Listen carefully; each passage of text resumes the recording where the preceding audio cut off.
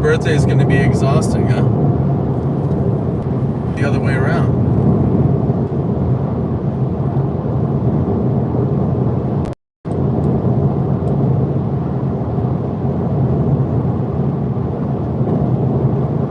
Do I have... Hey, Honey Bear. Hey, Michael. Hey, Lyle.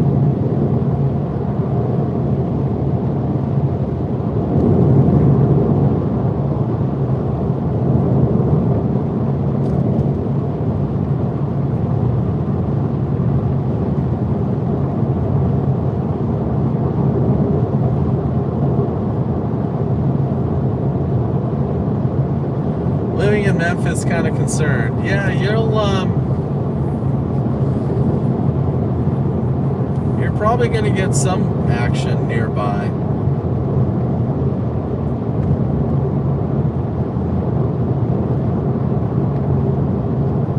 Happy early birthday.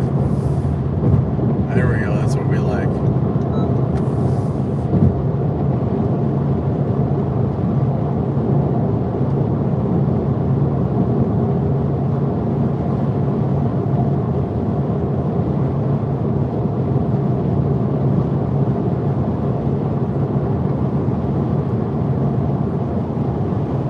Hey, let me do this, folks. Let me push LMBO. What's LMBO? LMBO. That's a new one on me.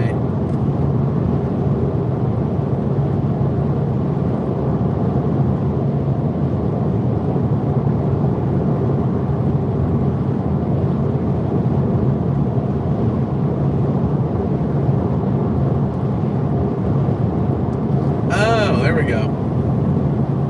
Yeah, I'm a big LOL guy. So let me do this. Let me just push this to my...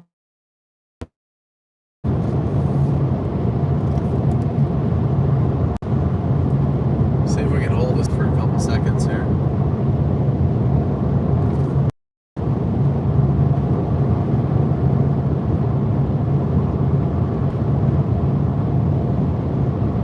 Hey Mario. Hey Smorman. Trying to see if I can keep a signal here for a little while.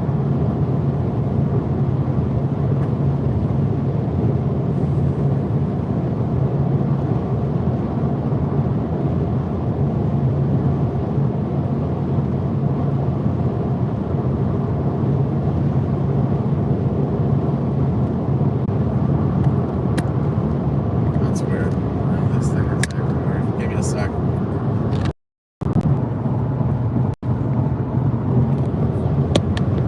Trying to get organized here.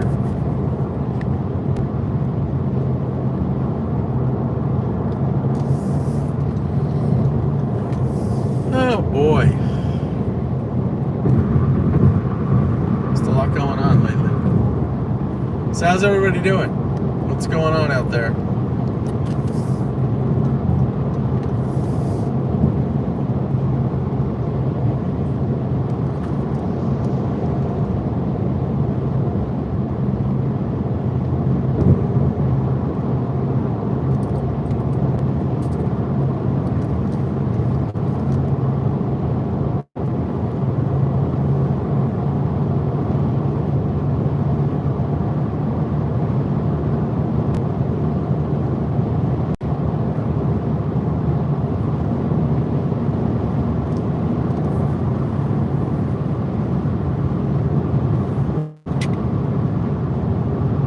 Hey Lyle, Southwest Michigan.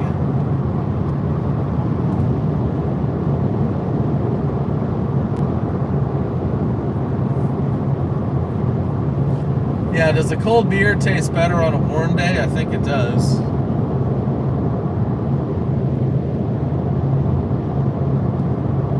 I'm in the Florida Panhandle. I left Jacksonville at like 4:15. Got stuck on the phone there for a while.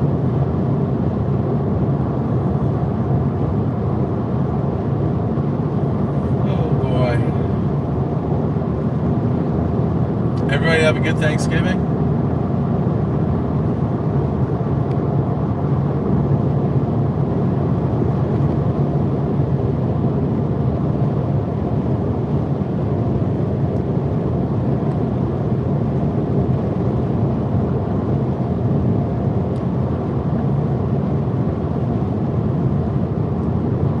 Gotcha. Yeah, I've never done the lake effect thing. I'm not sure if I'm a blizzard snowstorm chaser. Cowboy said Michigan won. There you go. Does Ireland get any tornadoes? Maybe once in a while. I wouldn't be surprised by it. Got into a fight with your in-laws. Excellent. Like punches thrown or cops? Yes. I almost went with him to go pick up Dom 3, but I was still doing Thanksgiving stuff.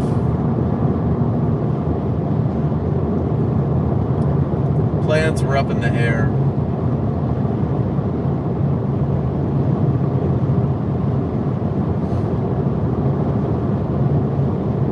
Looking back, I should have went, but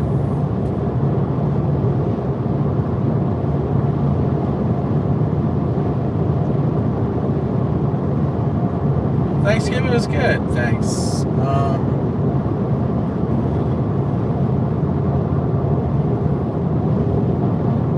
Luckily, not much drama, right?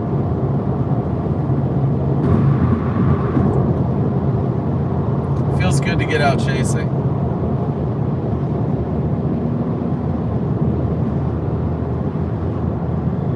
Oh boy. Gotcha. Yeah, family and holidays, not the easiest.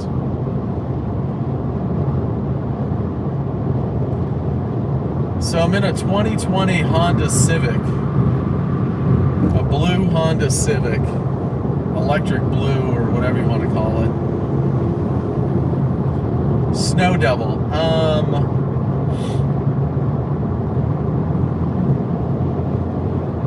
I've seen video of them, not in person. Well, okay. Before 5 years ago, I would have no idea what a Snow Devil was, so I've maybe seen one. So the family thing is a new thing, Greg? Is this like a new family, or I thought?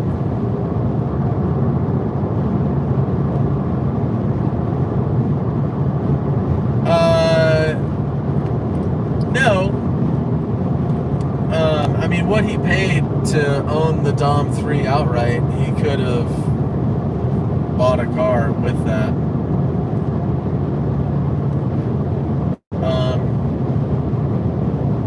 No, he's doing fine with money.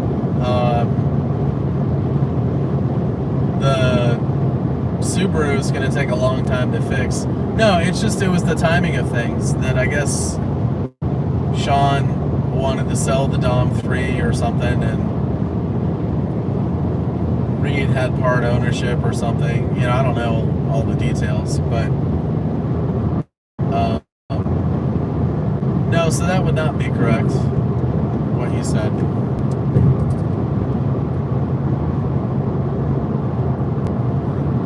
Been around each other 16 years, okay. Yeah, I think, yes, so now I'm pretty sure he owns Dom 3 now, I think. Pretty sure, I think. Yeah, I should have went up. Looking back.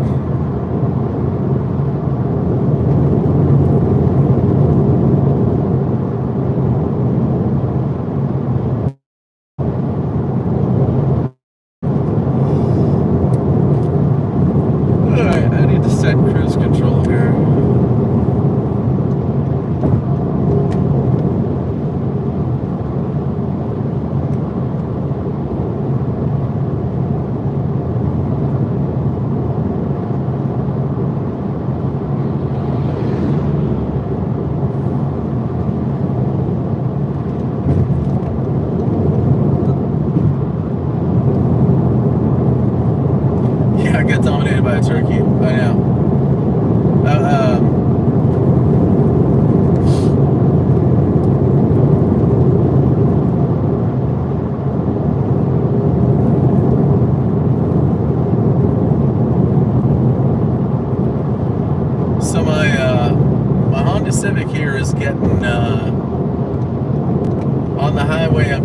36 miles a gallon on the highway. So not bad.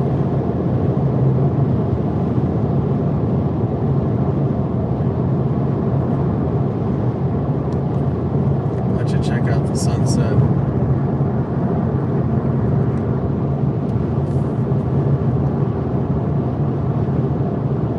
Now we got trees on all sides. We're treed.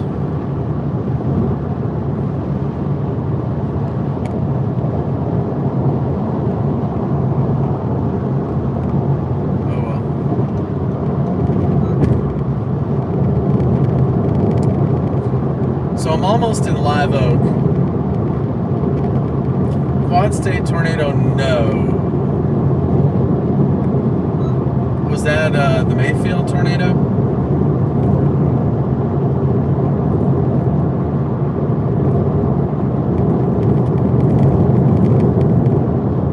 Pretty Scott.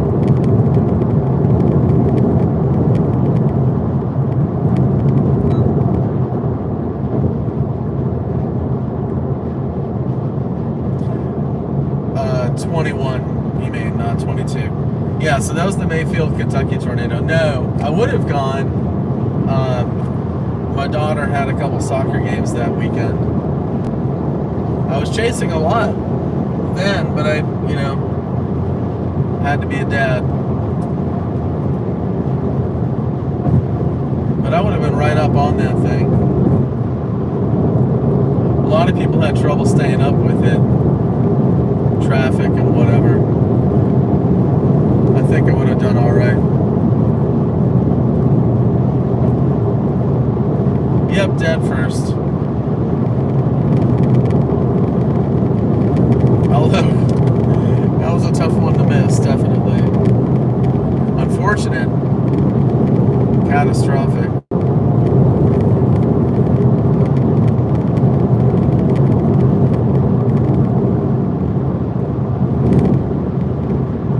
Hey Kazaki, how are you?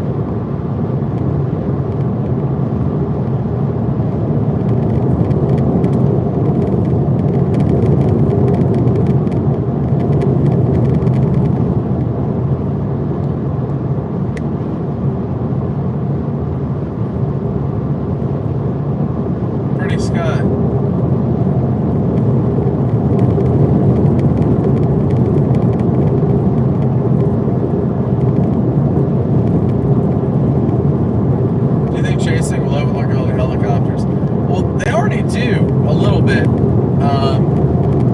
Some of the big cities, Oklahoma City, they'll put up helicopters. So they kind of do already. I guess if I had the money, I'd be up for it. I'm surprised Reed hasn't. I haven't talked with him about that. If he's ever been up in one of the K4 copters chasing, or he's always on the ground, Reed wants to feel the wind and see the stuff tumbling around, I guess. But I think it'd be pretty cool to do a copter thing. I'd like to do that at some point in my life. Maybe out in Oklahoma City, get a chance sometime with one of those copters or something.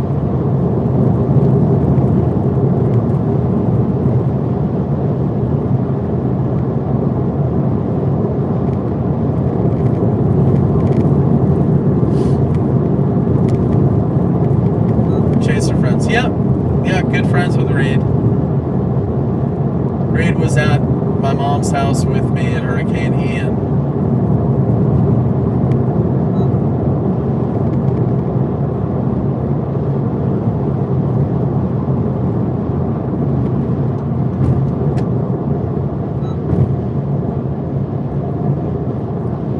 Pretty sky. Wow.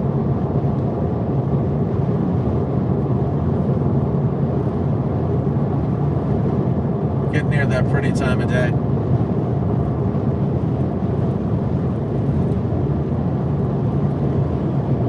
I'm not exactly sure, Kazaki. I want to see what things do overnight. There's still a fair amount of resolution that needs to happen with the models. So not entirely sure. I just talked to Brandon half hour ago. No plans, but I mean, we always bump into each other. During the chase, it's kind of an independent thing. And then, after the chase, we try to catch up, grab a bite. So, I mean, I always like catching up with guys.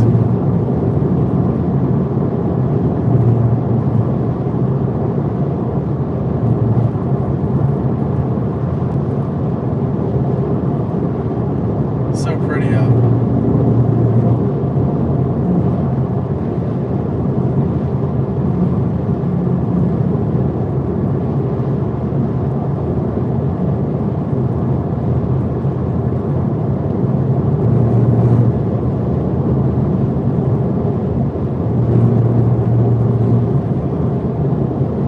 Yeah, so tomorrow the models are kind of having catch up too. McDonald's, Taco Bell, Crystal, blah blah blah. I might pull off here and just grab a little something to throw in my stomach. I'm getting hungry.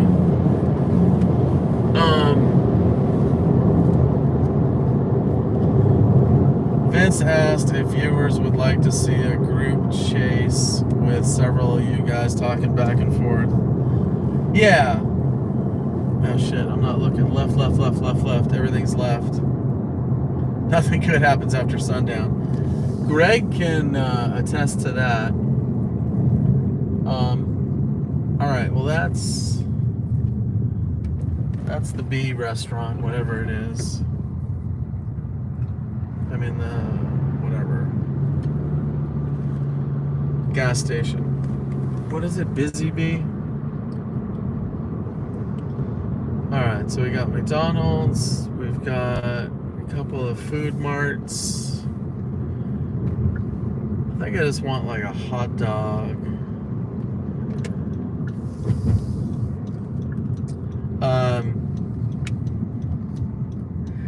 Yeah, I mean, I like Vince and Brandon, and they're now sort of doing their own things, and we always have a lot of fun. So, let's see here. Park this thing and show a little show. Okay, let me grab.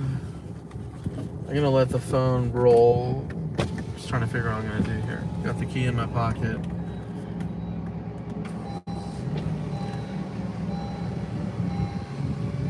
Just gonna stop here at the Choke and Puke, and I'll be right back out. You guys entertain each other. Do you think we could have EF5 tomorrow? It's possible, because strong tornadoes are possible tomorrow. Do you have any plans to team up with Vince and Brandon? When you ask that, when you say team up, I thought you meant like tomorrow per se. Tomorrow, no. In general, who knows? I think it's fun to have. I like the format of having different chasers together.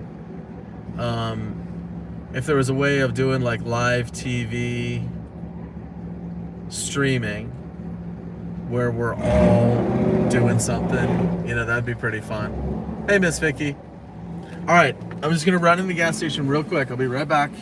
Make sure I got the key.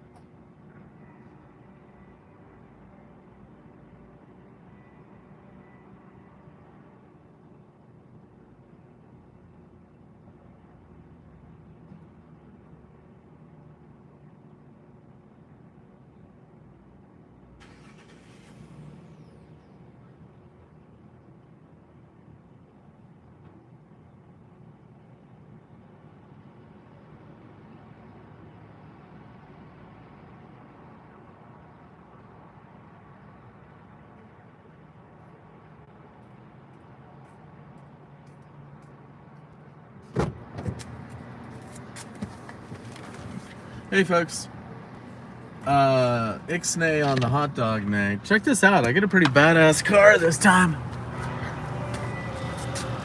Look at this thing. Not bad, huh?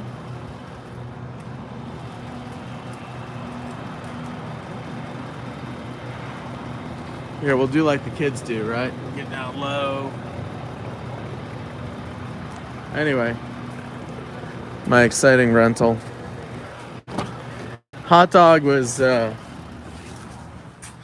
looks like it'd been there for a couple of days, so it was definitely choke and puke.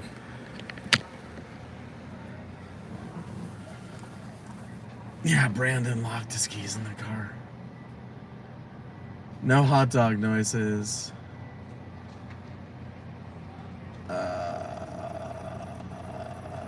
Tornadoes are cool until you're in one. Tornadoes in Alabama. Yep.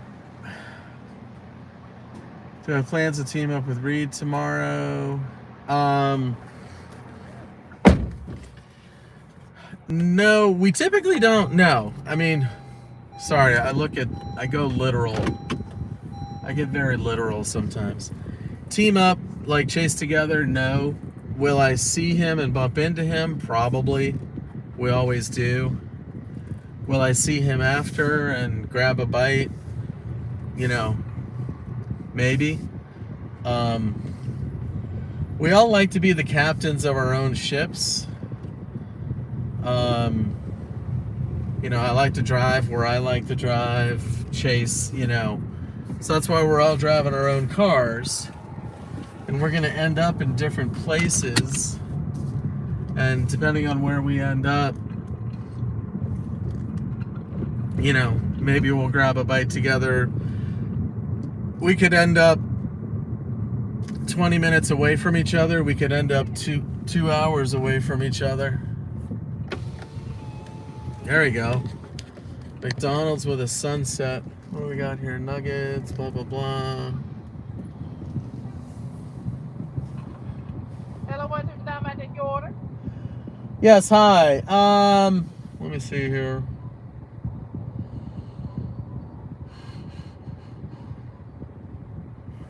Can I have a triple cheeseburger and that's it? Okay. And if they can make that fresh, please? You want it cooked fresh? Please. Order? Okay. Thank you.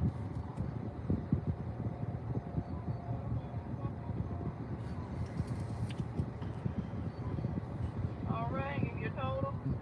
It's going to be $3.95 first window. Thank you, ma'am. Welcome.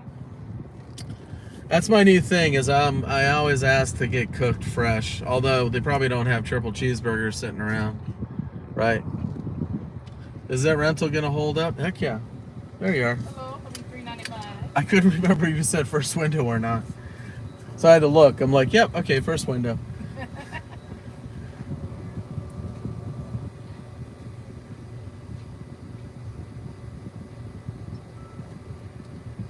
There you go. Have a good night. Thanks, ma'am. You too. Welcome.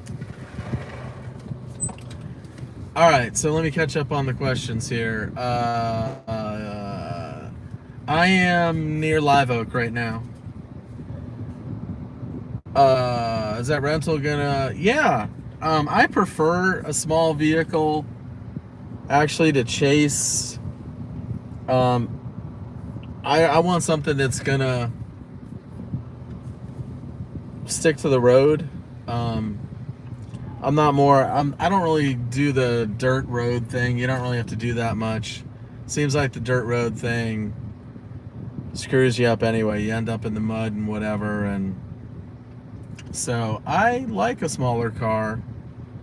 They corner good and all that.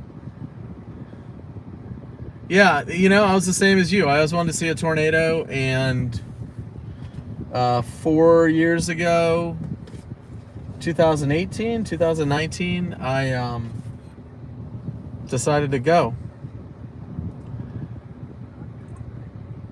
Will South Carolina, maybe northern South Carolina, northwest South Carolina, you might see something as the storm ejects, but I don't think not that much. All right, what do we got here? Retracted. Has your vehicle ever been sucked up by a tornado? No. I've had my car shake pretty bad. Rock and shake. Reed is not chasing in the Dom 3. He parked it last night, this morning, in temporary storage, I think. Yeah, I always keep the key in my pocket, and I have spare key for my personal vehicle.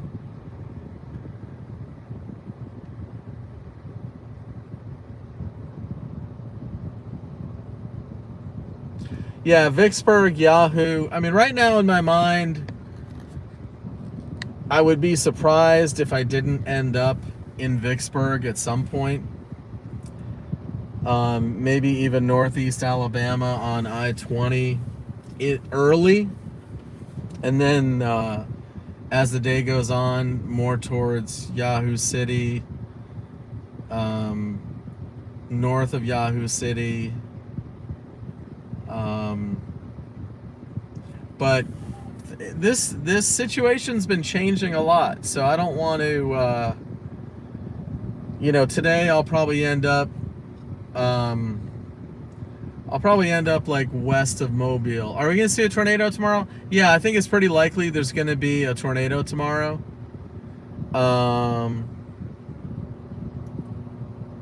Yeah, I think the likelihood, if you look at the odds in the area and whatever, I think there's going to be a minimum of maybe 3 tornadoes tomorrow, and you could see up to 10, maybe even 15.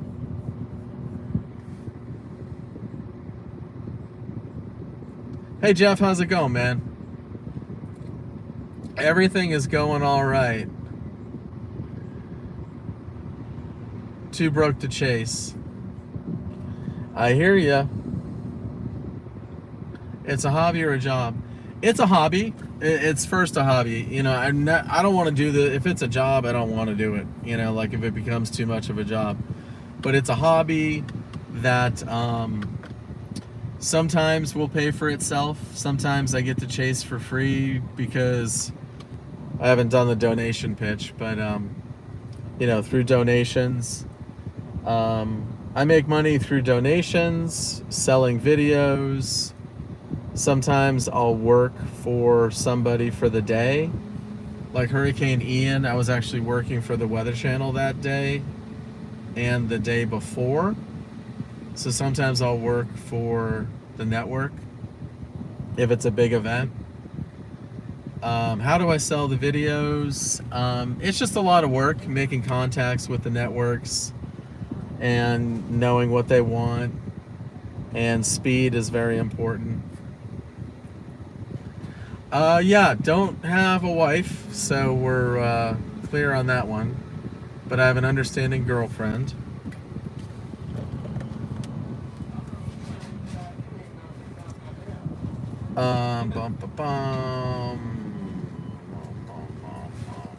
Right. Yes, South Carolina tornadoes. Probably no tornadoes. Thanks, man. Triple cheese? Yes, sir. Okay, thanks a lot.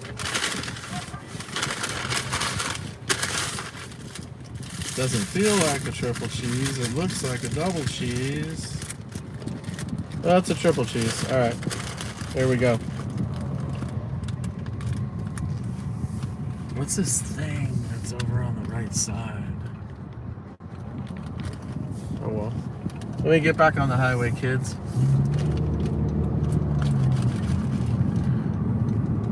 All right.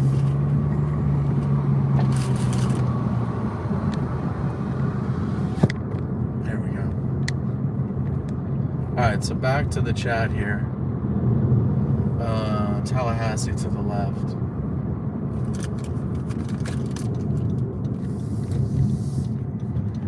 Yeah, Memphis is kind of on the edge of the 15% still, so Memphis has a good chance. I'm gonna gun it right here. All right. I didn't really gun it,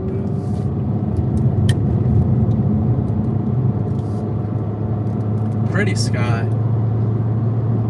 Yeah, the busy bee. Go back to international tornado land. Back to international tornado land you go. Do you ever get scared storm chasing? Oh yeah. I was scared during Hurricane Ian, that's for sure. I was completely scared. Reed had been through that before, but I hadn't. So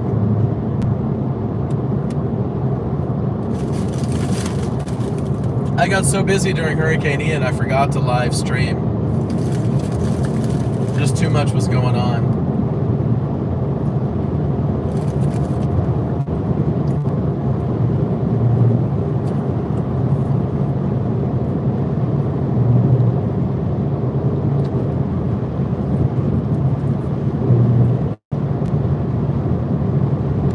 Alright, let me go back through the questions.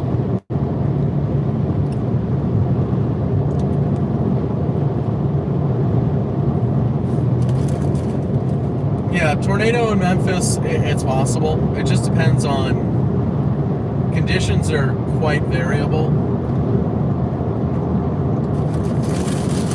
Just depends on how things shake out.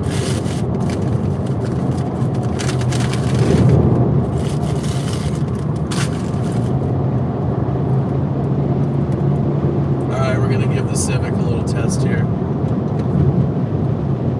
How long have I liked storms? Ever since I was a little kid. I remember when I was little, I was only about 2.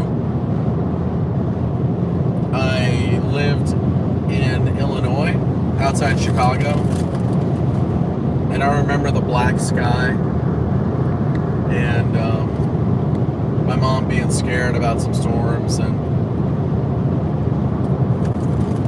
so we've always, my mom and I always watch storms. Go out on the porch or look out the window. So I've always loved storms.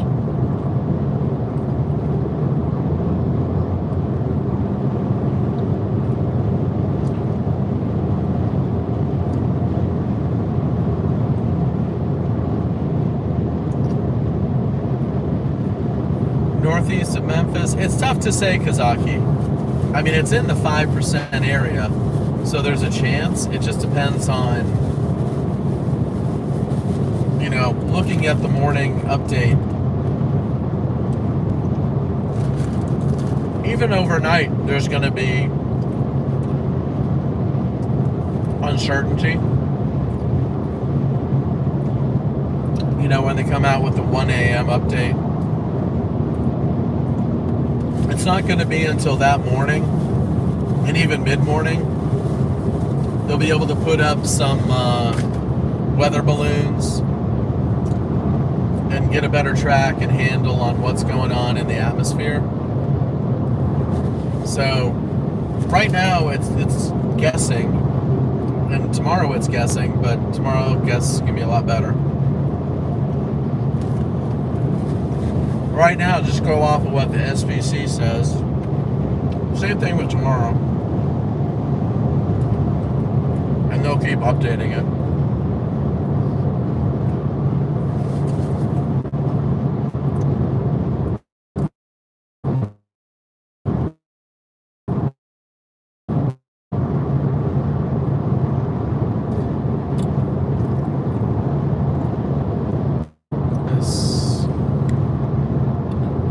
Sell videos, South Carolina,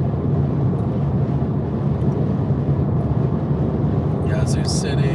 So are we gonna see a tornado tomorrow? Like me showing you one? There's a good chance. As long as I don't do dumb stuff.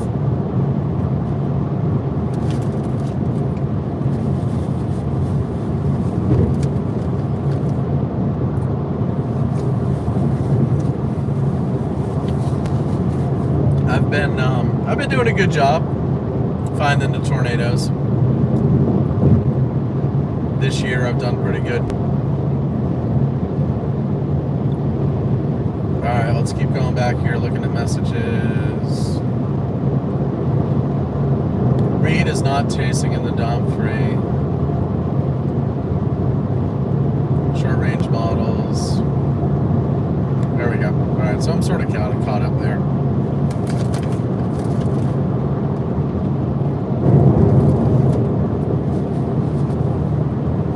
British, aren't you?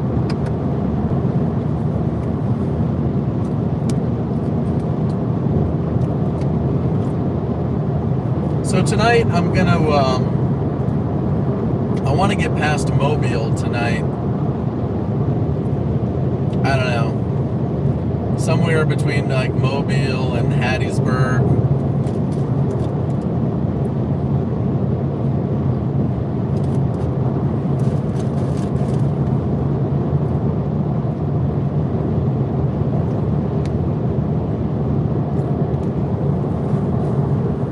This is pretty.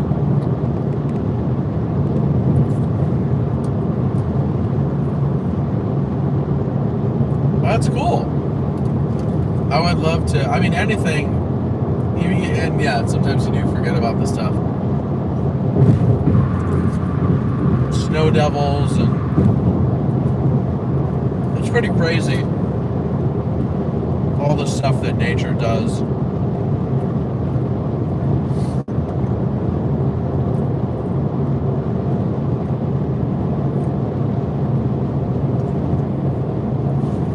Okay. Done with that.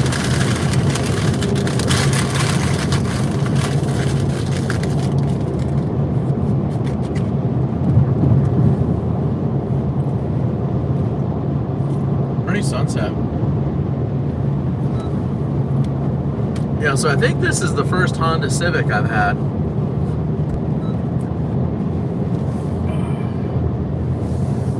The seat is a little, not sure I like the seat.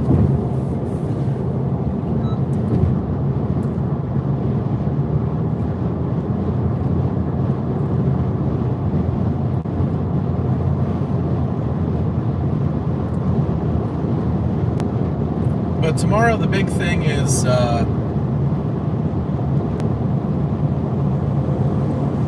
how far north the instability gets.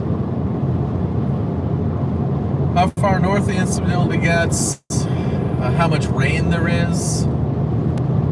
You know, if there's too much stratiform rain or if you've got some broken sky. Kind of the typical stuff. It seems like there's going to be plenty of shear. So the other things are, you know, you got plenty of shear, but do you have enough cape? And do you have enough mixing? I'm not a huge meteorologist, so I keep it pretty basic.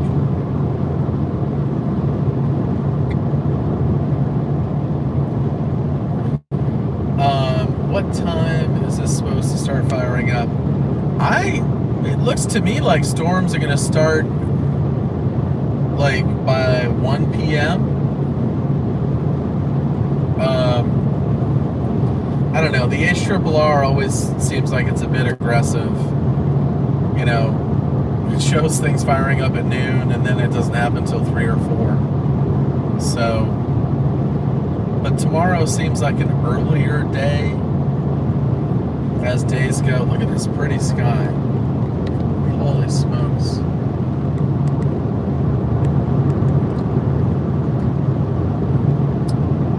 So tomorrow seems like an earlier day as days go. And a long day. It looks like it's going to continue into the night. That's one reason why I left today instead of flying out. I like to fly. But if I flew, it would be like a 5:20 a.m. flight. So I'd be getting up at like 3 a.m. or something crazy. No, they do not ask the line of work.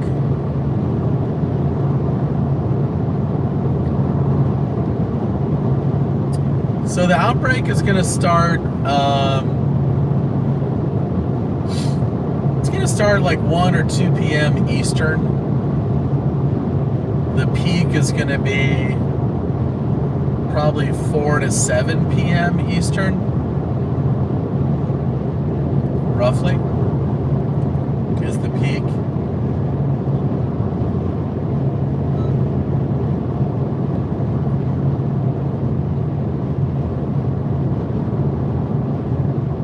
I need to name a tornado after you. Okay. Alright, gotta get behind this guy here. Happy little Civic.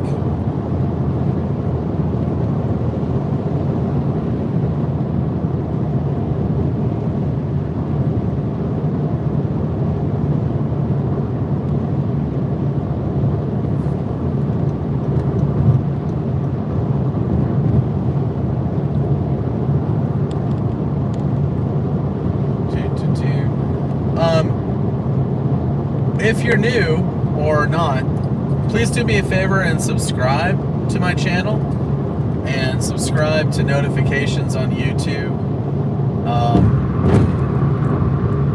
Definitely trying to grow my channel, so please like and subscribe and share and turn on the notifications so when I go live you'll be notified. That'd be great.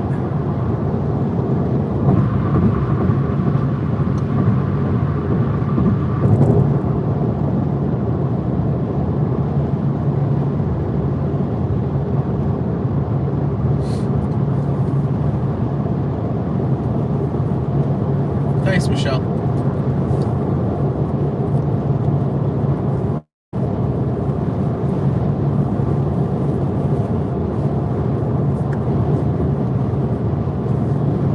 All right. Yep, so I am driving west on I-10, approaching the Florida Panhandle.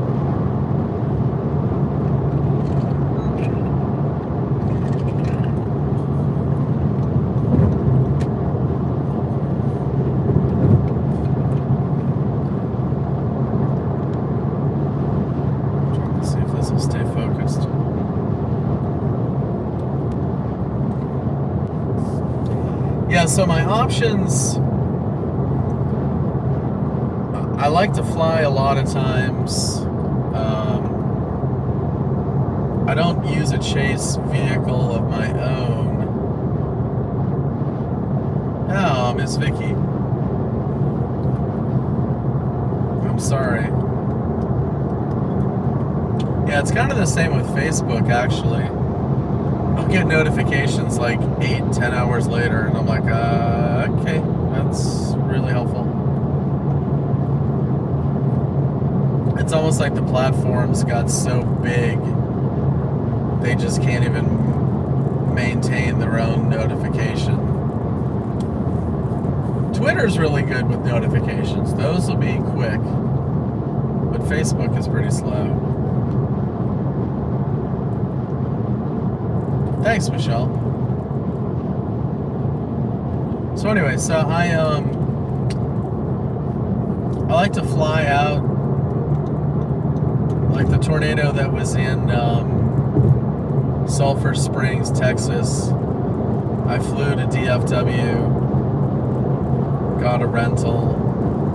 What helps now is, now that we're on the backside of COVID, rentals, it's easier to get rentals and one-way rentals. So like when I went to Texas, I had got a rental from Dallas and drove all the way back to, well, sometimes I'll drive all the way back to Jacksonville. I'll do that like if there's like 2 days of chasing. You know, the first day is maybe like Texas, and then the second day is maybe Mississippi, Alabama. Instead of driving back to Dallas, I'll just get a one-way rental and take that to Jacksonville. So now the rentals are getting more affordable again.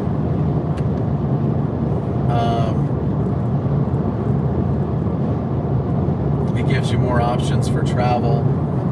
So this Chase, I thought about flying to Jackson, Mississippi.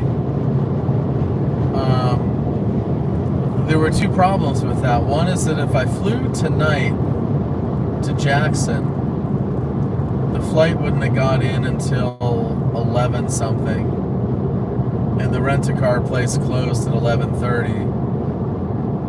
And I actually read reviews of people that were mad because the counter was closed and they couldn't get their plane. I mean their rental. So that's why I was like, I don't know if I want to fly tonight. Flight would have been like $240.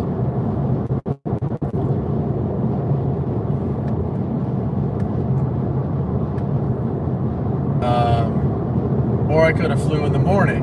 Problem with flying in the morning is if you wait too late, there's the risk that your flight gets canceled because of the bad weather. So there were two flights out of Jacksonville to Jackson, Mississippi.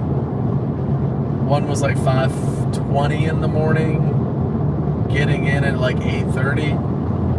Well, shoot, I mean a 5:20 flight, you got to be there at 4:15 in the morning. That means leaving my place at 3:30, 3:15. I mean, you're getting up at 2 something. That's just ridiculous.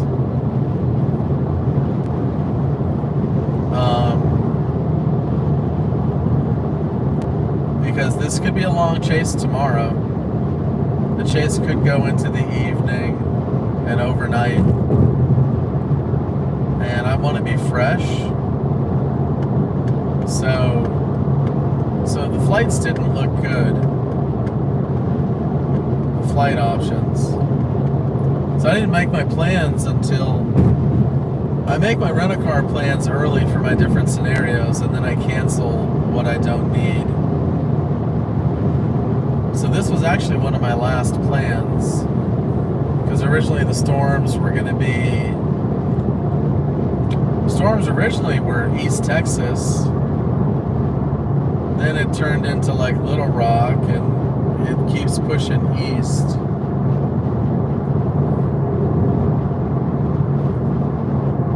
So, with my mode of chasing, there's a lot of looking at flights and rental cars, and I just choose to do that because I don't have a chase vehicle. Because this is a one and done. I mean, there were no storms last week. This could be the last storm for a month. So to drive all the way out, it's just a long way. So I don't know. So my situation is, without having a chase vehicle, I'm reliant on flights and rentals.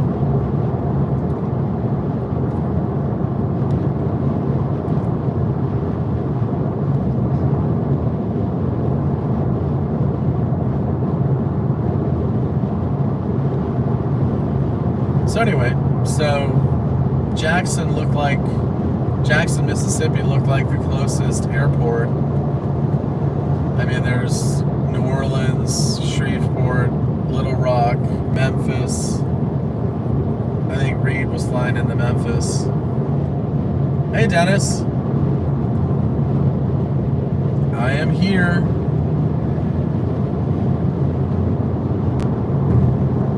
Welcome back.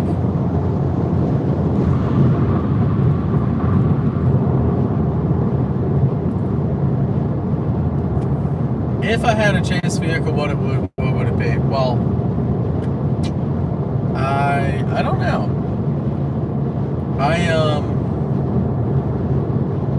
A lot of people are like, oh, you want 4-wheel drive? Because, you always saw Reed driving on dirt roads and stuff, but the dirt road thing, Texas, Oklahoma, Kansas, I don't know. I mean, Depends on the price of gas. I mean, when I rent stuff, for a while there, an economy car was the same price as a full-size SUV because everybody wanted economy to save on gas. So it depends on who's paying the bills. I mean, honestly, I'm perfectly fine with Hyundai Elantra, Toyota Corolla, Honda Civic. I like how they drive. You know, they stick to the ground good. If it rains, they stick pretty good. Visibility is good.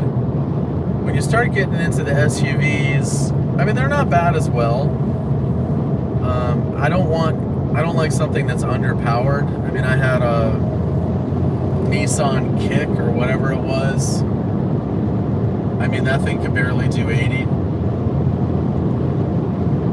A lot of parts of the country, you've got a 75 mile an hour speed limit and stuff, so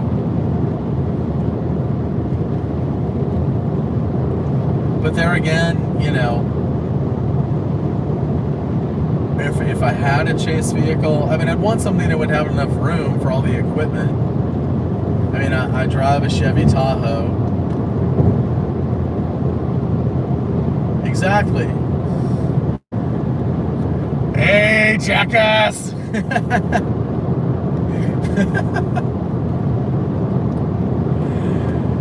Joe Duckman. Yes, sir. So, I don't know. I mean, there's pluses and minuses to I'm doing more than I should. Pluses and minuses to all vehicles.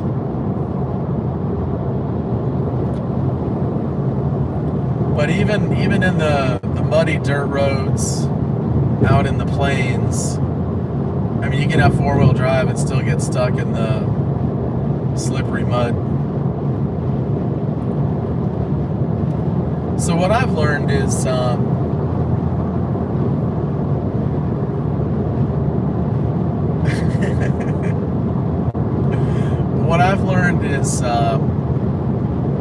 stick to the highways when you can.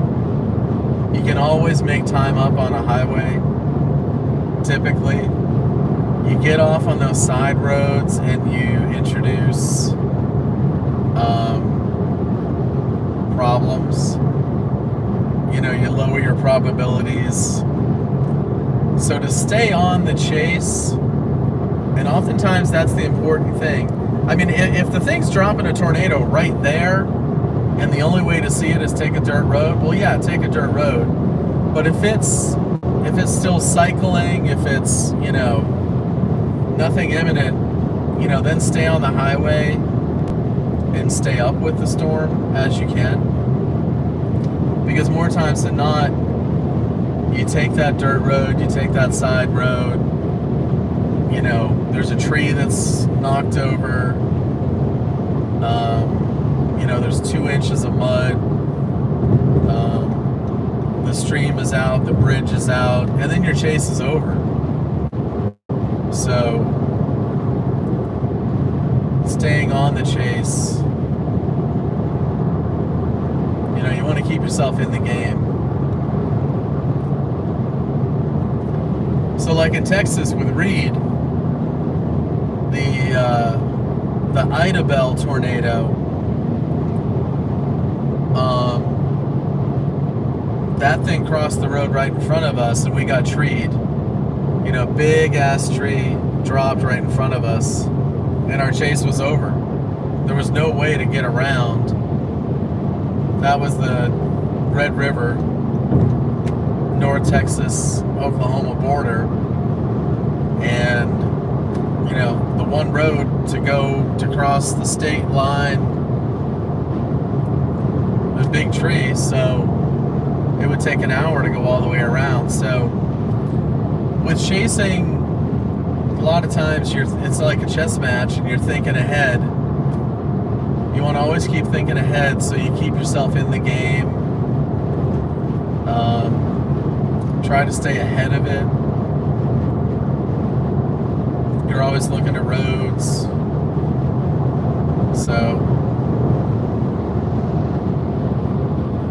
So that's the long answer to the chase vehicle question. But pretty much, I don't mind a smaller car. They stick to the ground good. You know, if I need to go a little bit faster, they stick good. They do fine in the water. I mean, gas was so expensive there, so that's pretty much all I was using. A small SUV, visibility is a little better. It's a little better on my back. You know, these smaller cars, I mean, you're kind of horizontal in the seat. So, you know, fuel economy, comfort, how it sticks to the road.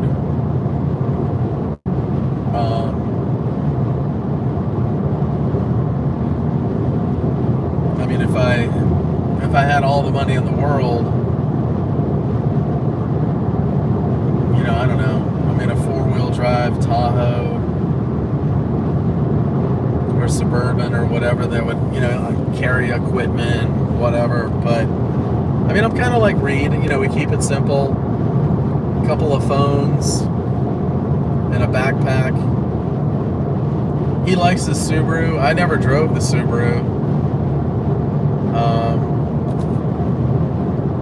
So I don't even know what those things are like.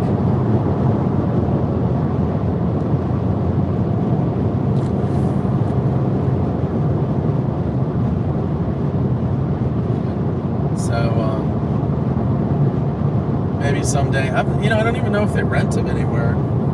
I haven't seen Subaru as a rental, like a Forester or whatever.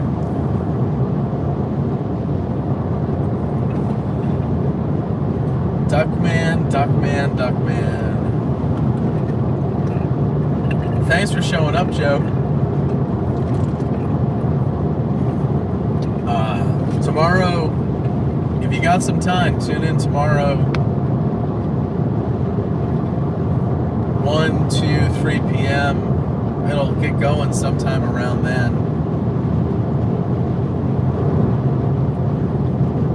Could be a big day.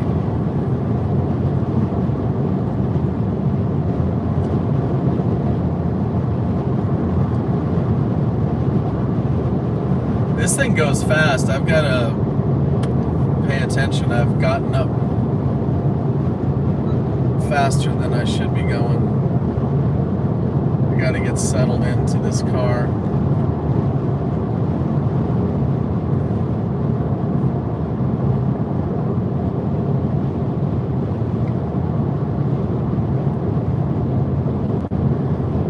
So again, if you're new, subscribe to the channel, please. Like and subscribe. Share it with your friends and neighbors, postman.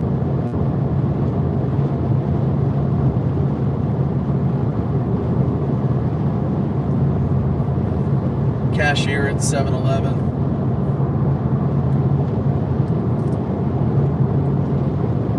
Yeah, tomorrow, if you look at the percentage chances, so when the SPC, the Storm Prediction Center, part of the National Weather Service, when they say there's a 15% chance of a tornado, that's within 25 miles of any given point, 15% chance. So the red area, if you put a bunch of circles in that red area, 50 mile diameter circles, if there's 8 circles in the red area, it basically means that they're saying there will be a tornado in the red area. 1 tornado. 8 times 0.15, you know, you're above a 1%, a 100% chance. So, yeah, tomorrow, you know, guessing there's going to be at least 2 to 3 tornadoes.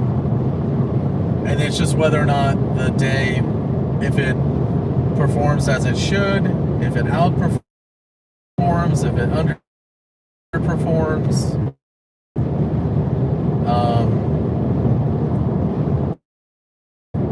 And then probably does the heat get the dew points? You know, the heat and the dew point. How far north do those get? The HRRR model was kind of limiting that stuff to the northern Louisiana border. You know, so that would limit what Arkansas and Tennessee would get. But then later in the day, northern Mississippi would get it, you know, and that's above the Louisiana border. But, you know, Tennessee might not. So the limiting factors are how far the heat or CAPE, what is it? CAPE, potential energy, basically. It's your heat and dew point. So how far north does the CAPE get? And then also tomorrow, if there's early rain, if there's rain early in the day, just like your low stratiform rain, it's called, that tempers your heating. You don't get the daytime heating from the sun. So those are things that can make tomorrow more volatile or not.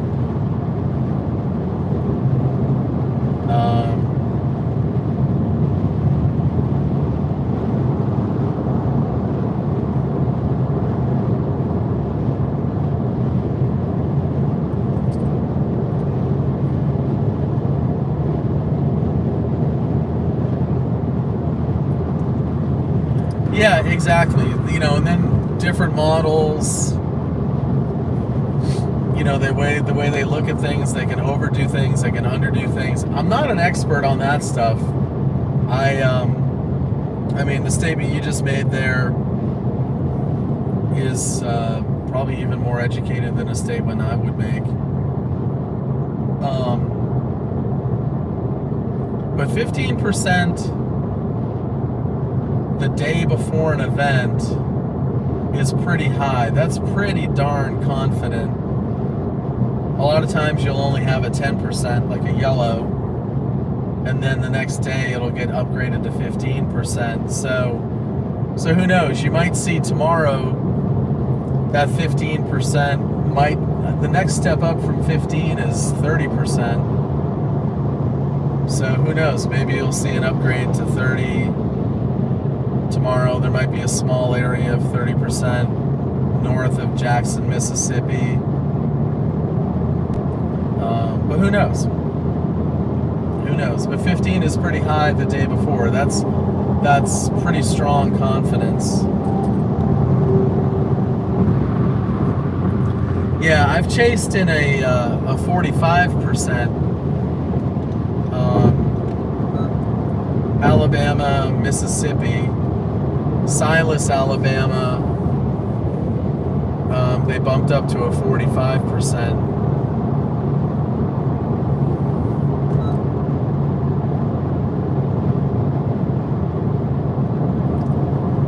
What web page? I mean, at a minimum, you need to go to the Storm Prediction Center. So when you see everybody, all the tornado guys posting the bullseyes, you know, with the percentage chances and, you know, the colors and whatever, that's the Storm Prediction Center, or SPC, which is a branch of the National Weather Service.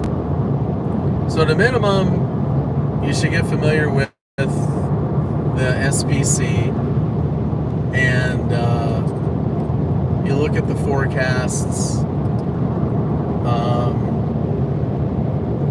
You know, they'll do daily forecasts, but then they'll break it down into tornado.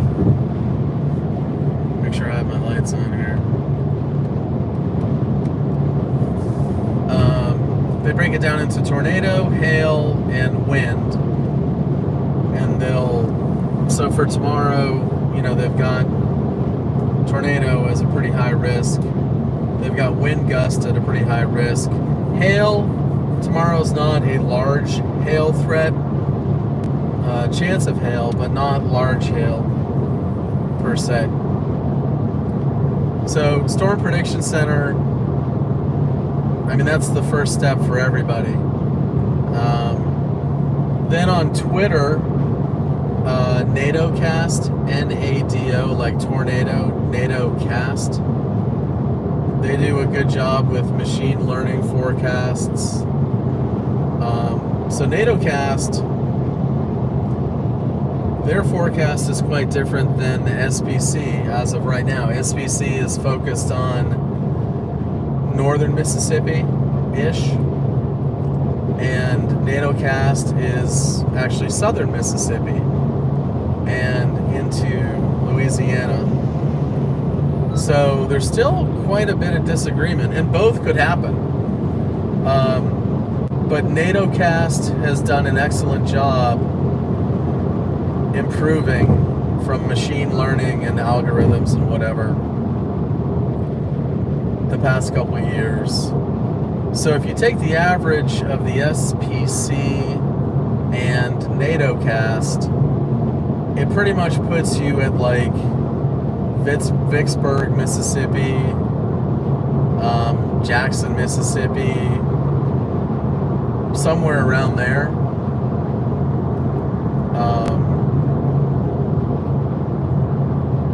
And then as confidence potentially increases, you go from there. But I mean, storms are going to be moving in a general northeast direction, so you always want to pad yourself a little to the northeast. Let the storm come to you instead of having to chase it. Roads are pretty sketchy in Mississippi.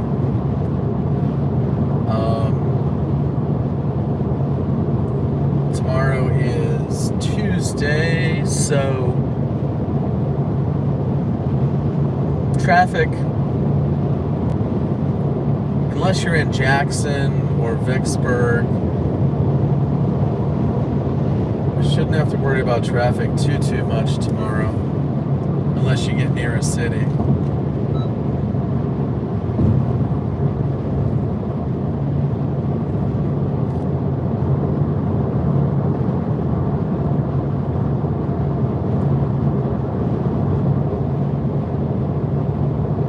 Yeah, I mean,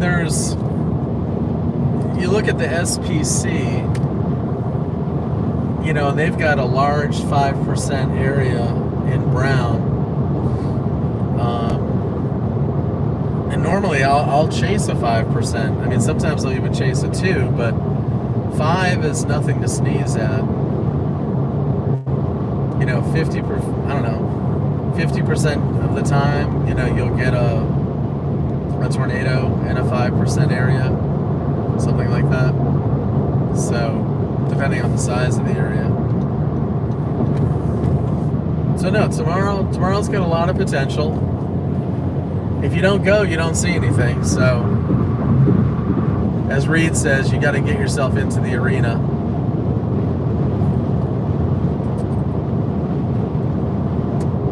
Hey Lim, how are you? It's been a while.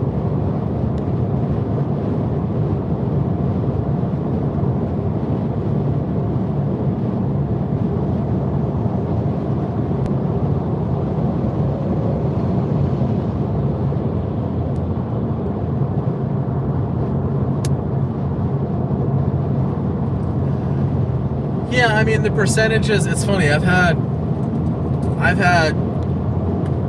more than my share. Thanks, Nicholas. I've had more than my share of high risks that have busted. So you know, the color doesn't matter to me. Anything over a 10% yellow tornado is nice.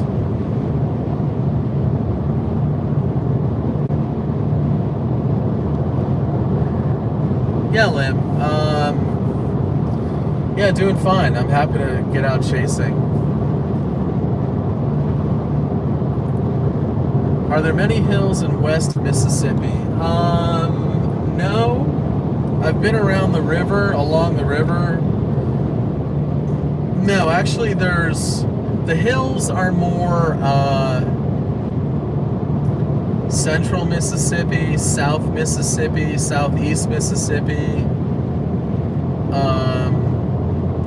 west along anything along the river is pretty flat, because you think at one time that everything was river, so it's just all prehistoric river basin or whatever that is pretty flat. You start getting the rolling hills in central Mississippi and towards the south. Maybe some up north as well, towards like Tupelo. It's not the easiest state to chase. It's not the worst.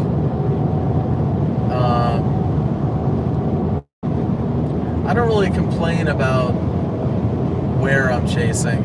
I don't know, I hear a lot of people, you know, oh, it's a forest, it's a this, it's a that, and I guess because I live near this area and I've chased it, I just deal with it.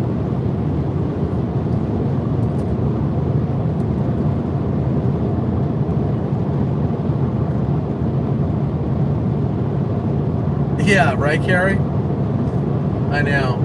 6:30 for me here, because I'm Eastern time. Exactly, Nicholas. You know, there have been many 2% tornadoes and 5% tornadoes, and ones that have been photogenic or memorable. So,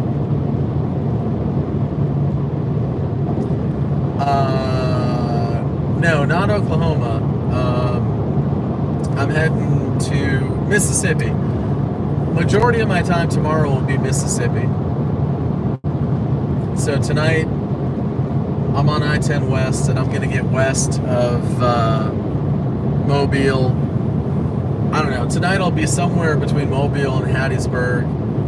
Tomorrow, I'm guessing I'm going to be somewhere near Vicksburg, Mississippi, which is right on the border of Louisiana.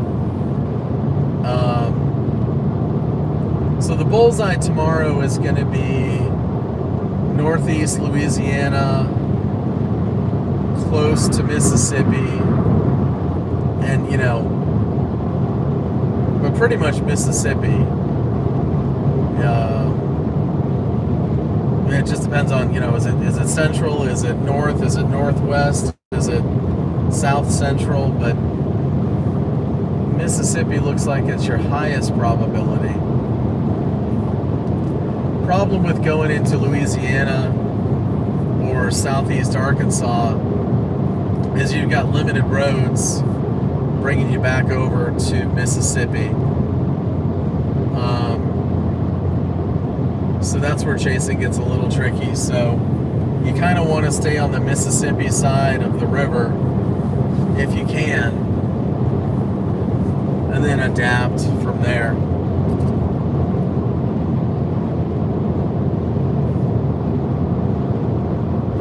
Towards Arklatex. Okay. Yeah. Yep, get yourself east of Paris. Like you say, Arklatex, Texarkana.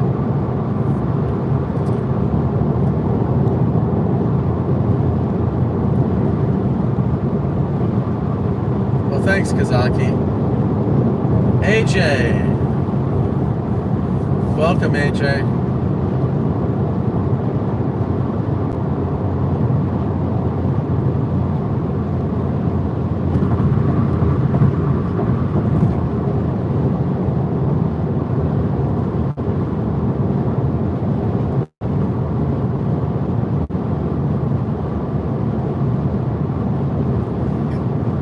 Yeah, that's a nice drive. What's that, 83 or something? That North Texas road going east-west. Thanks, Anne-Marie.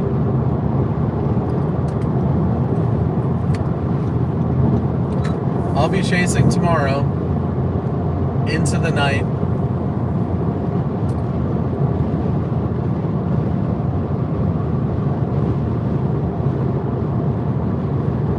Glad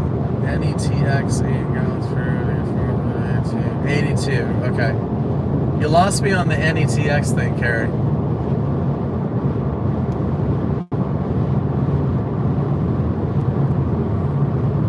So I'm driving west on I-10. I think Greenville's a good target. My in-laws live there. But bum.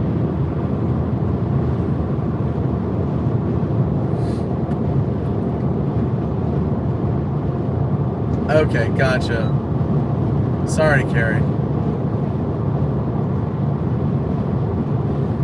Now I got it.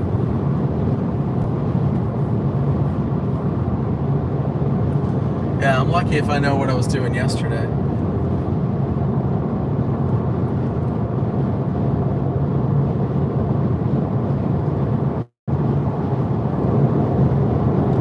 Yeah, Greenville, Mississippi. I don't have my other phone with me. I can't remember where Greenville is. Where am I headed? Headed west on I-10. I'm in the panhandle of Florida now. Somewhere near Tallahassee, I think. I can't remember. Heading west. I'm going to stay in a hotel tonight west of Mobile, somewhere west or northwest of Mobile. And then tomorrow I'll be setting up, I'm guessing, near Vicksburg, Mississippi. We'll see what happens overnight and tomorrow.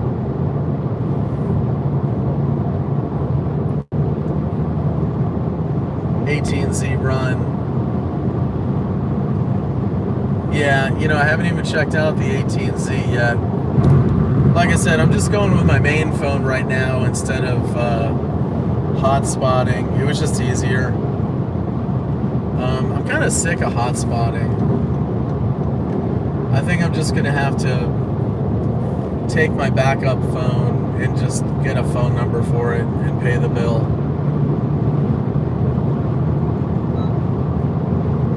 Maybe even have 3 phones. I'd like to have a YouTube phone, a Facebook phone, and then a phone that I would use for filming and radar, like my main phone. So this is my main phone I'm on right now. But then have 2 dedicated streaming phones. One for YouTube, one for Facebook. And don't do any hotspotting. I like that area of Pittsburgh, not far from Greenville. Yeah, I can't remember if Greenville, I think Greenville's north of Vicksburg. Or south. Anyway. Yeah, I mean that entire area. Yazoo City, north of Yazoo City.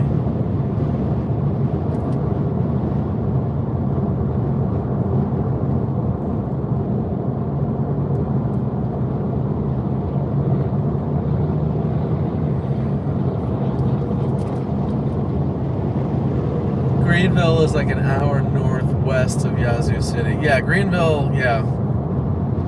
It's like right on the border. Yeah, I know. Yazoo City is a definite magnet. Just by the shape of where everything fits together, it definitely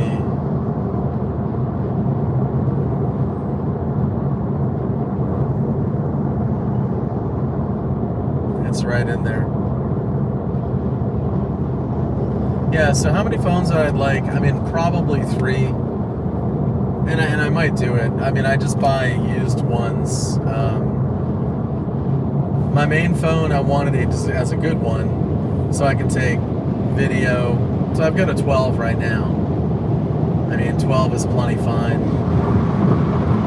But then my streaming phones, I'll probably use an 8 Plus. The camera is decent. The screen is large, so I can read the chat. So I've got one 8 Plus right now, but I'm hotspotting it to the 12. But hotspotting's a pain, and I'd rather have better video quality and better signal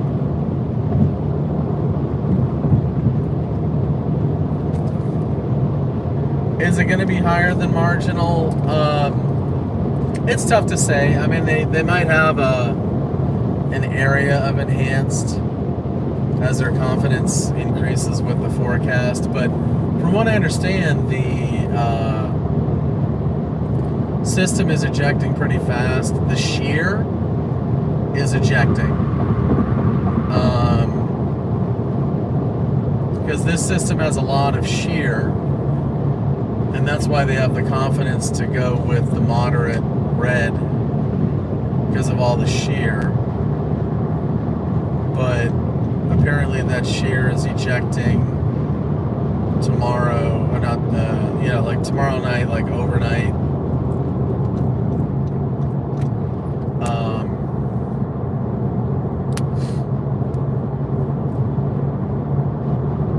So I guess once that gets picked up by the upper level and spins out. So the forecast right now for Wednesday is fairly low confident for severe.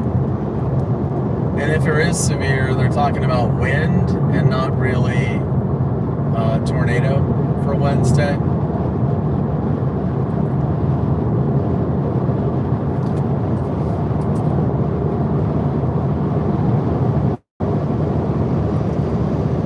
Yeah, Alabama, I mean, they've got it, I think, as a 5% right now. The way the things are trending, the 15% red area for tornado is trending east. So the overnight update they did at 2:30 or 3 a.m. They then updated that. Come on, focus. Come on. There you go. They updated that at noon. And at noon, the 15% area for tornado, the red area, expanded east. The HRRR has consistently been showing some supercells forming in southeast Mississippi, continuing into South Alabama, maybe South Central. So it's produced. The HRRR has been showing a whopper supercell like south of Hattiesburg consistently. So, central, south central Alabama, even though you're only 5%, it's still 5%. I mean, it's considerable. So, be prepared. It can happen.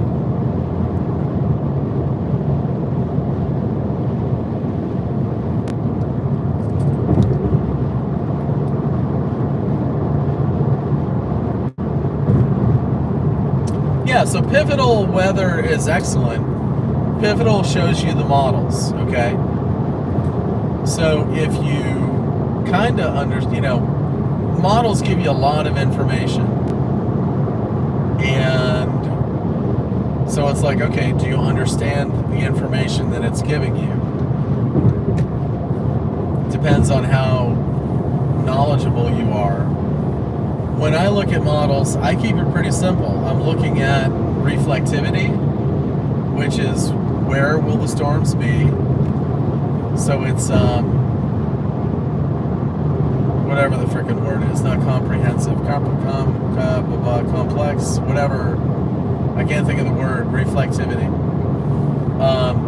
So I look at reflectivity, and I look at STP.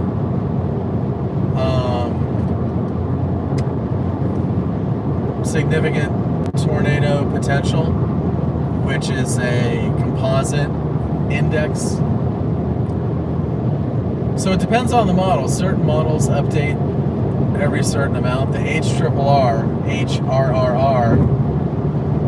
high resolution rapid refresh, is a short-term model. It's a 48-hour model. That updates every hour. The major updates are every 6 hours. But the HRRR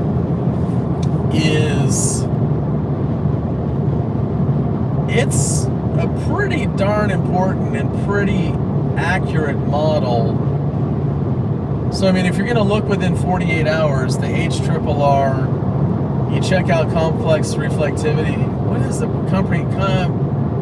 Composite. Bingo. Composite reflectivity. So if you're going to look at the HRRR, look at composite reflectivity, look at STP, significant tornado parameter. That's kind of it. I mean, that's all I look at, right? Because I'm not going to act like I'm a meteorologist. And, you know, you can look at also the hodograph. You can look at a sounding. You click on the map and you can look at a sounding, and I can pretend I know what I'm looking at. But,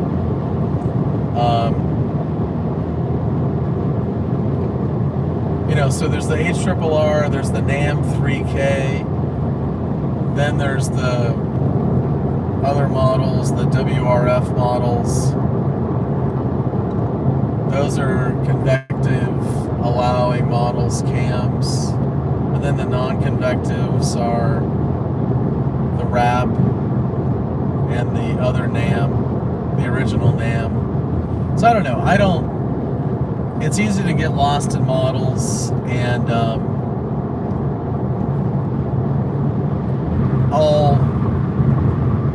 during the day, I'll take a peek at the HRRR just to see what it's thinking for reflectivity and supercells and locations, because sometimes it's ridiculously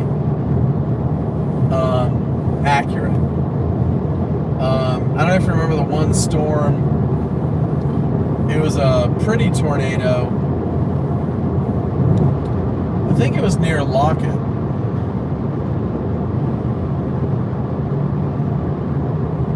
Near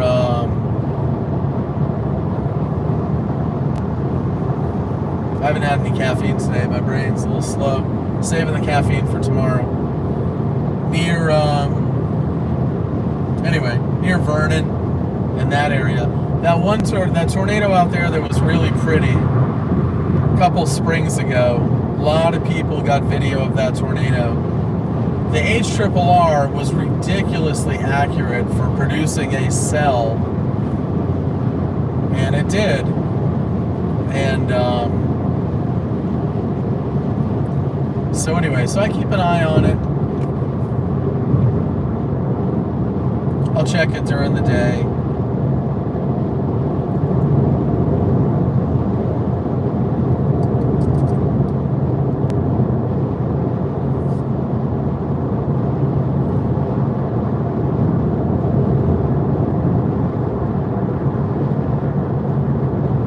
Hey, Emily.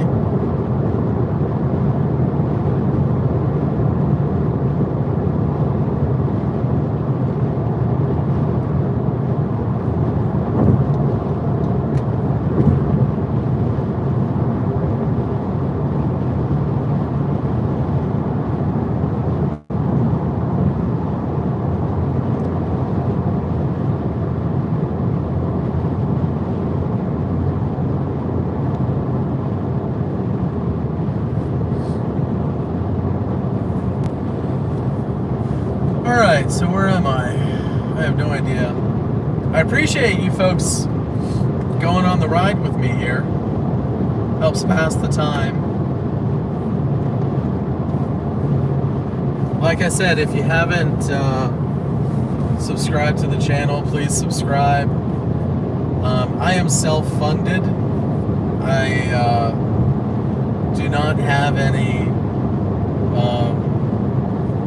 sponsorships, or I'm not employed by a weather station or something. So if you would like to donate to the cause, the best ways to donate are Venmo and PayPal, or you can use Super Chat.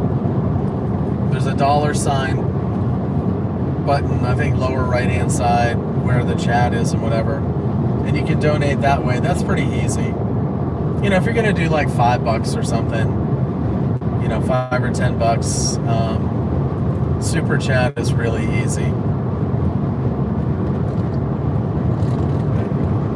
But if you'd like to donate more, my Venmo is Chris FL Tornado and the number 1. So I'm in Tallahassee. That's where I am.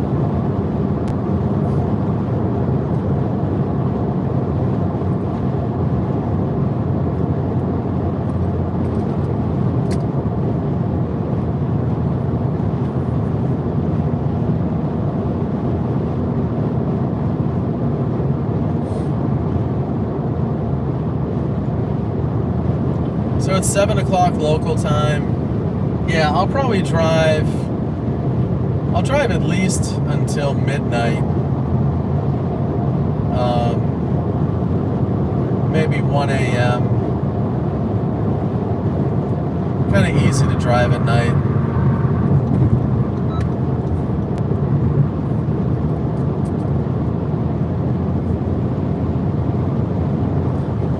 Tomorrow,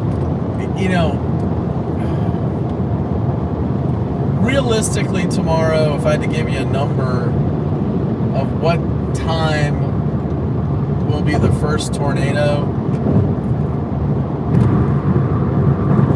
I'm gonna guess 2:30, but literally it could be as early as 1 p.m.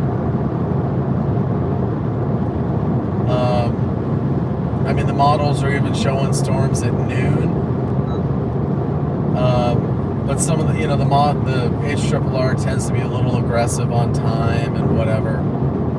So, but tomorrow seems to be a little bit earlier than normal. Plus it's late in the year. But typically 4 o'clock is your normal start time during early May.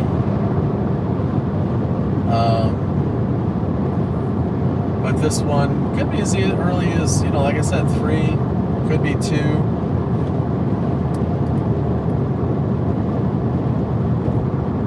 Hey, honey bear.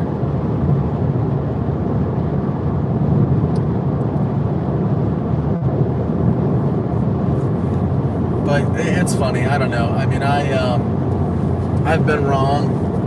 That's not my expertise.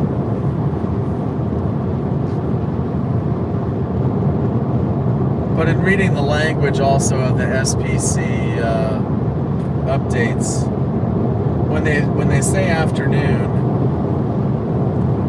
typically you're thinking 3 or so.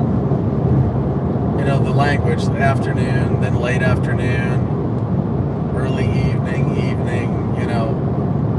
you try to read in between the lines a little bit.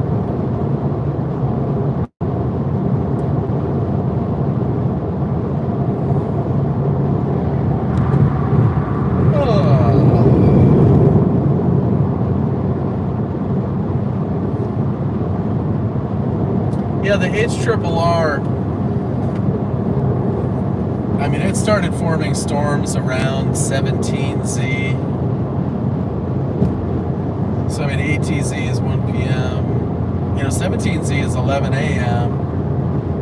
So 17Z, 18Z, we're talking central time, local time, central. 18Z is 1 p.m. Eastern right now. Hey, Aaron. How are you?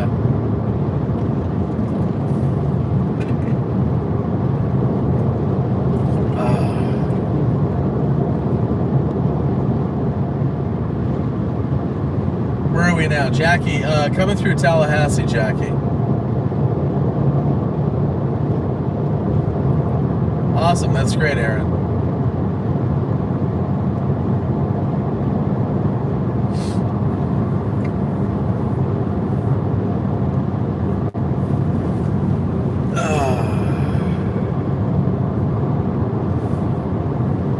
Yeah,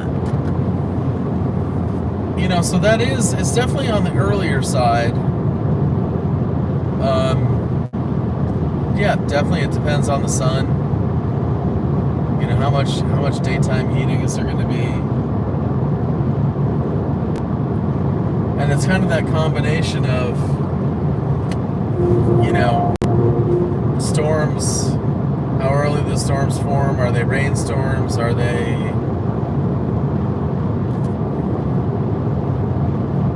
It's all that different mix.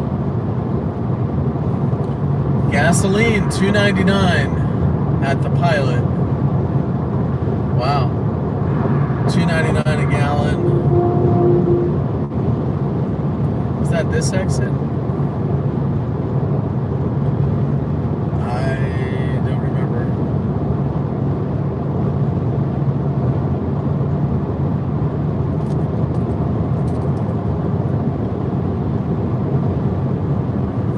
Oh, thanks, Aaron.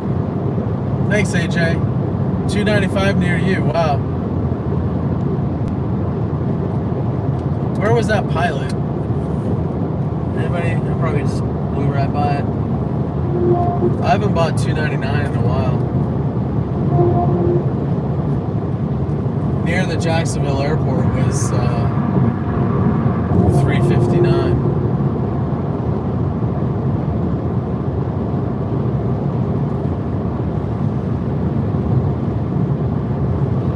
Whizzle Man. Try not to laugh at the name, buddy. The old Whizzle Man, huh?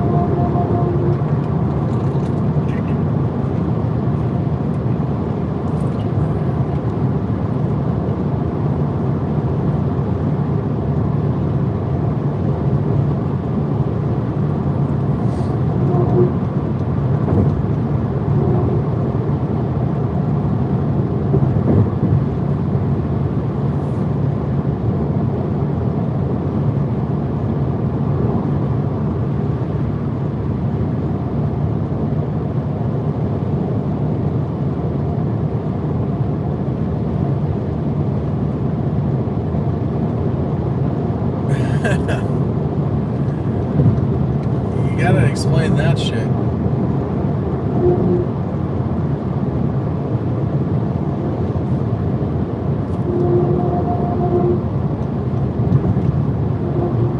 So this thing's doing okay on gas. It's kind of what I thought. Honda Civic, it's getting about 35, 36 miles a gallon on the highway.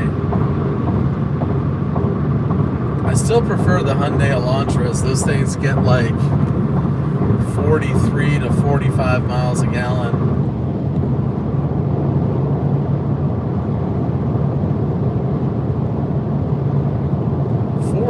Four 47?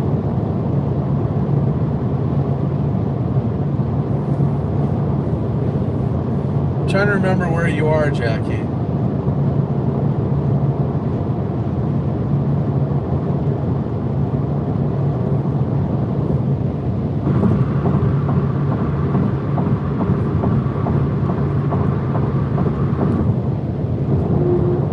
$2.99. I don't have to stop.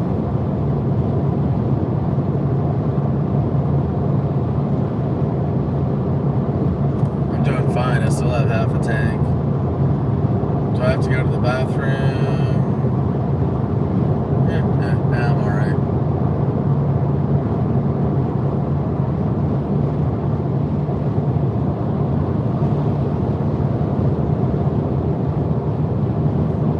Yeah, but those Hyundai Elantras, they get crazy, crazy gas mileage.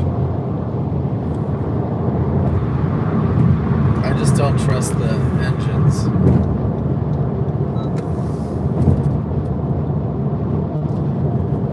Heading west on I-10, I just went through Tallahassee. Gonna go through Pensacola and Mobile. Get a hotel tonight somewhere, I don't know, between like Mobile and Hattiesburg, maybe. So get myself set up for chasing in Mississippi tomorrow.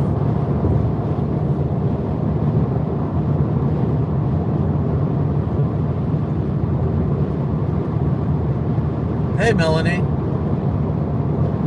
Thank you. Yeah, tomorrow's going to be exciting. It will. Pensacola, 180 miles. Ugh. Did you really have to do that? I've gotten spoiled flying. It's been a little while since I've driven.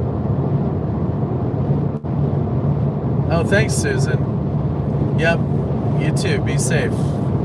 Definitely going to be active.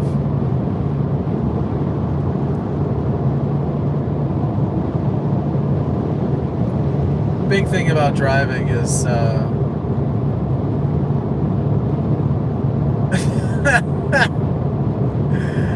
just got a text from Reed. Hold on, I gotta reply to him. Hold on, I'll be right back, guys. Hold on. Okay, here we go. I had to reply to Reed. I hadn't heard from him in a while.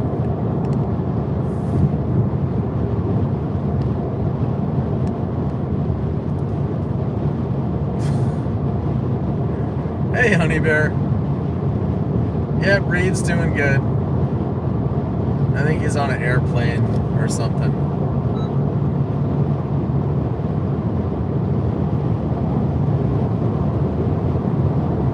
Cleveland, Ohio.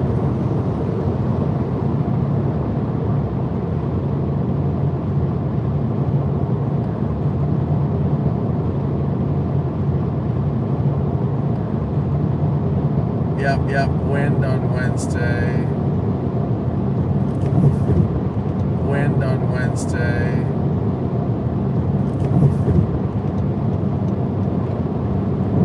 Yeah, sounds good, Melanie. It's going to be a busy day.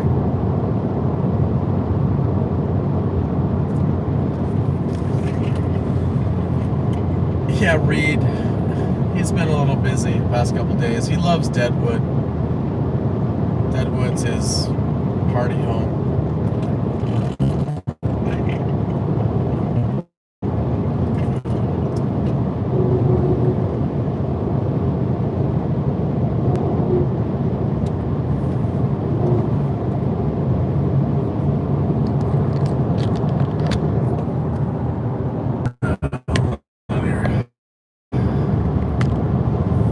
I just told Reed I'm live on YouTube.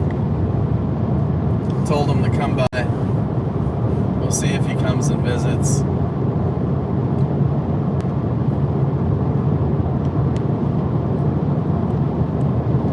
Yeah, no, I had to jump off for a second and send a text.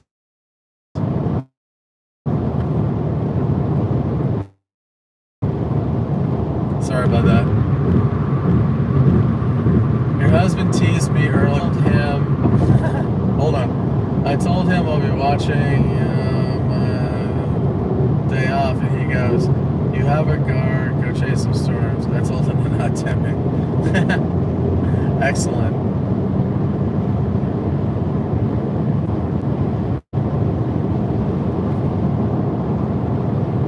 Yeah, so I just sent Reed a text. I think he's on the plane, playing on Wi-Fi.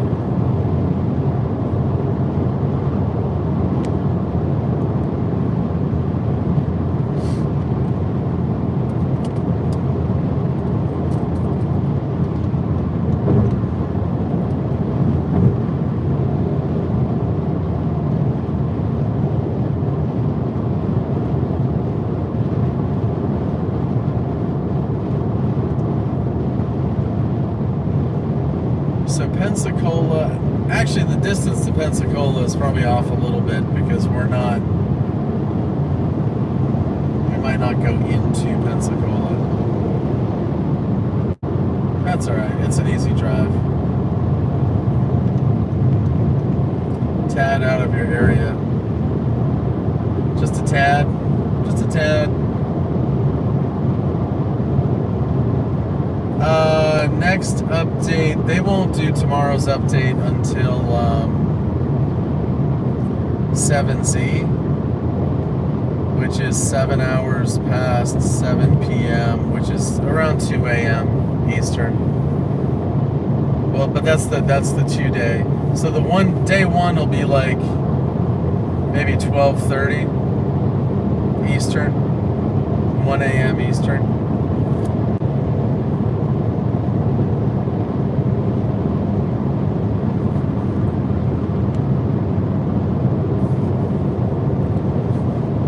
Alright, so I'm trying to figure out if I like this Honda Civic or not.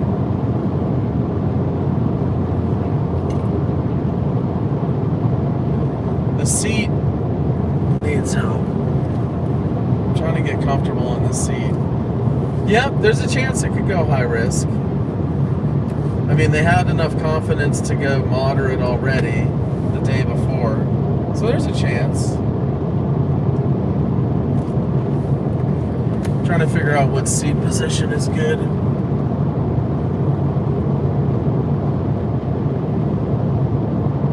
You've disliked every Honda.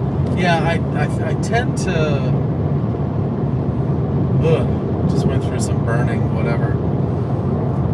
Somebody's burning something. I haven't been a huge fan of the Corollas either.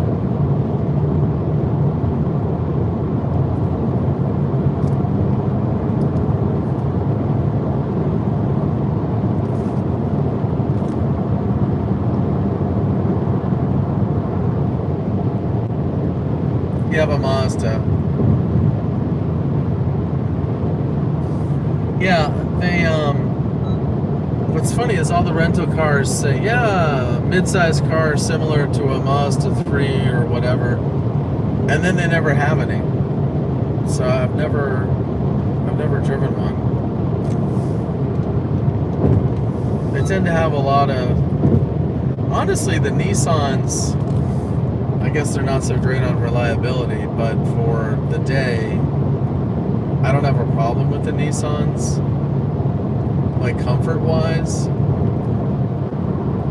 Because really in a day, all I care about is comfort and mileage, pretty much. And that it has enough power. When I say Nissan, I'm talking like a Versa, you know, Versa, Altima. But this seat has no lumbar. It's like negative lumbar. And it's also a little too narrow around my rib cage. Huh. Yeah, I mean, I had a Nissan, I had an Xterra. And, whoops, why am I going to high beam here?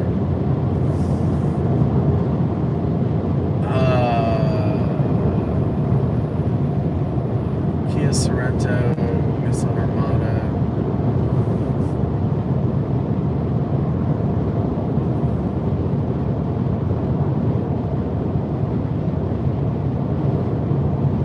So that C90 thing, that's a Volvo, isn't it? C90X is a Volvo? No?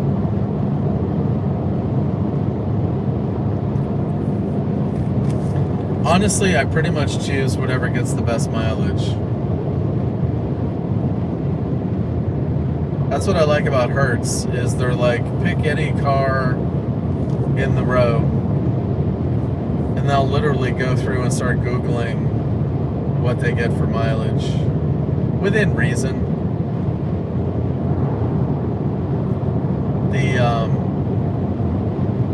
I think it was the Nissan Kick, or Kicks, or whatever. That thing couldn't get out of its own way. I mean, it couldn't even keep a speed at like 75. It kept downshifting, and so that was...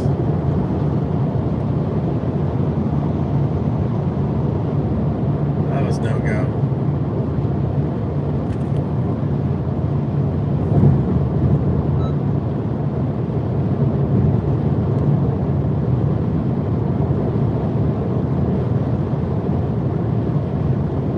Compass. My daughter, I got my daughter a Compass. She's got a 2014. I just wanted something simple for her.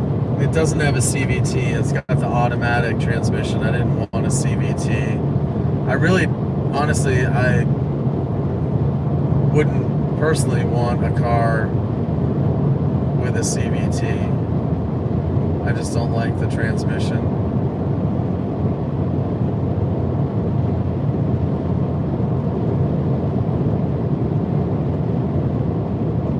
Yeah, I don't do well with burning stuff either. I don't know why. I mean, my mom smoked some as a kid, but I just don't like smoke. I don't, like, even campfires can bug me. Florida is a right to burn state or something like that, so if you've got yard waste in Florida, you're allowed to burn it. So all the construction and development, all the crap that they clear from the lots, they burn that stuff all over the place, and it's probably one of the worst things about Florida.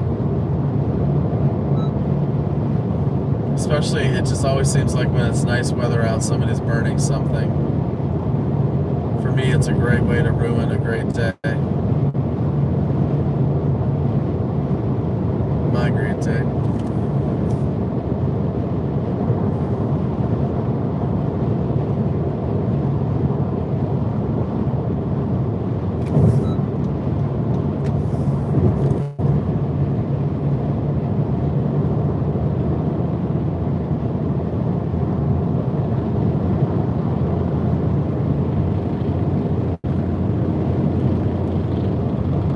Guys using this motor brake here.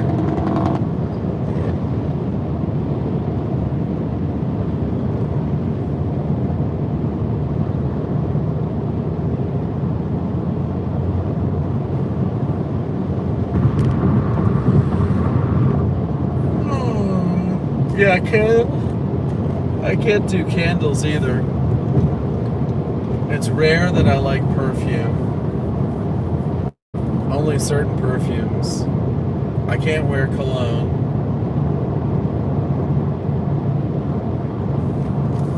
Deodorant's okay, but not cologne.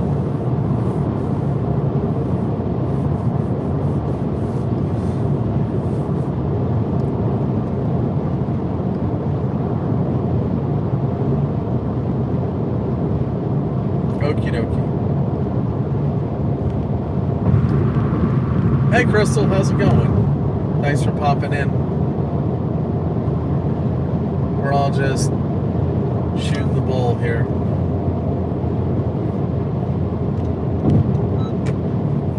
Doing good.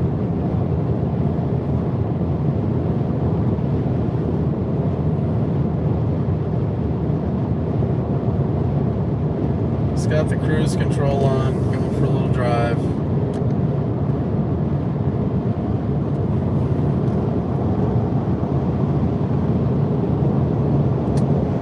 Where is Aberdeen? Tomorrow I'm probably going to end up, and this could change, but I'm probably going to end up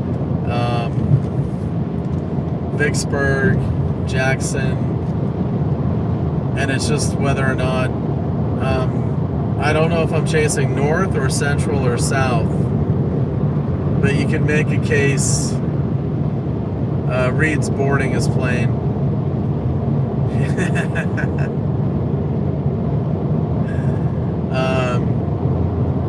You could make a case for anywhere in Mississippi, honestly. Maybe more towards the western side, but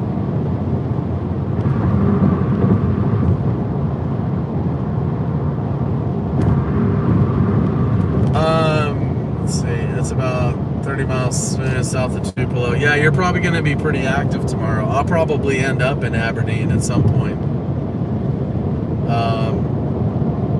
Yeah, definitely pay attention. Yeah, Reed just said he boarded his plane. So I think he's flying to Memphis. I don't know if he's in Denver or Oklahoma City.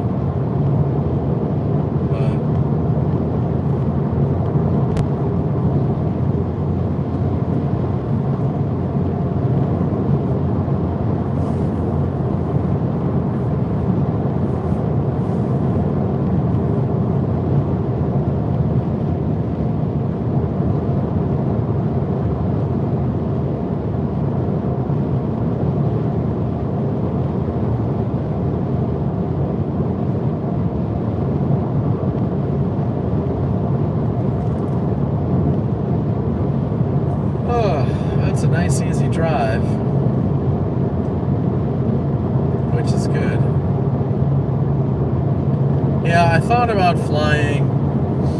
I thought about flying to Jackson. The affordable flight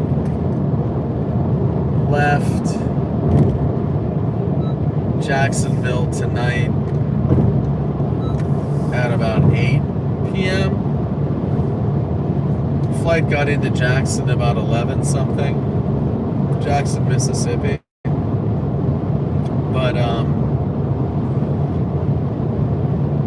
I was concerned. Well, plus, so if you fly into a little place like Jackson, if you got a flight problem, you're screwed because there's no like other flights going. So I wasn't high. My confidence wasn't high of flying into Jackson, because if something happened tonight, then let's say, okay, I gotta fly in tomorrow. Well, the only flights into Jackson tomorrow were really early in the morning, which means get like 2 hours of sleep. And I wasn't pumped for that. So anyway, so I thought about flying. But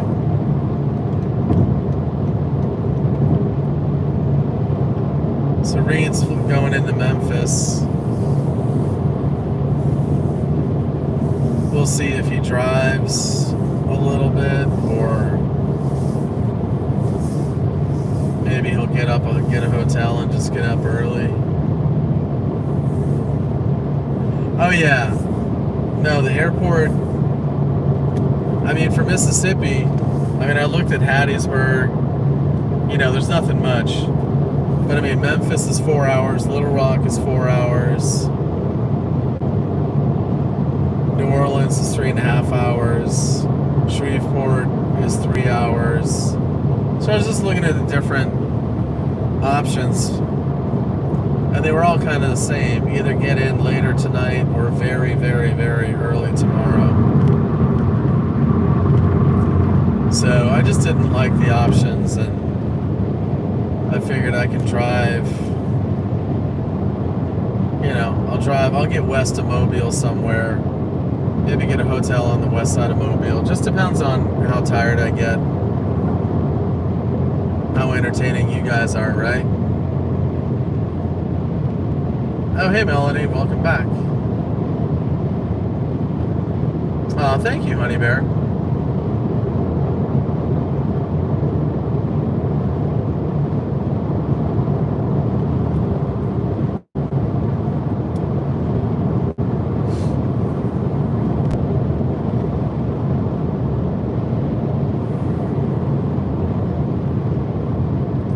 I know. You know, I thought about SUV and like a van build.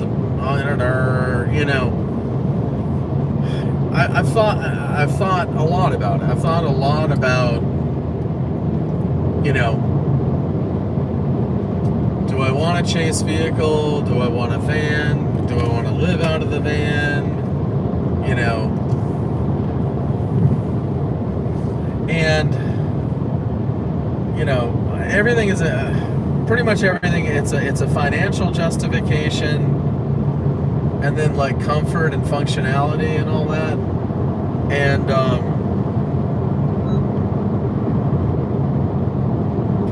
for right now, it doesn't fit my lifestyle right now, right? Doesn't mean it wouldn't down the road. I just, you know, it's a commit, right? Like, I mean, if you're gonna do a SUV van build, you know, you're gonna live out of it. I mean, if you're gonna live out of it, you're gonna sleep in it. Thank you so much. Who was that? Curdy. Thank you.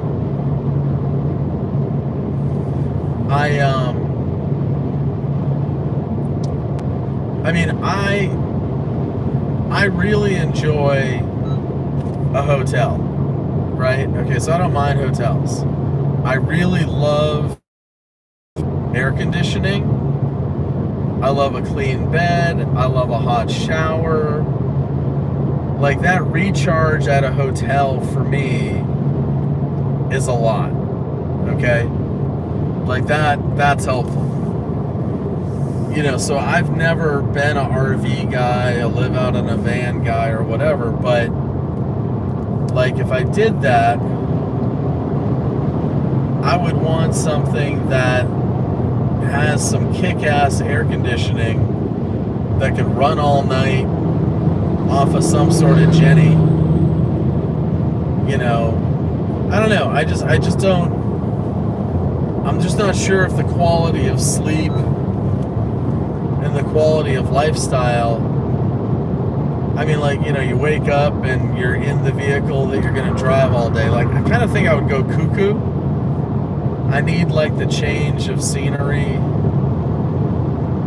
change of air, you know.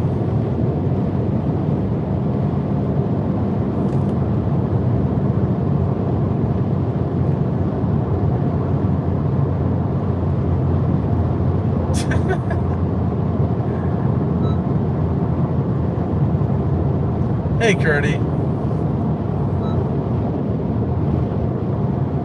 Yep, Mountain Dew and a snack. I'm trying to avoid caffeine today so I get to sleep.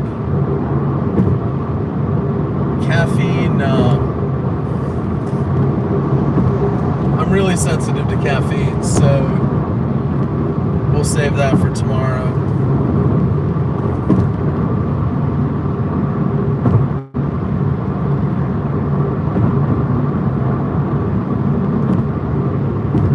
Well, see, the other thing as well is, personally, also, like a van, you know, when you're talking more of like a van or even like a you know, Tahoe or whatever, you catch the wind a lot, right?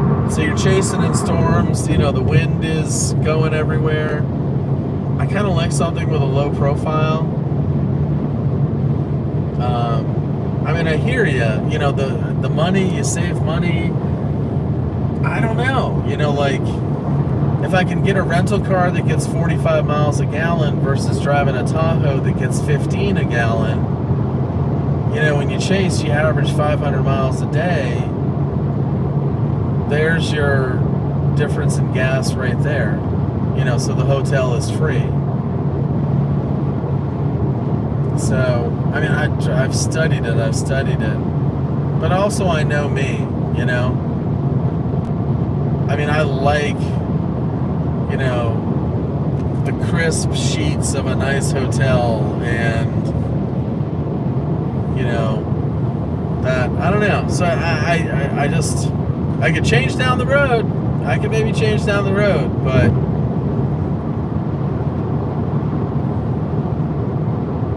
that's how I've done it so far.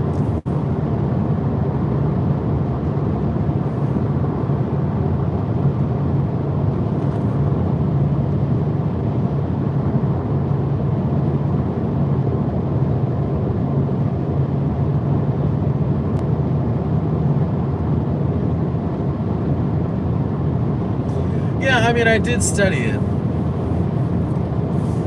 What I like about the way I do it is that see, if I had a chase vehicle, right? Most guys have a chase vehicle. They are bound to that chase vehicle. Like, all your equipment is there, that's your setup, that's what you do. So, like, right now, the guys, you know, whoever, all those guys in those chase vehicles have to drive that chase vehicle all the way down to Mississippi for this chase. And they'll chase it for one day and then pretty much turn around and go home, right? I just don't have the patience for that. I don't have the patience for that. You know, if it's more than 8 hours, I'm going to fly.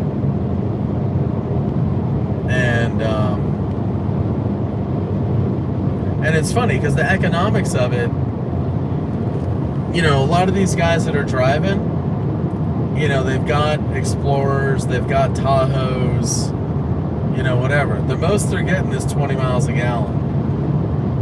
I mean, Reed has his thing, or had his Subaru. I don't know what that thing got. There's Subaru guys as well. But, you know, a lot of those people are only getting 17, 18 miles a gallon. And you're driving that truck 1,500 miles, you know, it's a shit ton of gas.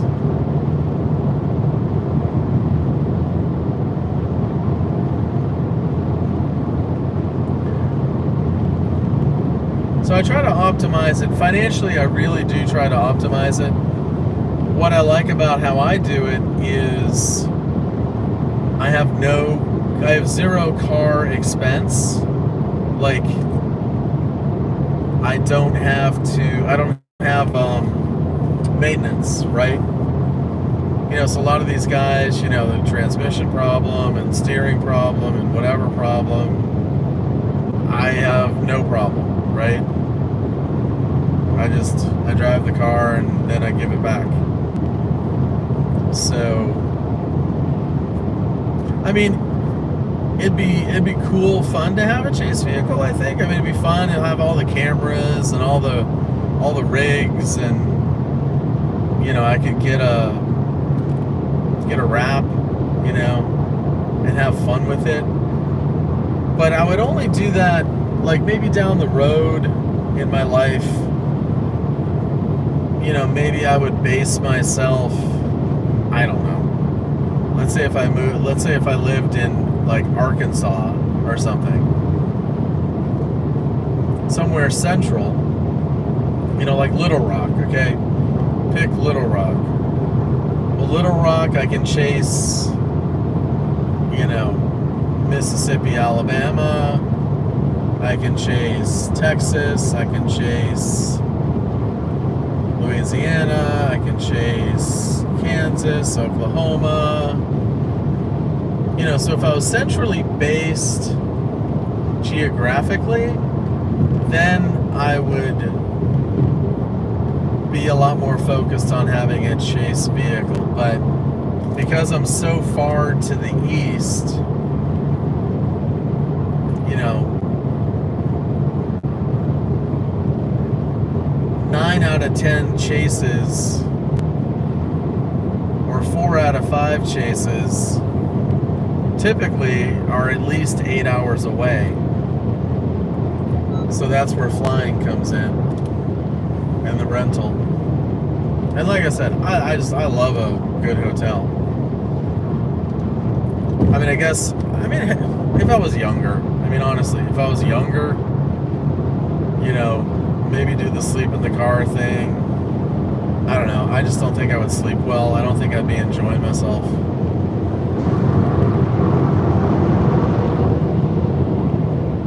I'd rather die in a hotel bed than in a back of a Subaru.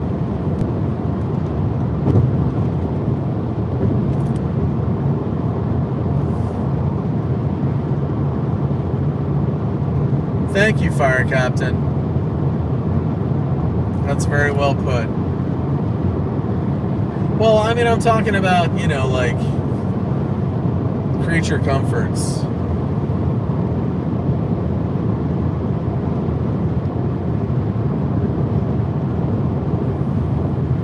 There's a very, very small, Brandon, there's a small chance of an upgrade to a slight risk, maybe for wind.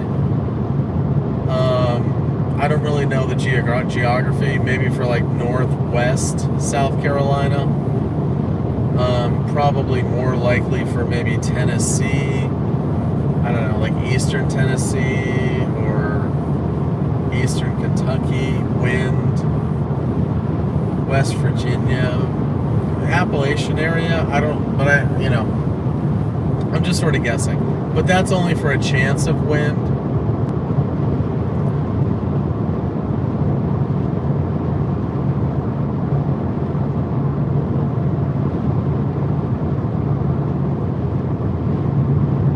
Sorry, I'm trying to read the chants here.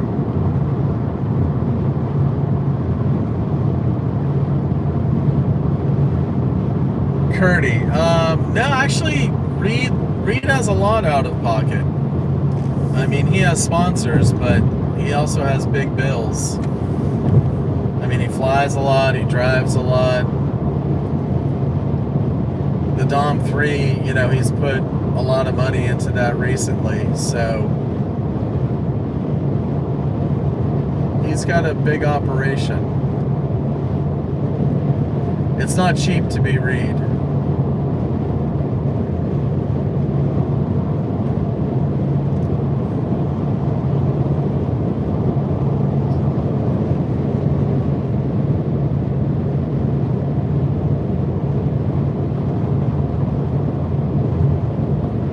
Yeah, Terry, that's what I'm going with. I'm going with the hotel.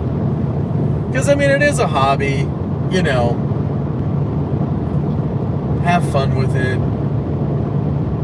I mean, yeah, you can always save money, right? But the fresher I am, the better job I do. The better job I do, the more money I can make by being entertaining on a video, and, you know, someone donates money, or you know, I take good video of a tornado and I sell it or whatever. So, you know, so I want to be as fresh as possible.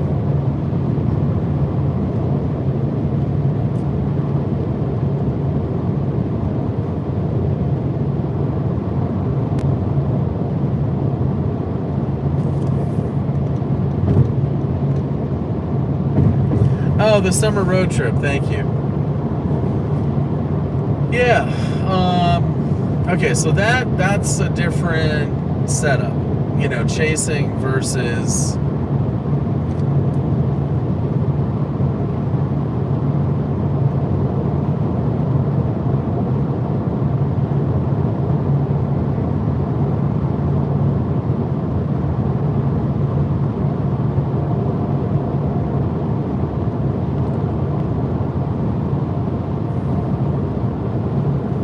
yeah, I just know me. I mean, I'm a bigger guy. I mean, you know, I mean, if I was, I mean, I don't know, I'm 6 feet, 220, whatever. I mean, I like a nice bed. I like whatever. If I was smaller, more nimble, and, you know, the car thing might be a thing. I like a nice bed. I can stretch out. You know, because one thing you might not realize is just all that driving. There's a shit ton of driving with chasing. So to be able to get out of that vehicle and just have the change of scenery is huge. I mean, because there's literally times it's like you go crazy because you're just like, get me out of this vehicle, right? You know, your back hurts, you know, just everything. You're just stuck in that one position, and me crawling into the back seat for a snooze. I mean, I've thought about it, but I mean, there's something just, you know, you pull into that hotel, you shut the car off, you get out of it, you get to stretch, get up to that room and stretch some more. But yeah, the summer trip, you know, the summer fun, that is a different scenario. Where if I was checking out, you know, national parks and stuff, it's a thought. Oh, excuse me. It's a thought, but I still love my hotels. Definitely.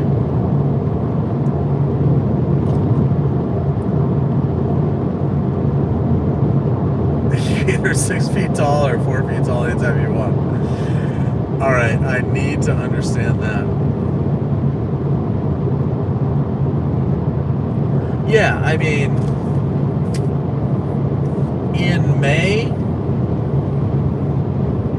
I think in May I drove like 20,000 miles in May.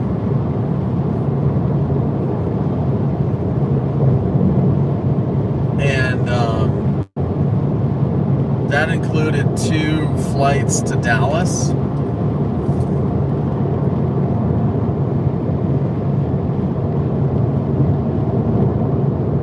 Oh, great. Jesus Christ. You devil. Oh my God. Yeah, I never knew exactly, Greg, because you always mentioned, you hinted at things, but I don't know if we ever covered the arms and the legs of it. Haha. Tough to make amputee jokes. You got me on that one. Let's see. Badlands stream was fun. Thanks, Lim. I appreciate it.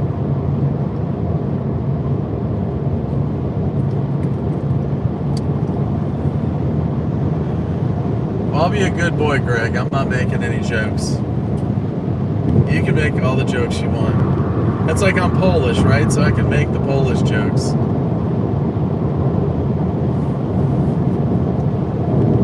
My grandmother was Jewish, so I can make Jewish jokes. Well, my great-grandparents. So anyway.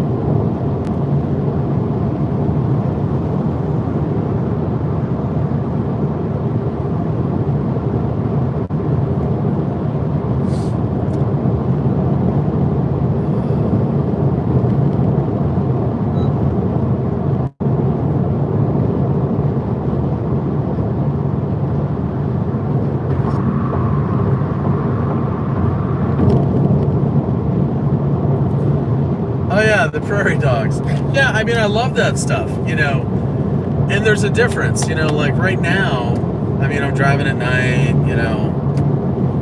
not a whole lot going on, but out there, I was covering some country. That time of year, you don't know. It's like, okay, are you going to be Central Plains, Southern Plains, Northern Plains? So it's fun to see the world when you can.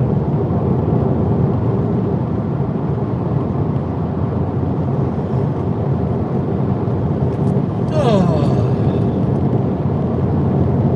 Devil's Tower. I know, yeah, when they were like fighting and stuff and all that. The prairie dogs. Oh. Well, I mean, I'm not going to nickname you Bob, that's for sure.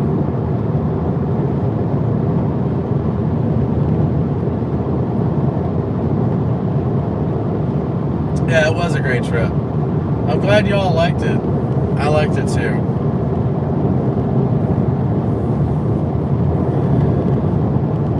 My windshield is getting...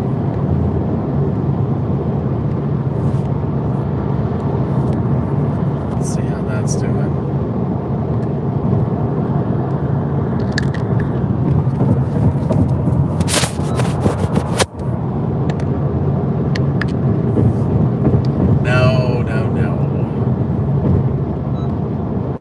Stimpy, I mean, well, whatever. No, tomorrow. No tornadoes tonight.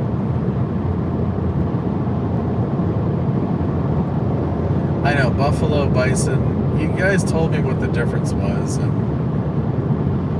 you know what I really liked? For me, I really liked the, what are they? The pronghorn. I really like the pronghorn in Wyoming. Yeah, pronghorn. And what I should have done, and I didn't, and I'm kicking myself, is I should have got the drone out and done some close nature drone stuff. And I didn't even think about it until after. And I was literally like, I almost literally drove back to Wyoming just to do the nature stuff. So what I want to do in the future is definitely have more of a plan with like geography and stuff to go see, and also integrate the drone. I know, right, Lim? Yeah, like the moments. I think the fun part is finding the moments each day. So it's more than just let's wait for a tornado. And I'm trying to figure out how to do that. You know, like I'd like to do that with every chase. Is to be able to do the fun stuff. Don't forget about the fun stuff, you know, like, but sometimes the way the timing is, sometimes it's only a chase, you know.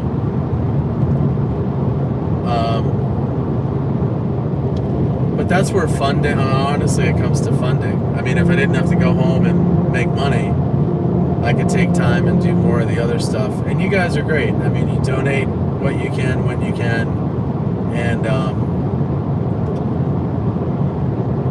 you know, that's why getting more and more subscribers will help. You know, I mean, you think of where I was for subscribers, where I am now, you know.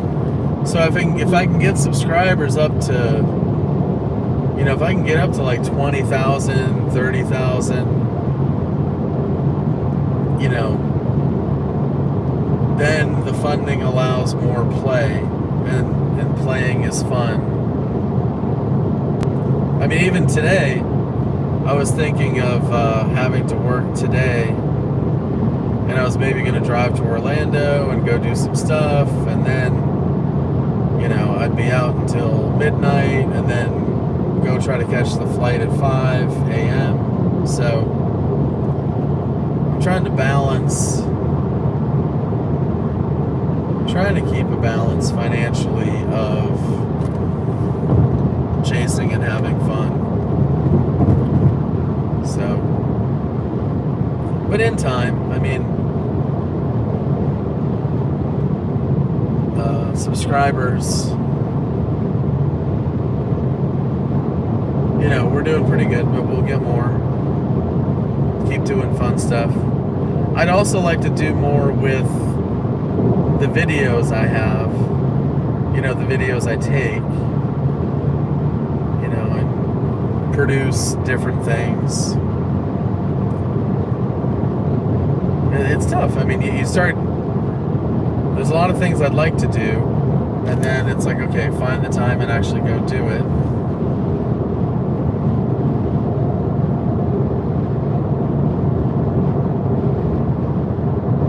Thanks, Melanie. You take it easy. We'll catch you tomorrow or later. Yep. I was with Reed, and we were chasing hail in Oklahoma.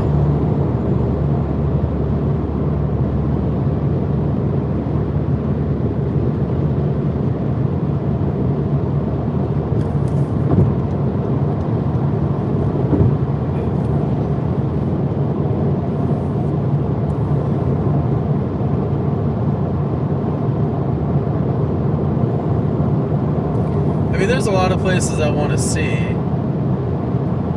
and I'd like to be able to combine it with storm chasing, like two birds, right? So if I'm out west with a rental car and there's storms, I'll chase the storms. If there's 2 or 3 days until the next storms, then you know, go find some cool stuff around the area and go play for a little while. What the heck is this light? Oh, this is weird.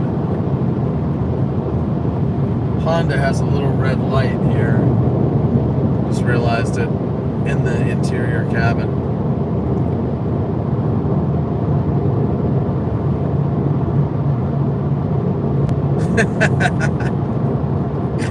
Bumper tap. Yeah. Yep. Where am I now? I am, I'm between Tallahassee and Pensacola, heading west on I-10.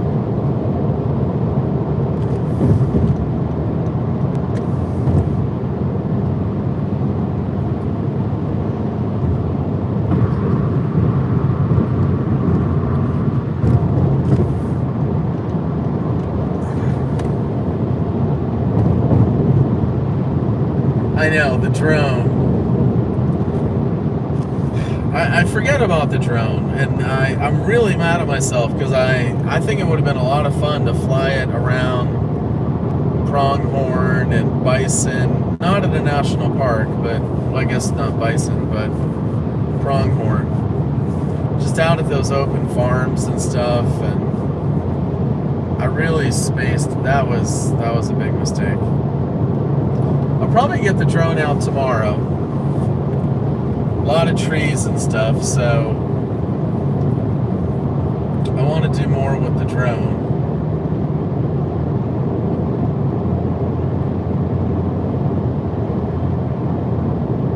Yeah, the Gorilla Hail Challenge, yeah.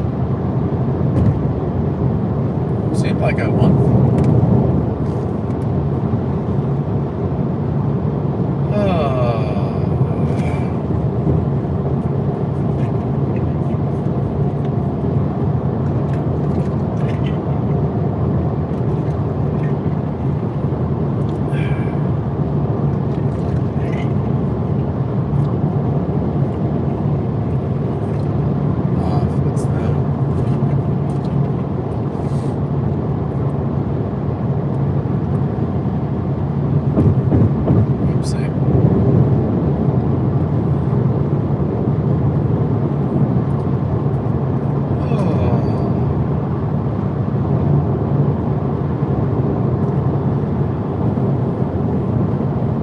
Yeah, we parted ways.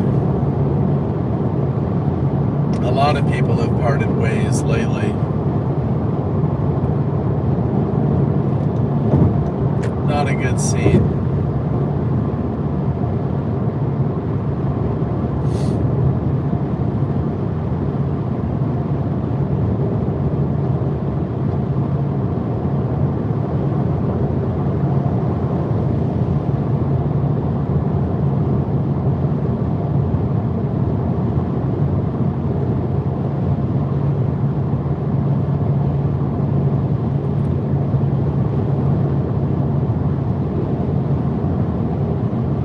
When I'm sitting waiting, okay, so yeah, exactly, Lim, exactly. Sitting and waiting on a tornado. So it depends on what you mean, Crystal, all right? Like, okay, when I was in Texas a month ago, and it was the Texas outbreak of tornadoes, so like Paris, Texas, and different areas, you know, there were a bunch of tornadoes. At night, I was in New Boston, Texas, and there was a storm, tornado warned, looked like there might be a pretty significant tornado coming at me. All right, and I was in New Boston, it was at night. And hell yeah, I was nervous, especially at night. So that night, if you go back to the live video and stuff that I taped, you know, there were some power flashes nearby, and, you know, I was trying to see the tornado. So, especially at night, your senses are heightened. I like chasing tornadoes at night, because you have to use the lightning to spot the storm, to spot the tornado. So that's an additional challenge. It's spooky as hell. I mean, it's, you know, it's definitely spooky. It's definitely scary. You don't want to do anything dumb, but I was scared then. Yes, November 4. Before that, earlier in the day, when there was still daylight, I was by the lake with the weird name, and there's like an east and west, and I can't remember the town, but I was waiting on that storm, and it was coming across the lake, and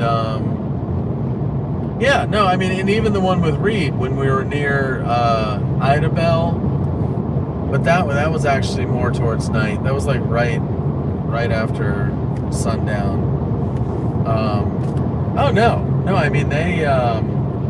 I try to. I don't know why. I mean everyone's different, right? I mean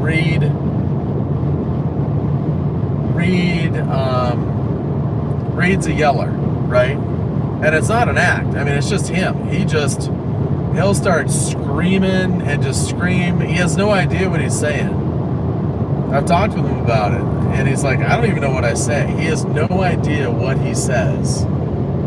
He just, it just comes out, right? Half the time it doesn't even make sense. You don't even know what, so I, for whatever reason,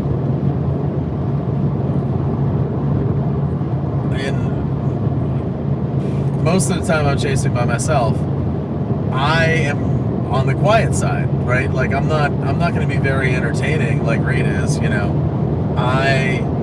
but also because I'm still learning, right? I mean, he's got a lot of experience. With experience grows, I don't know, not comfort, but like he knows where things are, right? I'm still learning. I am still learning.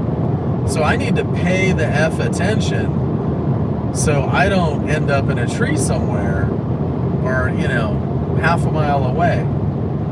So down the road, would it be fun to be able to enjoy it more and scream and yell and, yes, it would. Like Hurricane Ian. I mean, I was scared shitless during Ian. Reed's running around the house out front, screaming, yelling, I was scared to death, right? But I'm still learning. I mean, pretty much all these situations are new situations for me. I mean, I'm still a new-ish chaser. And so, I mean, for tornadoes, Reed has, literally 20 times the experience that I have, 25 times the experience, 50 times the experience I have. And he's got the meteorological knowledge, so, and he's just a screamer. But, I mean, I would love to be able to, maybe with him someday or wherever, where, when I'm close to a tornado, especially when I'm close to a tornado, I literally will get dead quiet because I'm trying to listen. I don't want to make a mistake. All that stuff. So, no. I mean, I'm frequently, at times, scared fairly shitless. I mean, the new Boston, I tried to communicate that during the stream. Like, this is serious, guy. This is real serious. And, I mean, I won't dwell on it because I don't want to get overrun with fear or adrenaline and then, I don't know, make a bad decision or something. So I try to stay real calm so that I can take in all the information and data and make the right decisions, real time.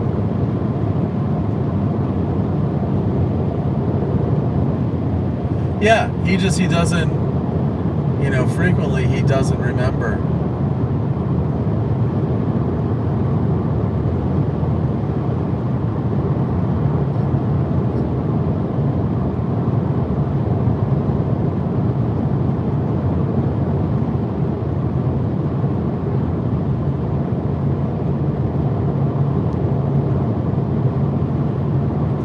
Please don't become a screamer. Okay. Yeah, well, thanks. I guess I am who I am.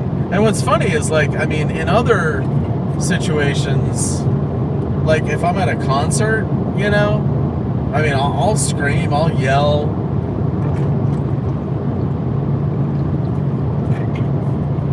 if I'm at a rock concert I really like, I mean, I go crazy, and but that's me. Like I'll go to a rock concert, I'll let loose. People might look at me and go, "Look at that asshole,"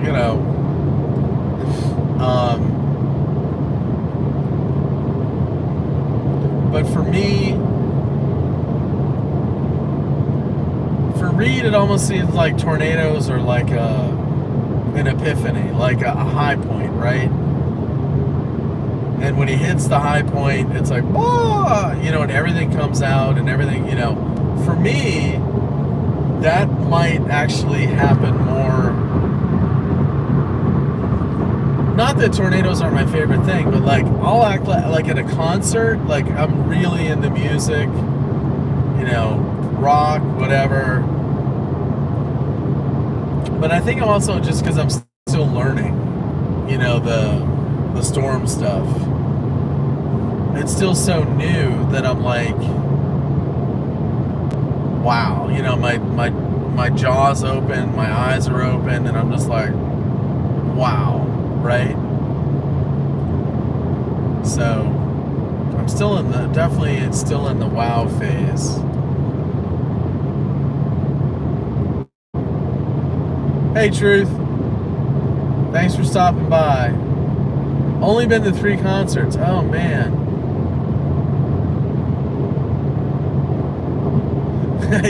You like Reed's great. Exactly.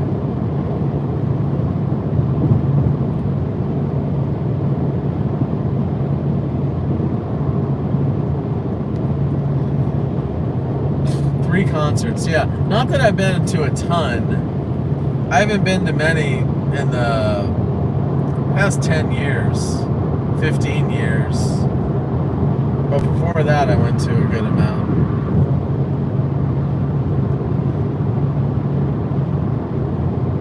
Thanks, everybody. All right.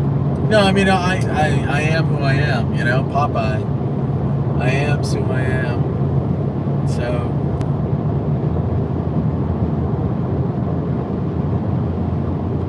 All right, where are we here? Florida, 331, 81. Florida. Panama City Beach. So if it was daylight, you would see the damage from Hurricane Michael from like 5 years ago or something. This is actually a very boring area to drive.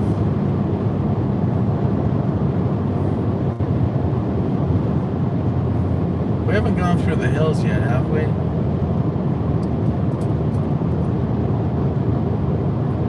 Slipknot, corner shirt. Oh, there you go. You sound younger than me because I kind of only know half of those.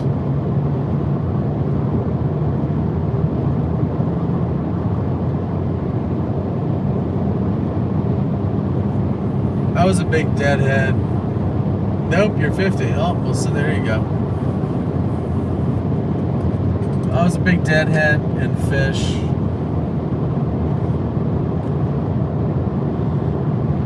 Oh.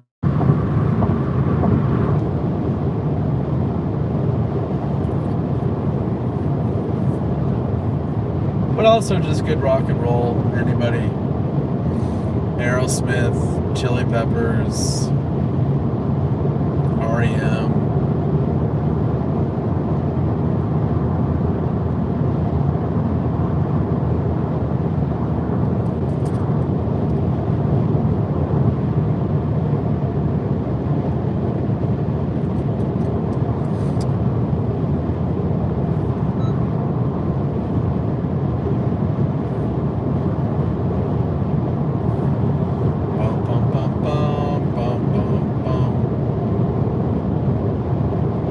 Pensacola, 99 miles. 99 miles of driving to go. 99 miles to go. Drive another mile. 98 miles of driving to go. 98 miles of driving to go. 98 miles of driving. It's still the same miles, so we're still on 98 miles. We're still on 98 miles of driving to go. A little bit of a flaw.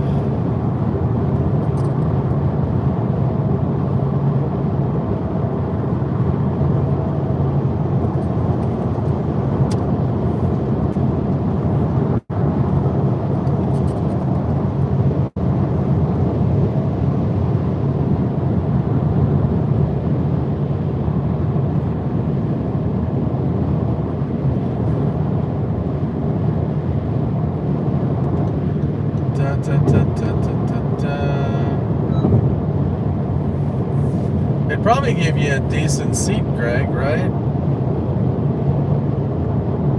Not a bad benefit.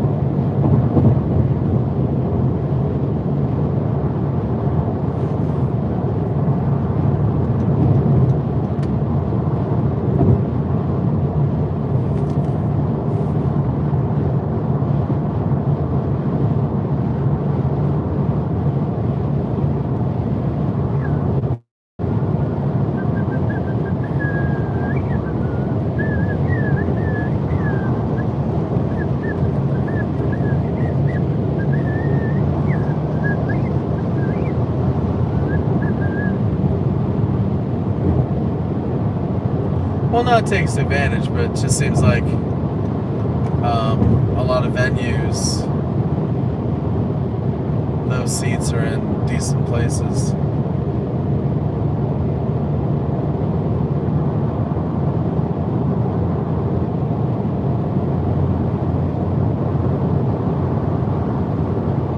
Thanks, Bigham.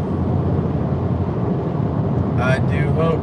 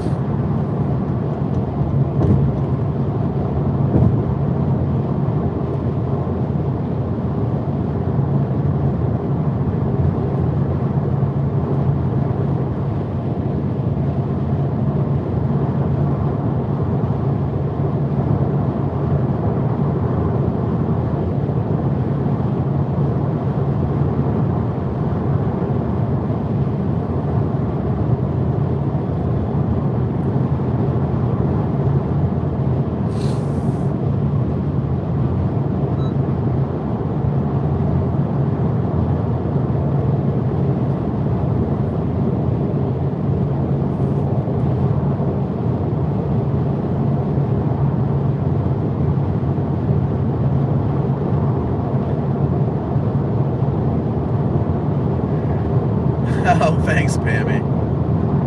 Oh, don't worry about it. No worries. I haven't done anything today.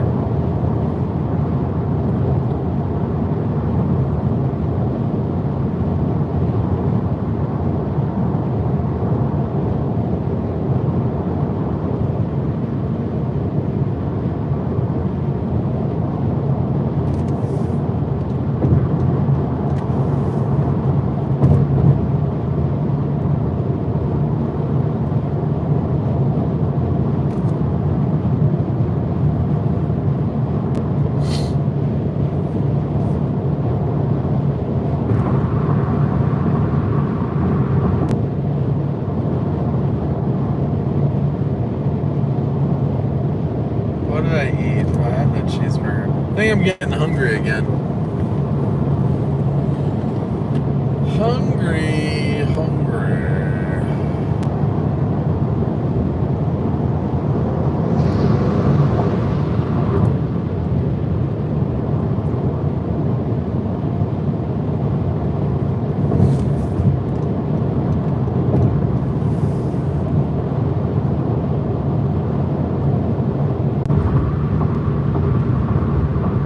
Hey there, I'm back.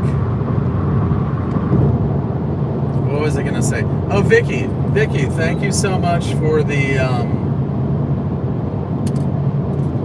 Venmo donation. For some reason, I didn't get a notification on my phone. Thank you, Vicky. Can I chat? Am I able to chat?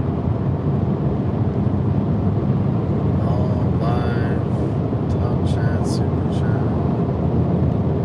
I don't think I'm able to chat. Shoot, I would love to be able to say something to Vicky if she's still not on here. Oh, thank you, Vicky. There you are. Thank you so much. I greatly appreciate it.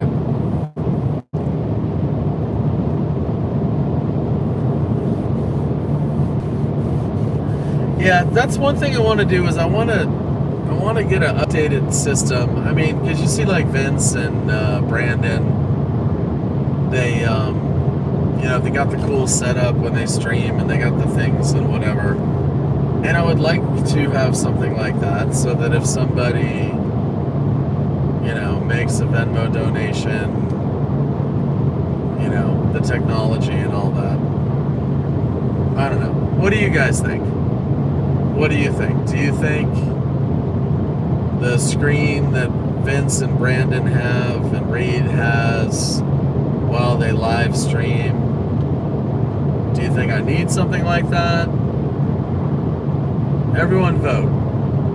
All right, you're all allowed to vote. Say, I like basic, or do you want like a screen that has the ticker and how much money was donated and whatever? What do you think?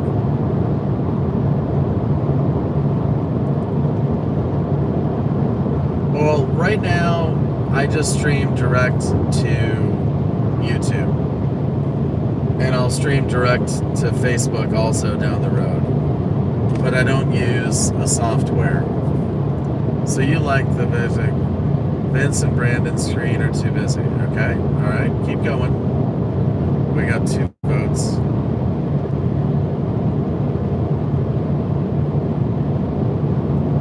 Yes, but not too busy. Okay. Alerts are good, but yes, that is more. You do like that says where they are. Okay.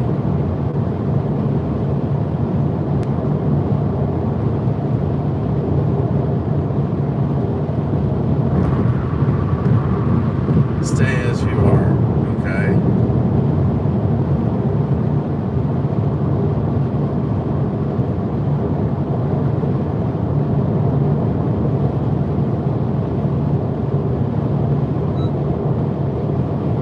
Anybody else out there?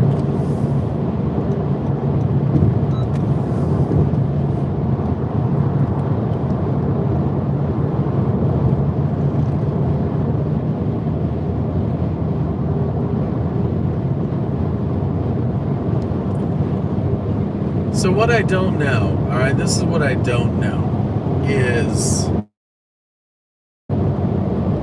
obviously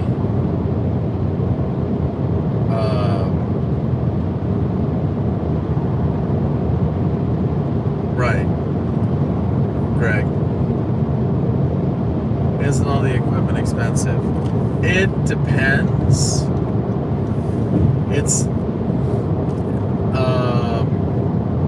It depends on how they're running it. I mean, I think all they need is a computer at home. OBS is free. All right, Crystal, what's OBS? Help me here.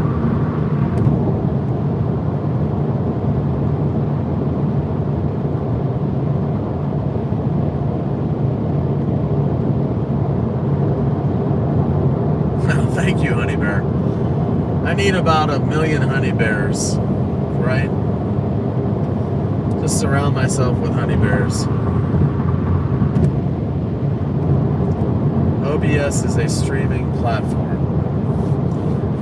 So I can't remember, Crystal, but you have to have a laptop with you. Yeah. So I think what those guys do is they've got, a laptop or computer at home or in the car. So I can't remember, Crystal, do you stream yourself? Is that how you know this? I can't remember if we had a chat about this before.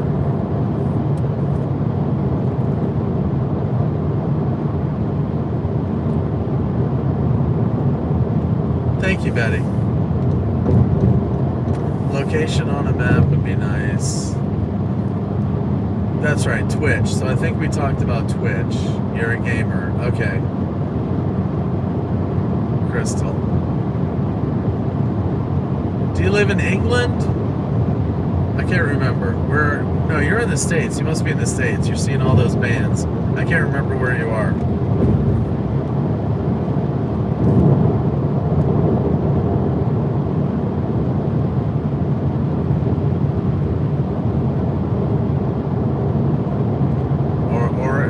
Oregon?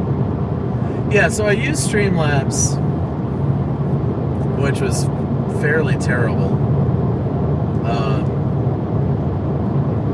I just don't know. You know, like I watch other streams and you see people getting their donations and whatever, and they have more followers than me, right? I mean, I've got, whatever, 4,500 on YouTube, and other people have more. But it's like, does the screen thing, you know, does the screen, you know, with showing how much has been donated and blah, blah, blah, I don't know, you know.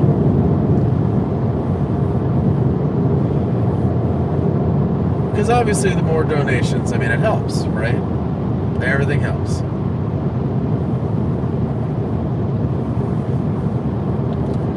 So I don't know the right way to go.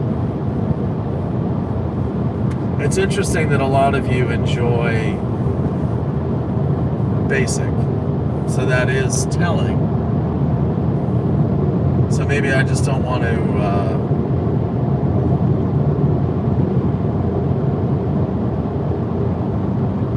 OBS, okay.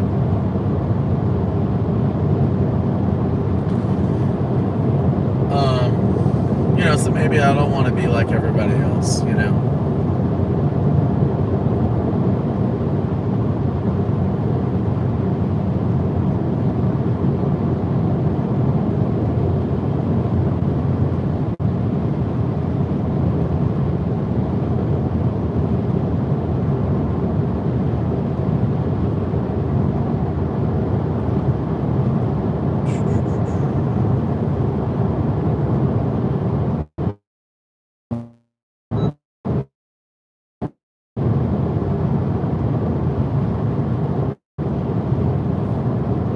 Tornadoes between Tallahassee and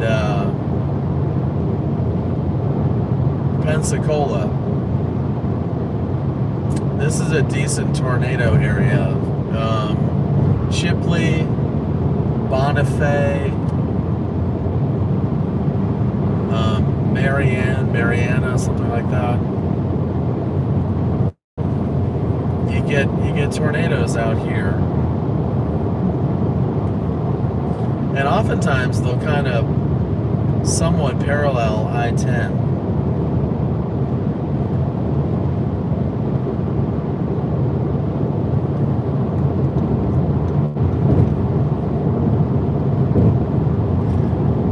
The only tornado, I've seen one tornado in the panhandle of Florida. I'm trying to remember the town. It was out in this area.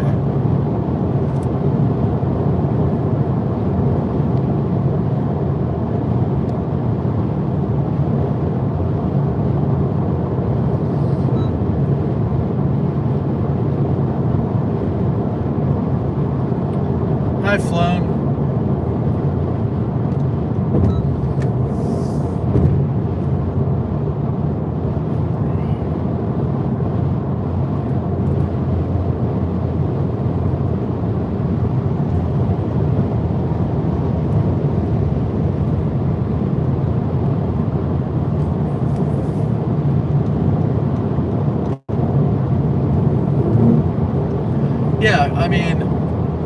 watch over the streams, you see different, whoever it is, right?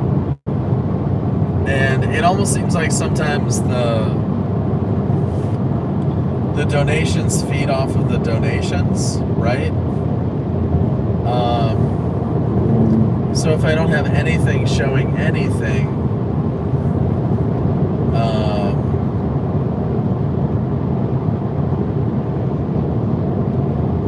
right? So it at least it keeps it in mind. Something to keep it in mind. I don't know. I mean, it's a weird thing. Because then also, you don't have to, like, mention it. Like, with me right now, like, I don't know, it's one of those things I mentioned, like, hey, thank you for watching, if you enjoy this coverage, please, like and subscribe and just all that stuff. I don't know, I just don't want to be repetitive.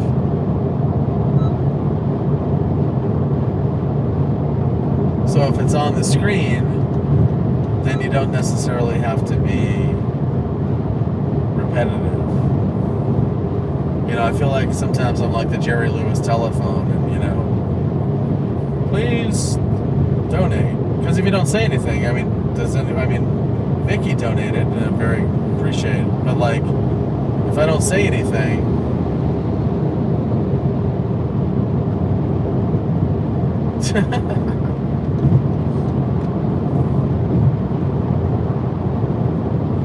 so I'm just not sure how to do it. And, I guess mods also help.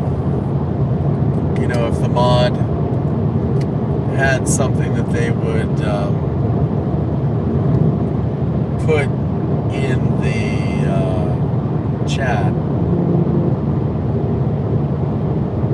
So I don't know. Once every half an hour, the mod posts, thank you for watching, blah, blah, blah. Please donate $1 million,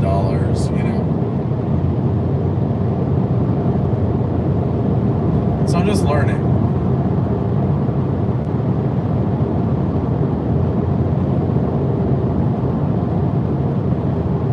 What we got here? McDonald's, Taco Bell, blah, blah, blah.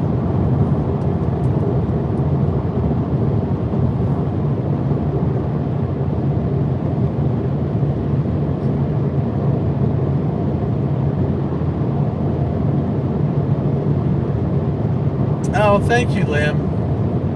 I'm actually going to stop here. There's a lot of... Lim, thank you so much. I greatly appreciate it. And I don't want the focus... it's like I'm always embarrassed.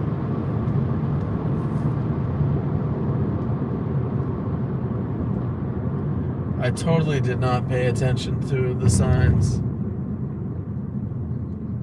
Yeah, see, that's the thing. I do rely... obviously it's an awkward topic, right? I'm one person talking to many saying, hey, I'd love money, it's awkward, right? Let's see what's going on up here.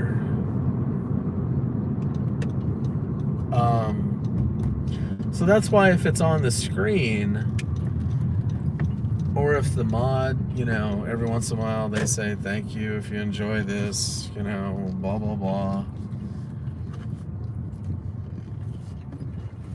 Just sometimes I don't know. I feel like I don't want to be too repetitive. If I'm repetitive in my own head, then I can't imagine what I sound like to you guys.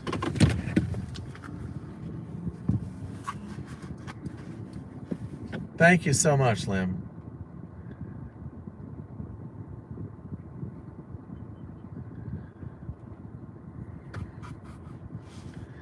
Hey, Shori, thank you.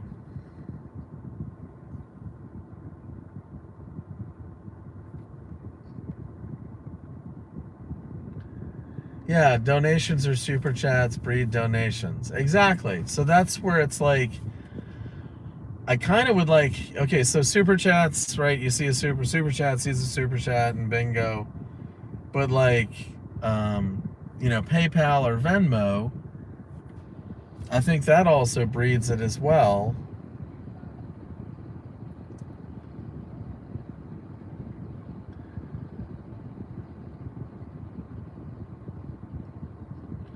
Doing a join feature like Reed just did. I don't think I'm special enough to join me. If I do it and like 5 people join, then what do? I feel like a moron. Hold on 2 seconds. It also increases the site for the algorithm so you are seen, which increases by participation. Shiori, what? You said it also increases the site. What increases the site, Shiori? Super chats or what? I'm curious what you're trying to say there. I'm just gonna run into this gas station for 2 seconds. Alright, I got the key in my pocket. Oh, memberships?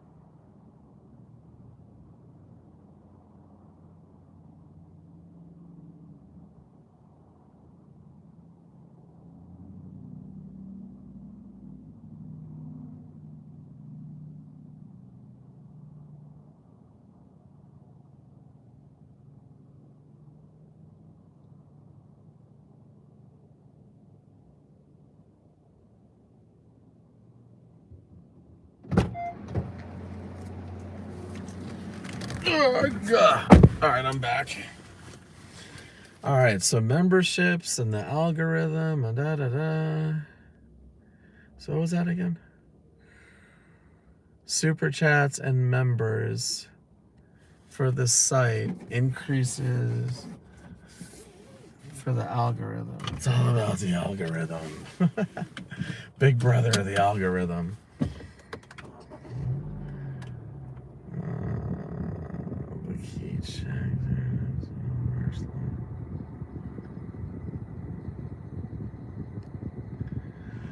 I think what she's saying is like if I sell memberships, then there's the expectation of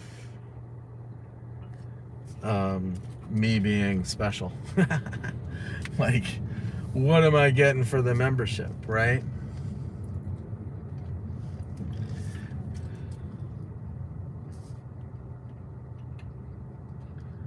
Maybe an extra video or 2 a month. Okay. Scratch. I always pick the wrong exits. Burger King. Member only streams.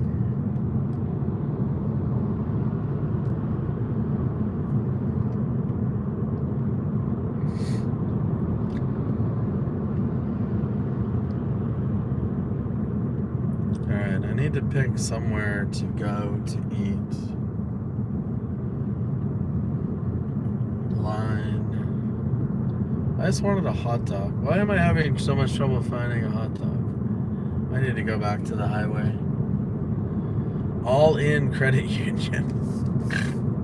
That sounds a little hokey. All in. Yeah, we all in. Arumba. What the heck is that? There's Arby's. Arby's, we have the meats. Do I want Arby's? Arby's is not bad. No. Oh boy, that's what happens when I get hungry. Taco Bell.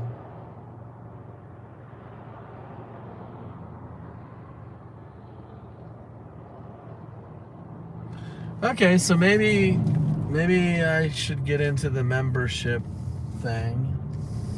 What is that? Yamoto. Okay.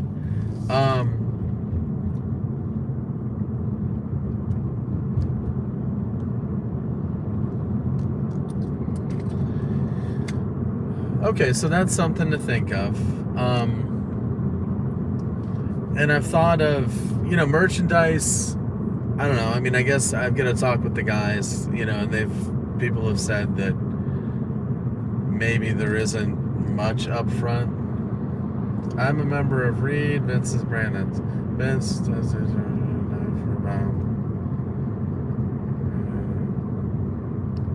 right.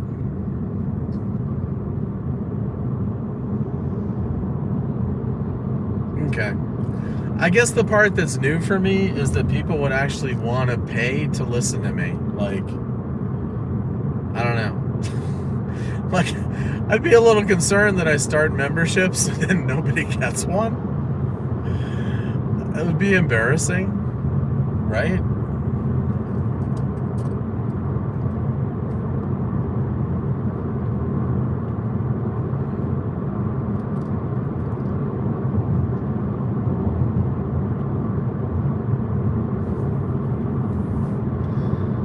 Okay, I just want a hot dog. Does it have to be this difficult? Give me a freaking hot dog. There's the little one.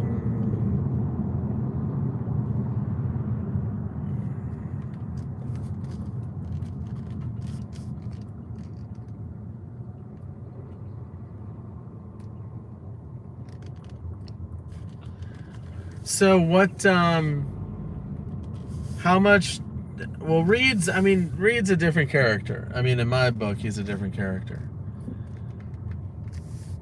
They don't have a freaking hot dog in here, do they?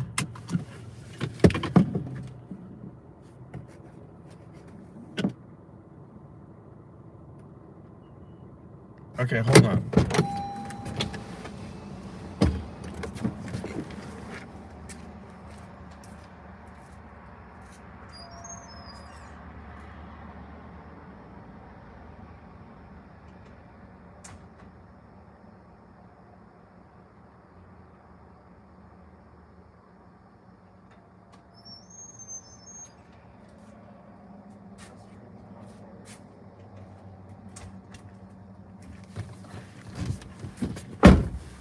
All right, I'm on a goose chase right now.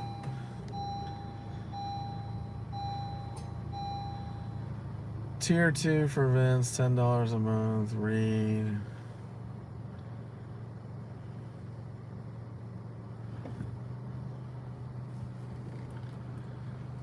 So tell me about the tiers. Hey, Randy. Tell me, what does a tier get you? See, I have no clue. I am, oh, that's McDonald's. Am I going to McDonald's again? Can I get a hot dog at McDonald's? Oh, God, I really had to eat McDonald's again?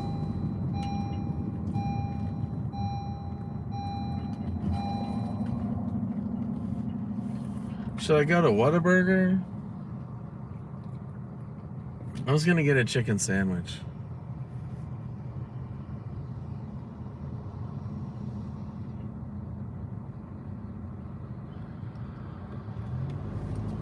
I just wanna, oh, alright, let's just get some food and go. I don't wanna be here forever. Big Mac, bundle, burger, McRib. I've never had a McRib. Welcome to Costa Family McDonald's. You can order whenever you're ready. All right, thank you.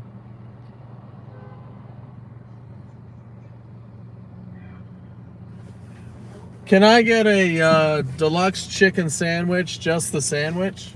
Deluxe crispy. Do you want the spicy or the regular? Regular, please. Okay. That's it? All right, that'll be $5.13. First one down, please. Thank you. What state am I in? Confusion. No. Inebriation? No. Florida. I'm not drinking, I'm just joking.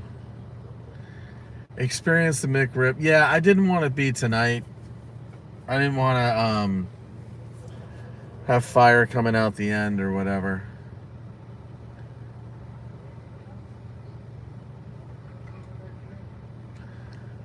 Special video mode, videos, watermarked photos. So Greg, what do the higher tiers get you?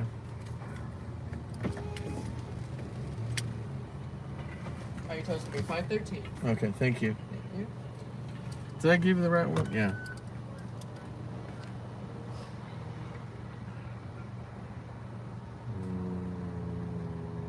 Great for heartburn. I know, it scared me. All right, have a nice day, sir. Thanks, you too. I don't eat a lot of ribs. I've got to be careful with pork. I'll do pulled pork once in a while.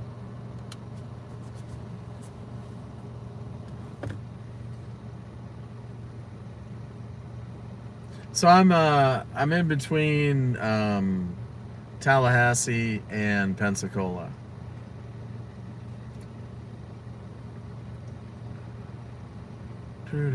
What's a glizzy, Greg? I have no idea. Sonic has yard-long foot dogs. Oh, really? I should have went to Sonic. Oh, well. I'm getting a chicken sandwich. I feel like the world is passing me by. I don't know enough.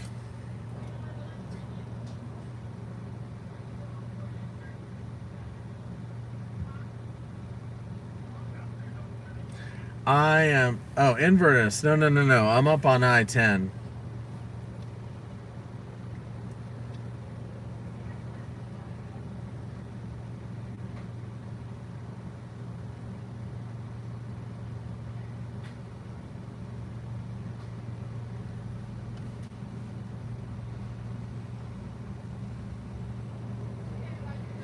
So, I mean, I do understand that a glizzy is a new term for a hot dog. Okay.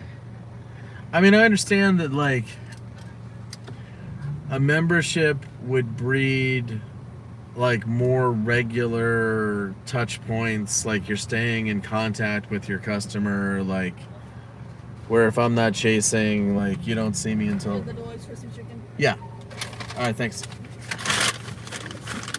You know, so it's like staying in contact with my people instead of not touching base for a month or whatever.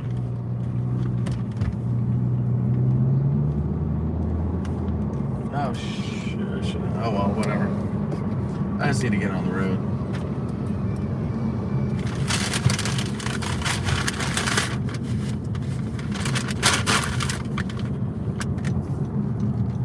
Oh shit, I didn't get gas. I'm good. We'll get gas at the next one.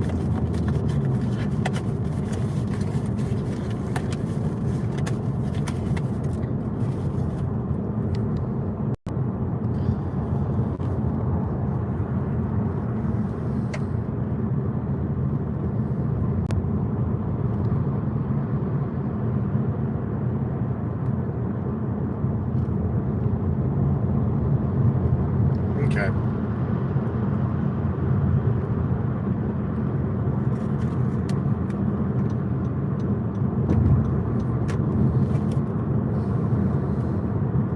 Well, I appreciate it. I'm reading all the comments here.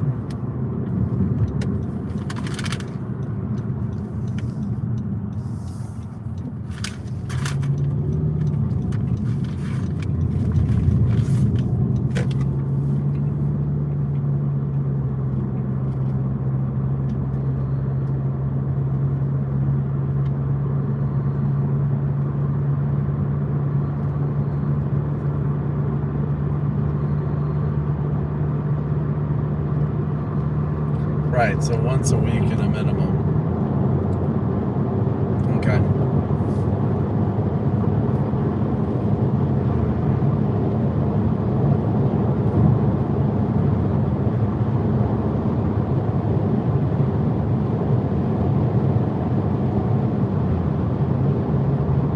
Huh. Yeah, my next stop will be gas. I should have had it. I stopped right at the gas station, but they had no food.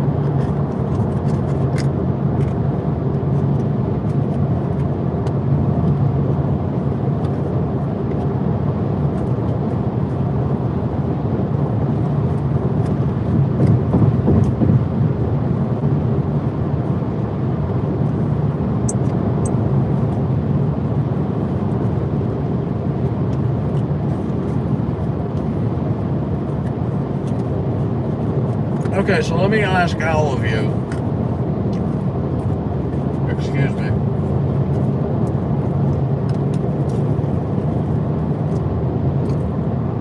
How many of you watched the lake effect snow thing in Buffalo?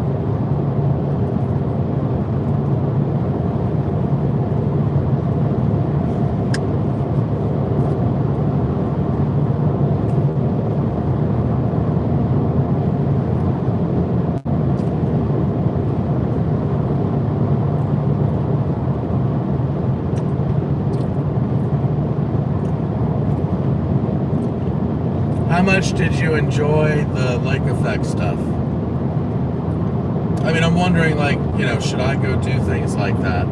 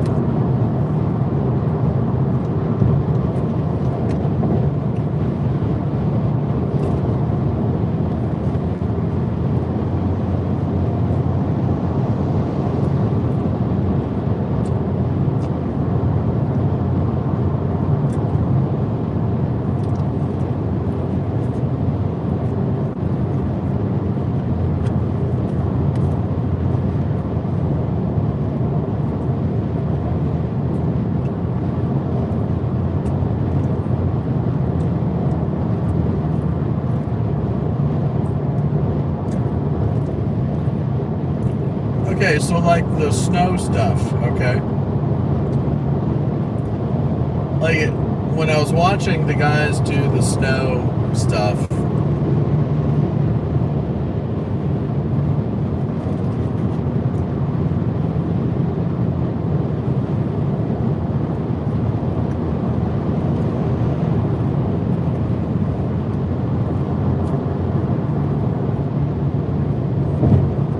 Greg, what do you got?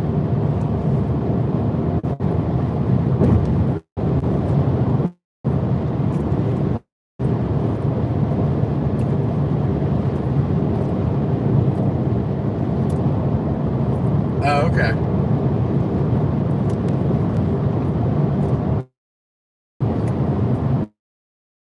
I will, Vicky.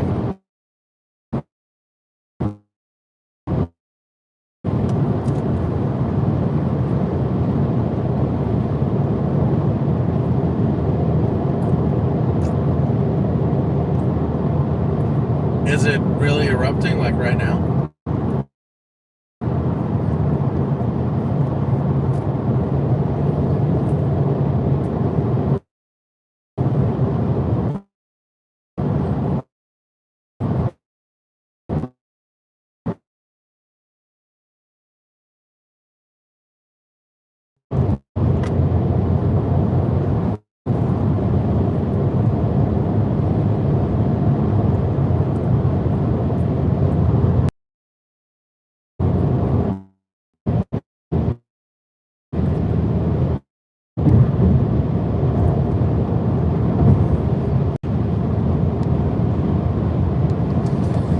So let me ask you, the lake effect thing. And it's just a question. I'm not stirring up any controversy, but the lake effect Buffalo thing. The roads were closed. All right, local roads were closed.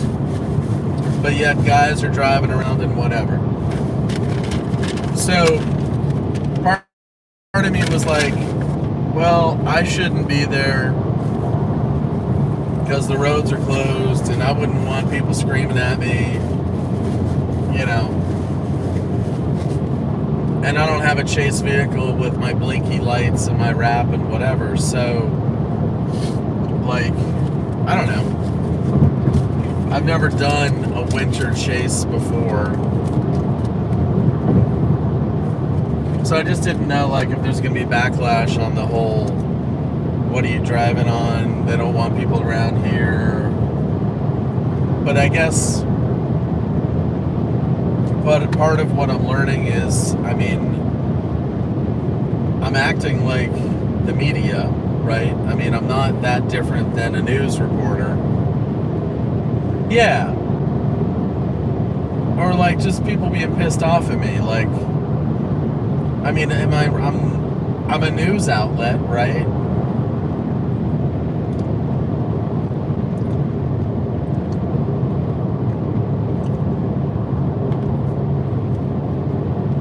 Reed did walk a lot. I mean, I watched Reed, but also I think because he was trapped in his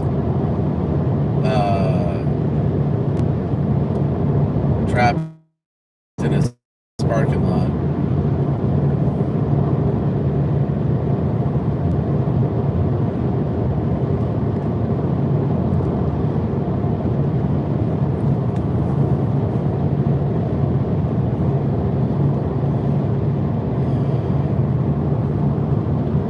Yeah, see, it's like I said, this is all it's so new for me.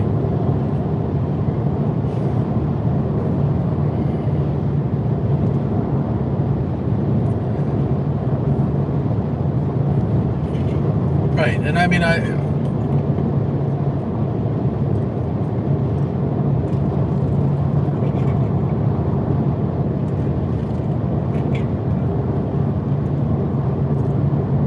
okay.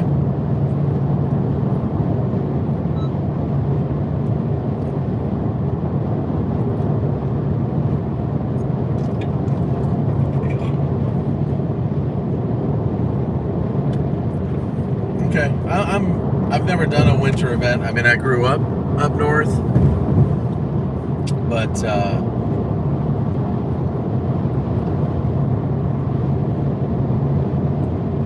okay. Well, I guess like it's when there's a hurricane and there's a mandatory evacuation and then nobody leaves. I guess it's kind of the same thing. Okay. All right.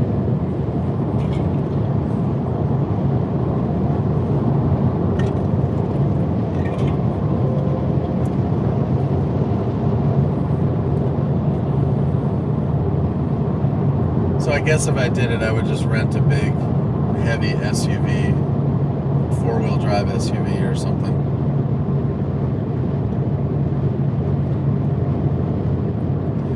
That'd be cool, Greg. I mean, because honestly, I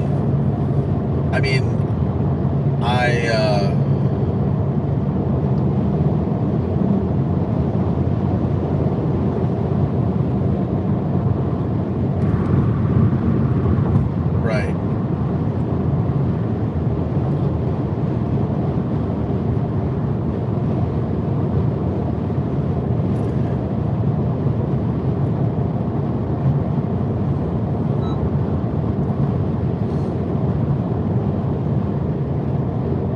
Greg, if you want, send me a DM on Twitter or through the Chris FL Tornado on Facebook or something, like Messenger, Facebook Messenger.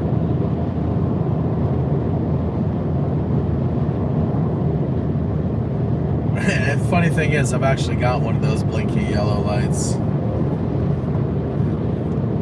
It'll look like I'm plowing roads. plowing driveways.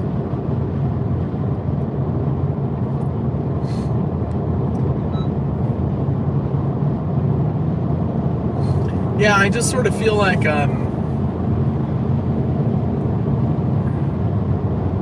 instead of being the last guy to do something, like I'd kind of like to be the first guy to do some stuff when it comes to chasing.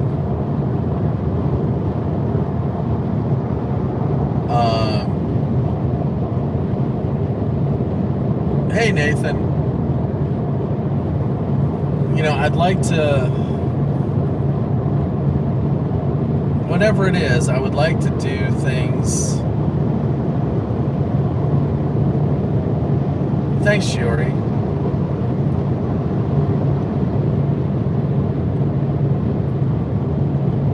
I don't know. I'd like to make...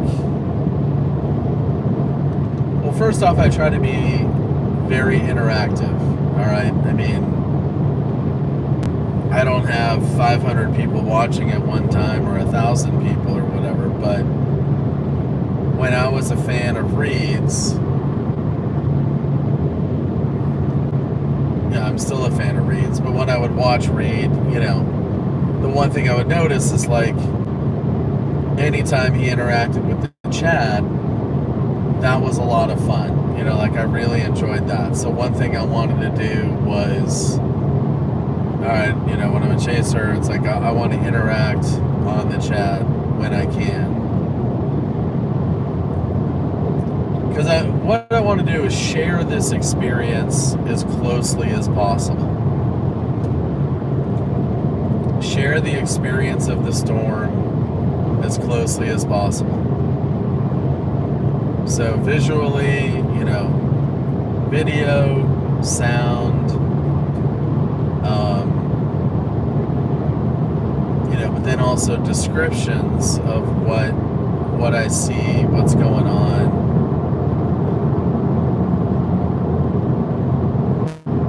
But I also, it's like, I don't want to be the last guy doing something. I also want to, I would love to be able to break new ground. I'm just not sure what new ground to break or how to break it.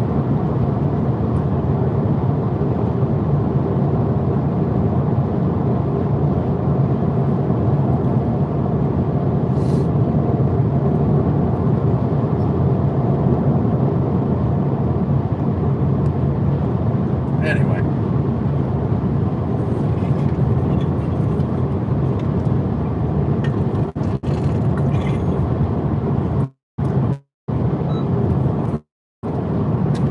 Alrighty, we're back on the highway.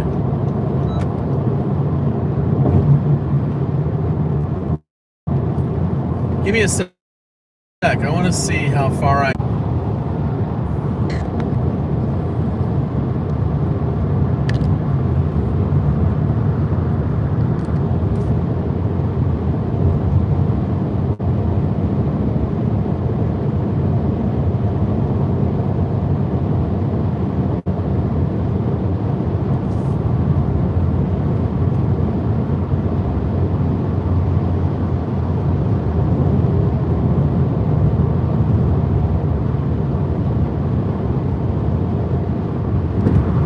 Hey, I'm back. I'm just checking the chats here.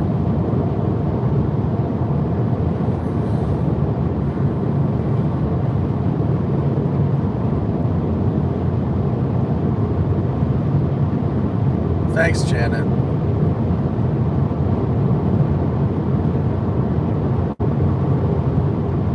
And Vicky.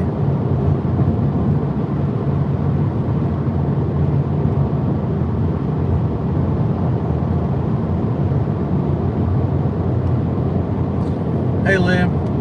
Thank you again. Take it easy.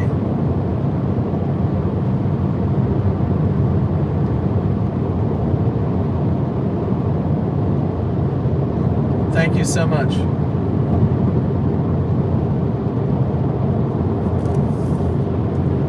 Just seeing where I am in the world here. So right now I'm about 5 hours to Vicksburg and maybe 3 hours to Hattiesburg.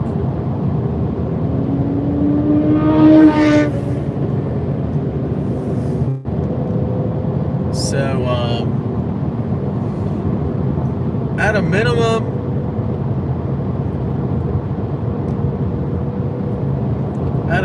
I'm probably going to get to the west side of Mobile.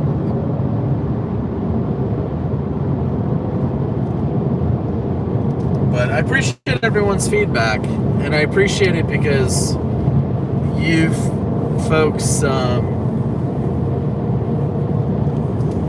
you watch other chasers and support other chasers and all that, so I'm learning about it all.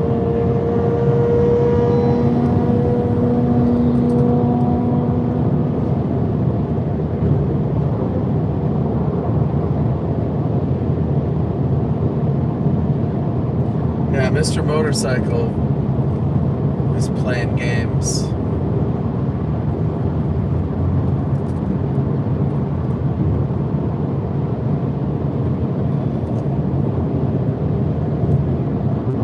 Oh, whoops, I need to get fuel.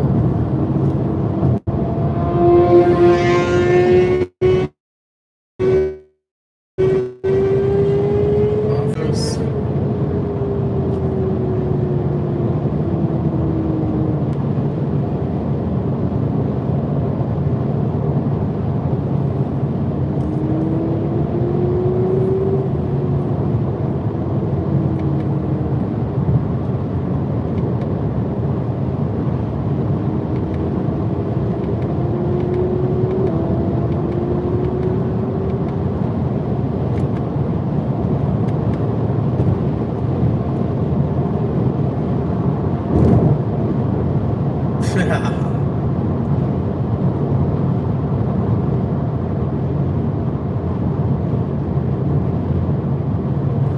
Yeah, my mom was a orthopedic nurse growing up, and she worked in the OR a lot. And I lived near the beach in New Hampshire. And in the summer, the guys would fly up and down the beach road on their motorcycles, and my mom would get called in to the OR to go fix these guys after they crash, and she would tell me all about it, about how bad motorcycles were in accidents. And so I've actually ridden a motorcycle on a road, rode a dirt bike once, but she would always tell me what happened to these kids. And I know as much as I like speed, if I was on a motorcycle, I wouldn't be around.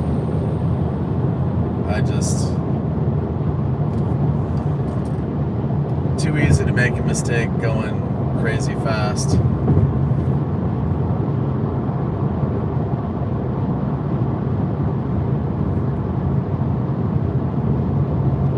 Wow.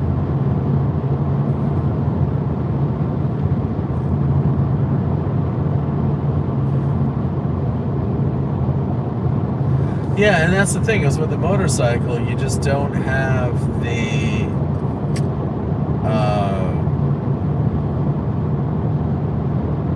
well, obviously you don't have the bumpers, you don't have the doors, but you don't have room for error, right?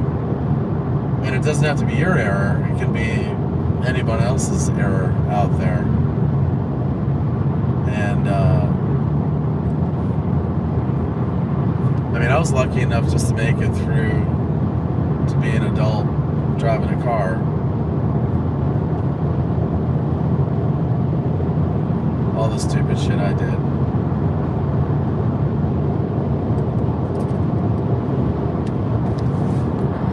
Give me a sec. I gotta check a map here.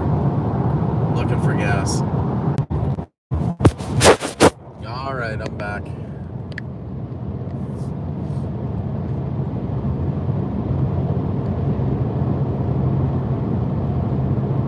Yeah, the split lane thing, I guess only if traffic is stopped.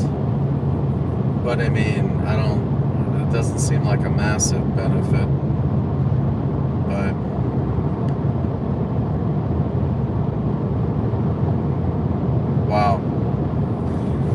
just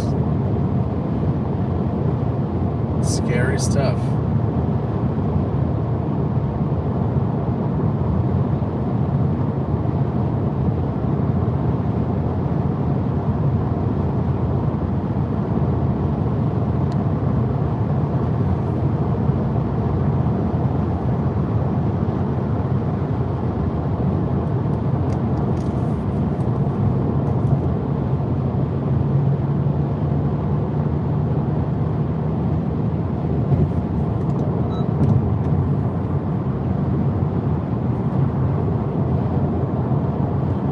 Oh, I guess there is a gas station here. Possibly.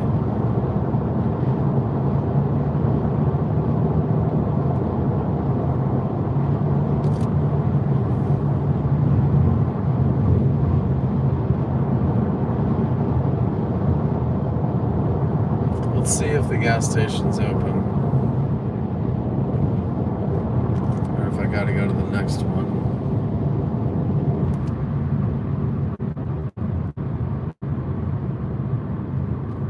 Head west. God, 1.2 miles. Keep left at the fork, then take the I-10 west ramp. No, forget it. Take I'm not going on a goose chase.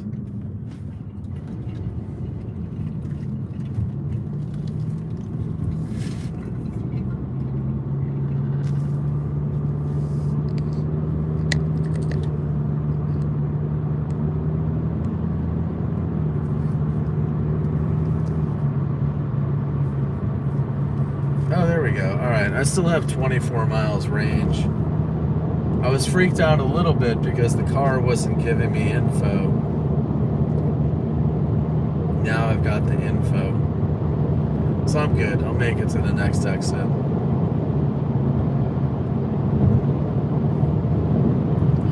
I know, right? We are east of Pensacola, going west.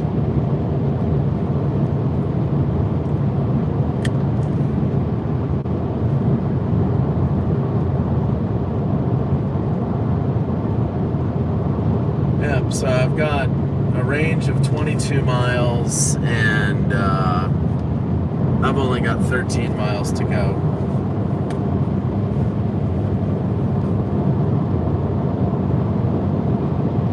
Well, I really appreciate everybody. I'm trying to figure out, I'm new to all this. I'm not as tech savvy as I used to be.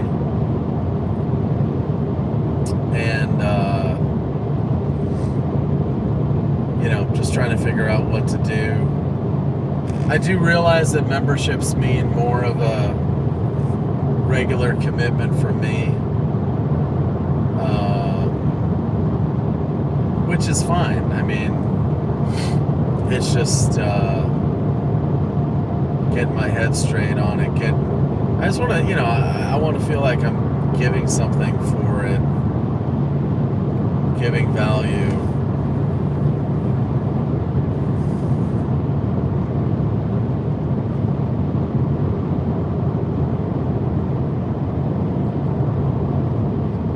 Hey Dan, thanks a lot, bud.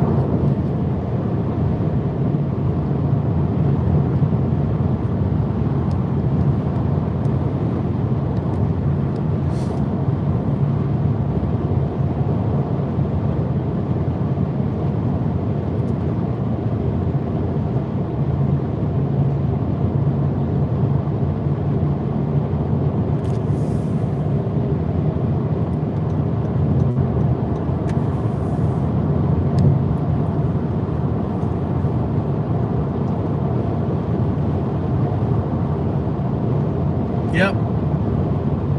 You're the second person to say that.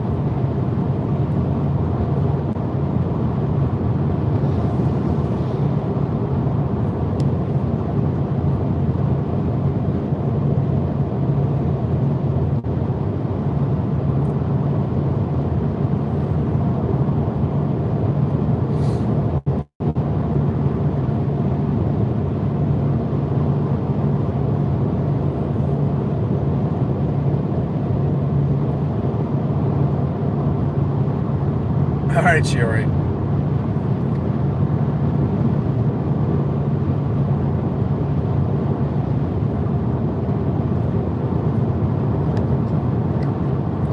Wipers are a mess.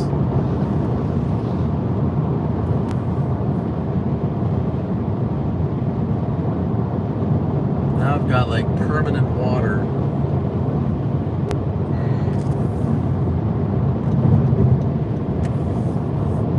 La la la la.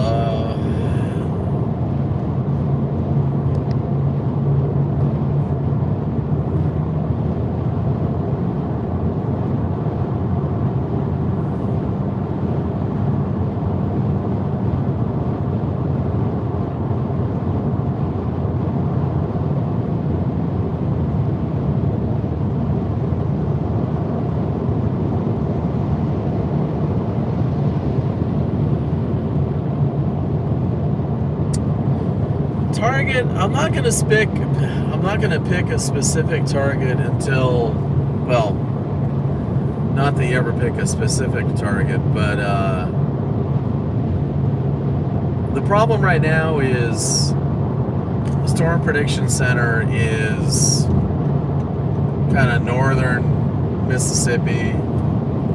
NATO cast is southern Mississippi.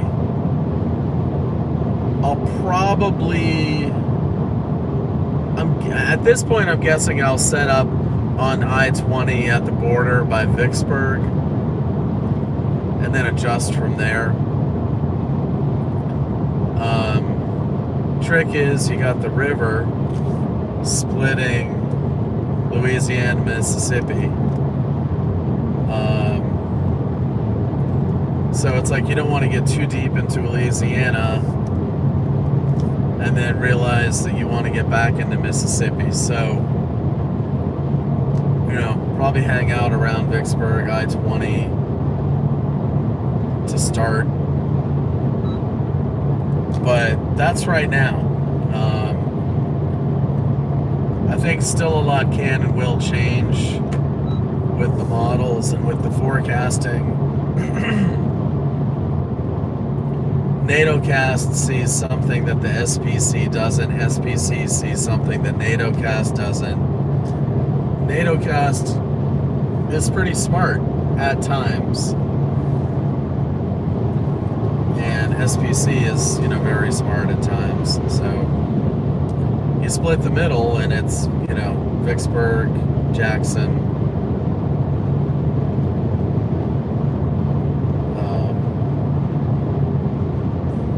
So that's what I got for now. Yeah, exactly. I-55, you know, I-20, I-55. You can't go wrong with it.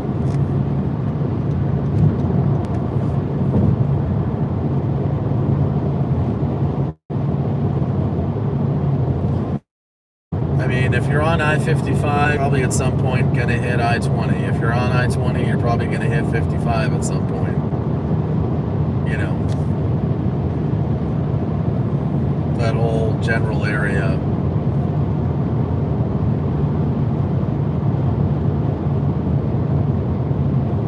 Alright, I gotta stop and get gas.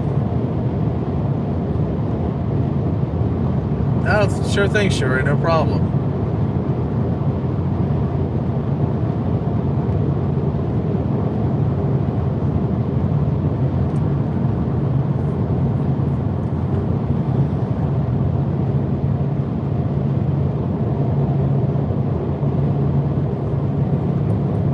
Yeah, Dan,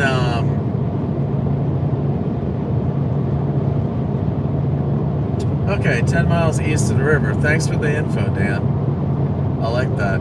You said you were Tennessee, Mississippi chaser. Okay, good local knowledge. I like that. Alright, so we gotta get some gas. 10 miles east of the river. Interesting.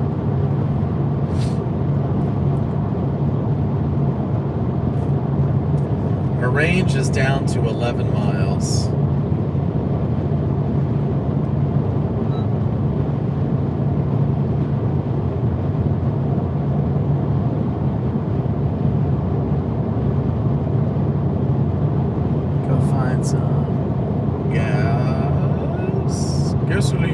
go-go juice.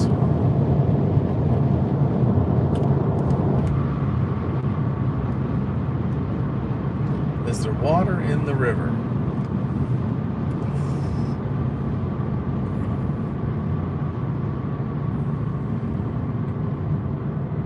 Good question.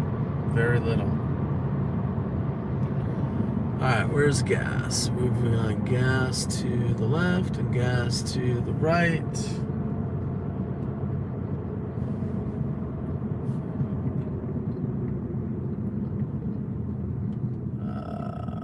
329. What do we got here? 3, who knows what?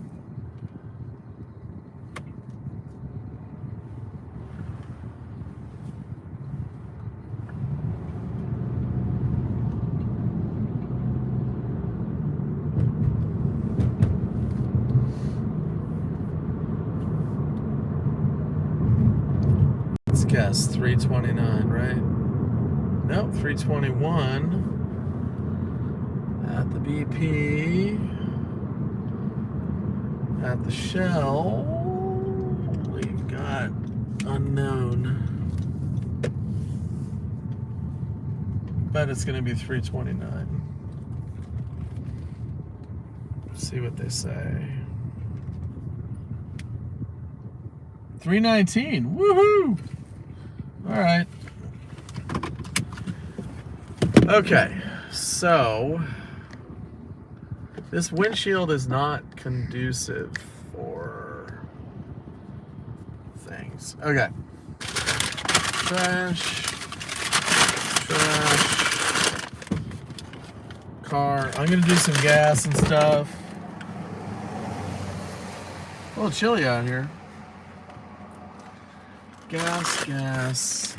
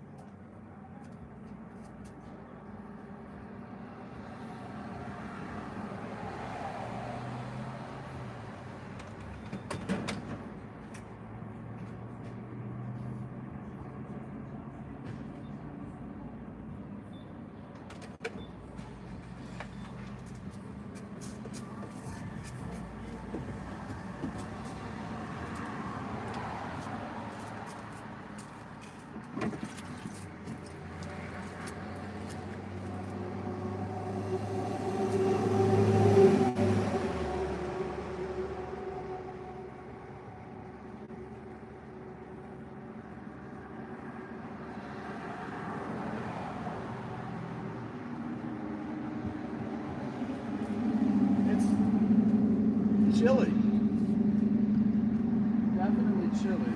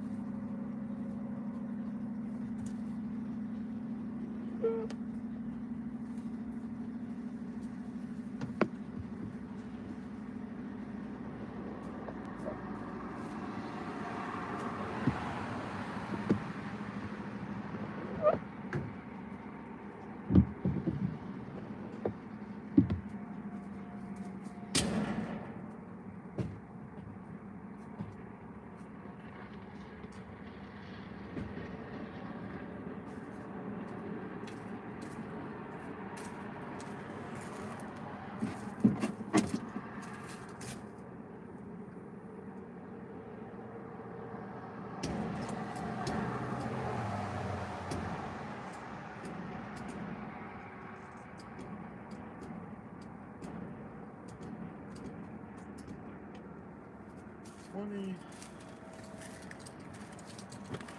How big is the tank on this thing? I can't believe it's full. Hold on.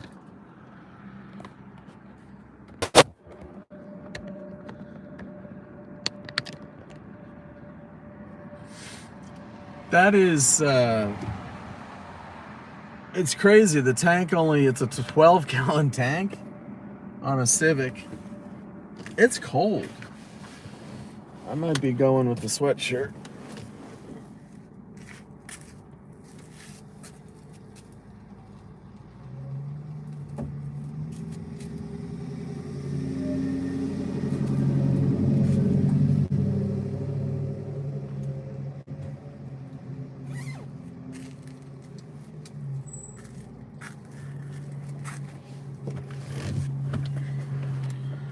Did I? No, I didn't do that yet.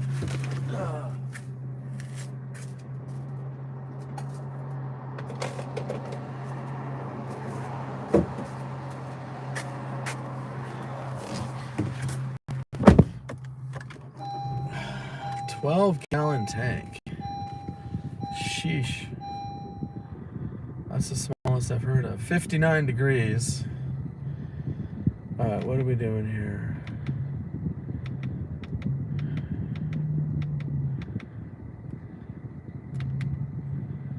Oil life 90%. No. No. How do I go through the menu? Really annoying menu. Plastic buttons. What? There's got to be a way to go through this dumb menu.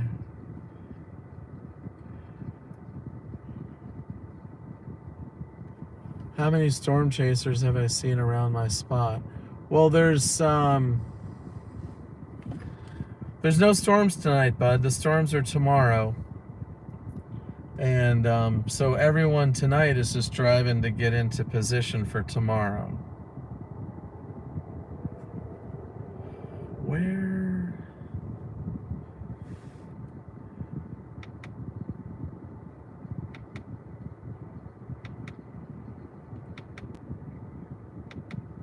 This is a dumb system.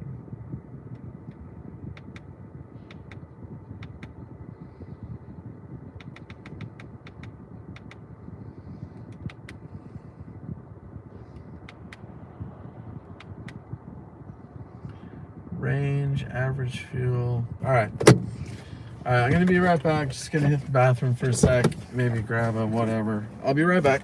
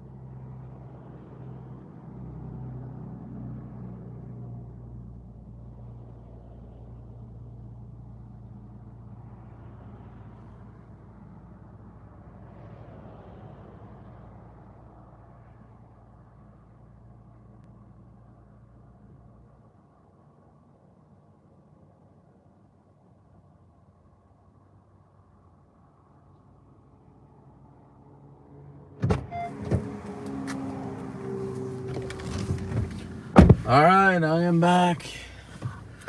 All right, well, that's a new one for sketchy country shit. Went into the bathroom, and there's foil sitting on the sink. So, yeah, foil. Little piece of foil. You can probably figure out somebody was cooking something.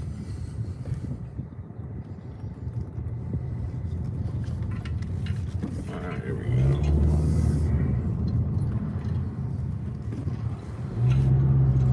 Crazy. That's a new one. Haven't had that one before.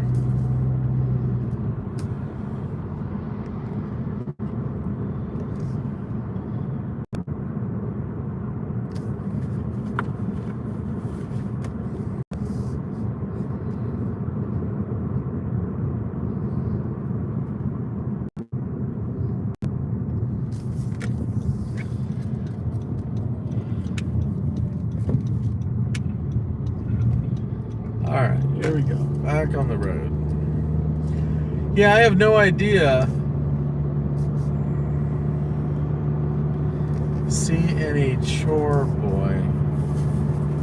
You lost me, buddy. Chore boy.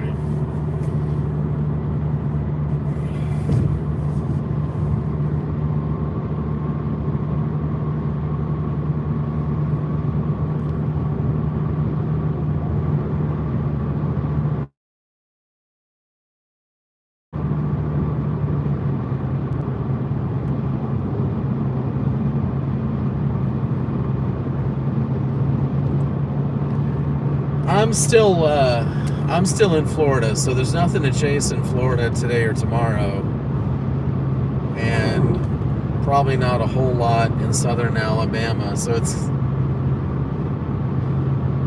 I might start to see some chasers like in Mississippi. Most people are probably going to be on I-20. Most people going to Mississippi are going to be I-20 coming across Louisiana from Texas and Oklahoma, or coming down from Memphis. That's where most of your people are probably coming from. And then you'll get scattered people like me coming up from Mobile and Hattiesburg.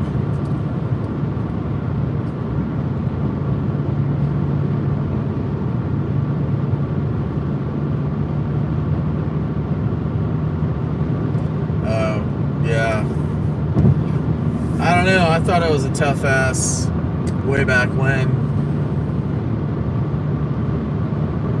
I probably smoked some of it and I had no idea. Here, have a hit. But I'm pretty tame these days.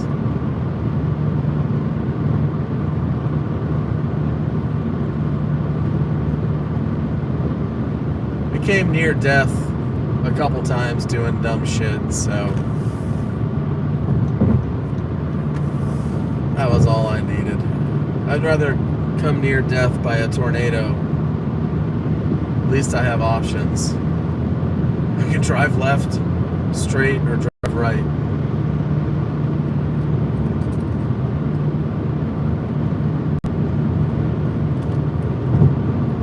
Oh, okay, alright, gotcha.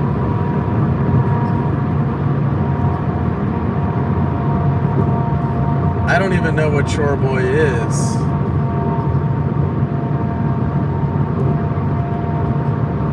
Steel wool. Huh.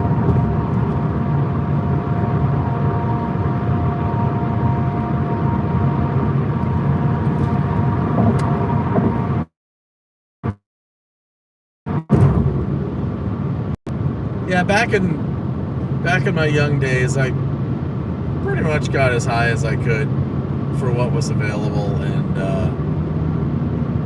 it's like, okay.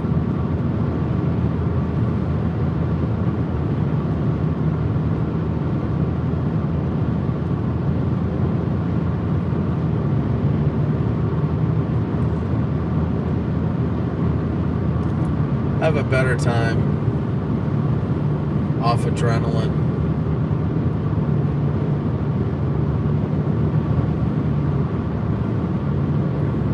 Adrenaline and dopamine. Alright, cruise control. Let's get back into the cruisies.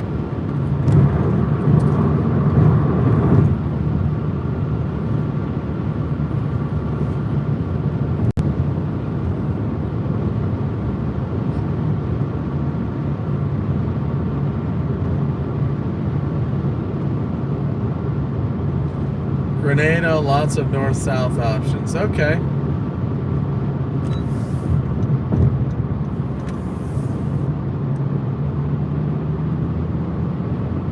Hey, Honey Bear, thank you.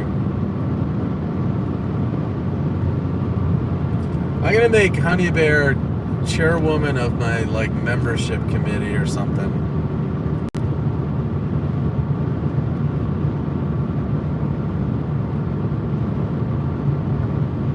Yeah, says the Storm Chaser. Yep.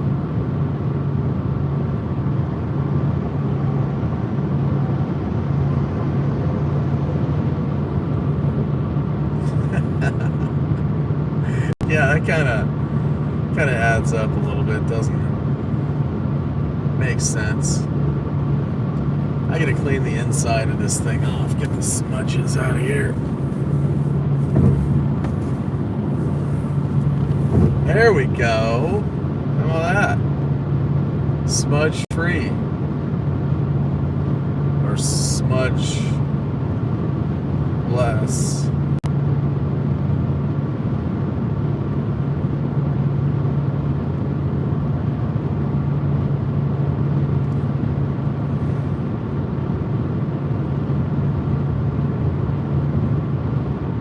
Oh wow.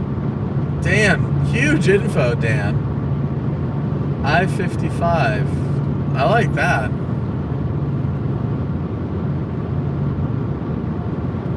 Yep.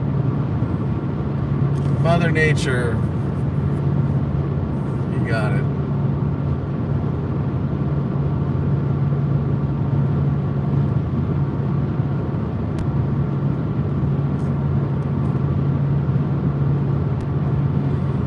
So what was good, Greg?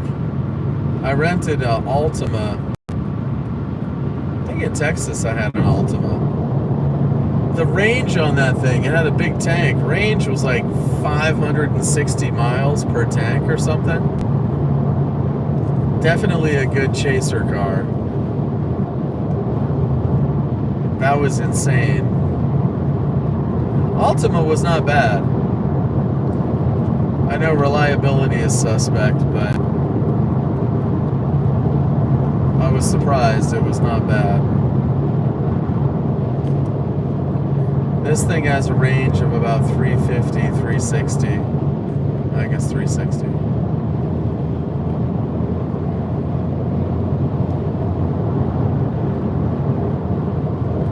Well, 12 miles, it should actually be 400.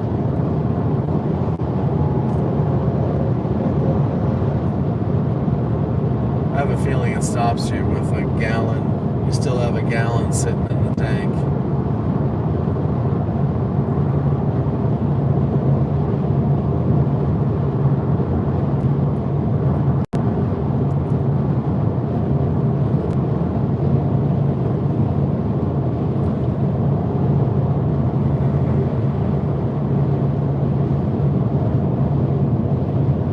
I need to put the maps back on, folks. Hey, sorry, hey, thanks, Dan.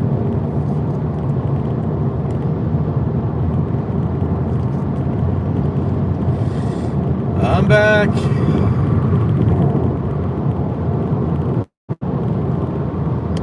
I got a little busy there.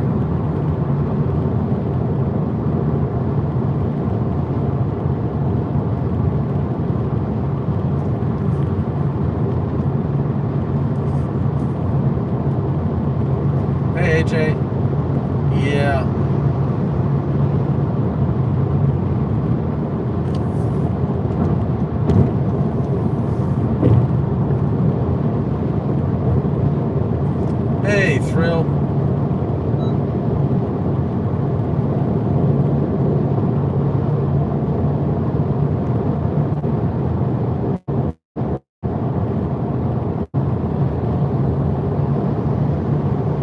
I'm on Twitter.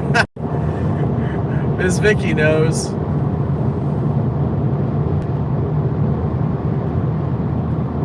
Hyundai Ioniq.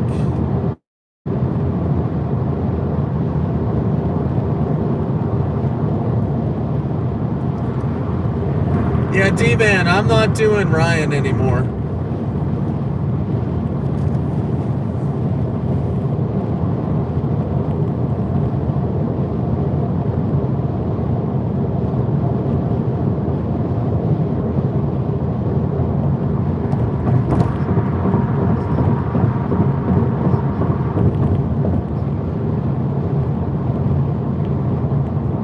Let's see here. Sorry I was off there for a little while. I had to check HRRR. I had to check hotels a little bit.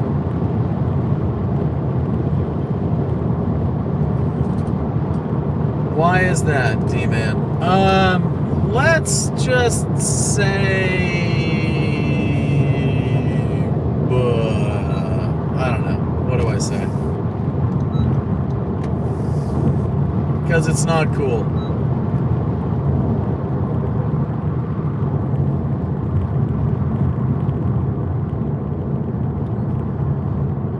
Vince and Brandon aren't doing it anymore either. And Reed doesn't. So...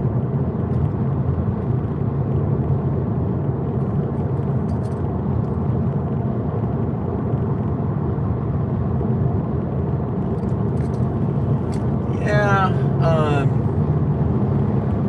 I mean, when you break it down, he was an employer, and there are good employers and there are bad employers, and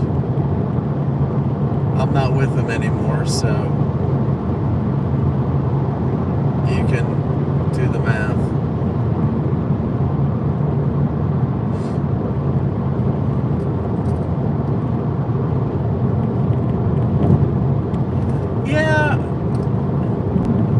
Vicky, it's not necessarily the independence per se. It's good people attract good people type of thing. And if you're losing good people, there's a reason for it. And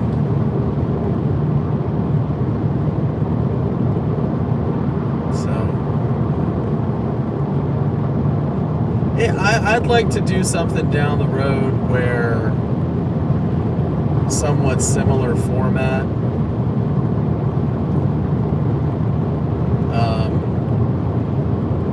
Similar but different. I don't know.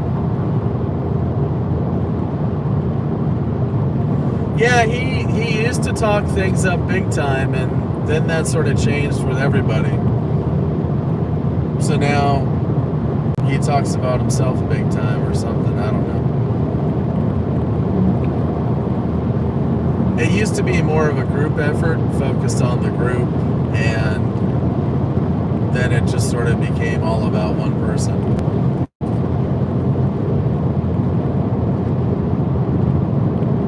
Thanks, Vicky.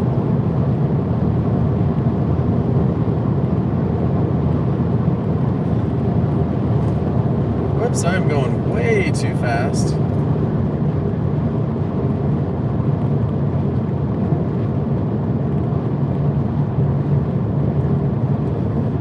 Yeah, and also, you should be able to trust a man on his word. And big failures there. Alright, we're leaving Florida. Welcome to Alabama, kids.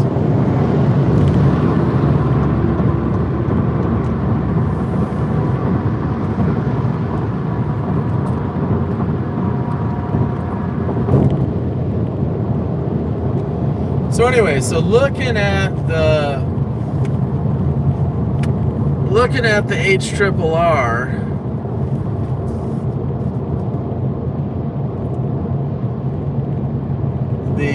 I looked at the 0Z HRRR, and it brings Northeast Louisiana more into the picture. I think it also brings South Mississippi. Remember how earlier I talked about there's a cell? HRRR continually has been developing a cell in South Mississippi, Southeast Mississippi, and it's still doing that. HRRR is showing a monster frickin' cell, South Mississippi, Southeast Mississippi. But the SPC doesn't seem to acknowledge that as much. I wouldn't be surprised if you saw the SPC extend the 15% south, or maybe increased the 10% a little bit to the southeast. But consistently, the HRRR has been developing a cell, 21Z, 22Z, in southeast Mississippi. And the photograph seems favorable and all that. The change with the 0Z HRRR is Louisiana seems more in play. Central to northeast Louisiana seems to also develop a big cell. The stuff east of the river, so Vicksburg up to Greensburg, and that stuff looks like smaller cells that maybe struggle to fully go off. But when you get to about 23Z, it's almost like you've got three areas. You've got central northern to northeast Mississippi. You've got northeast Louisiana border of Mississippi. And then you've got southeast Mississippi. Like there's three. In events like this, it's almost like train tracks. And it almost seems like there's a northern track and a southern track. The southern track has one big whopper cell. The northern track from, let's say, Vicksburg to Tupelo, that's maybe got a couple of cells, you know, on that track, one behind the other or whatever.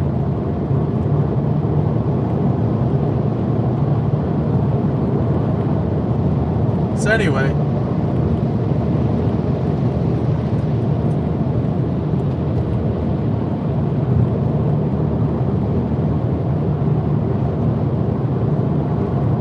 what storm was going to be too high?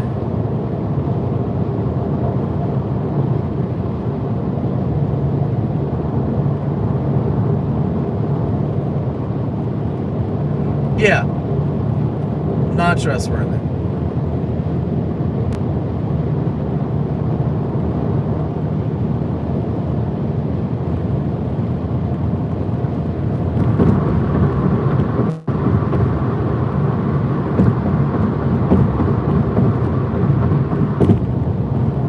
I'm streaming tonight just because it's a drive and hang out with you goofballs for a while. Yeah, timing. You could start to see some thunderstorms, you know, 17, 18Z. So 11, noon. But the tornadic stuff is after that. It still seems like an earlier than average event and a longer than average event.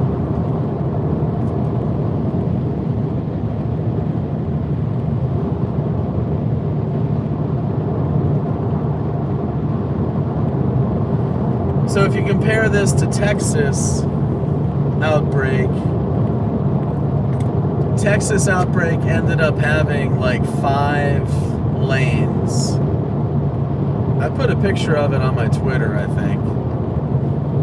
5 lanes of supercells, and the 3 middle lanes were the busiest, and then one of the 3 lanes was the long track.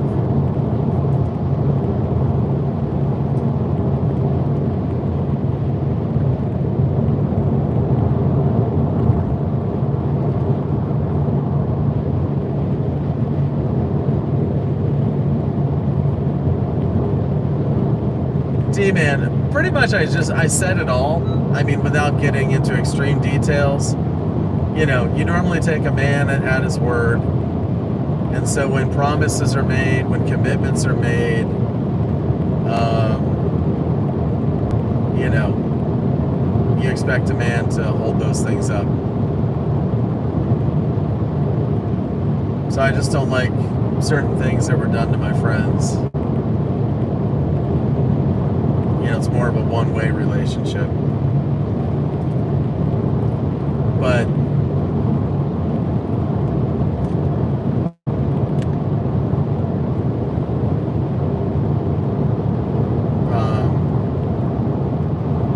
you know, karma pretty much will settle all things in time.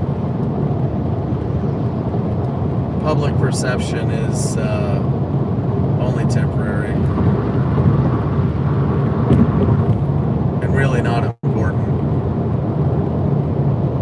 All right. Hey, Janice.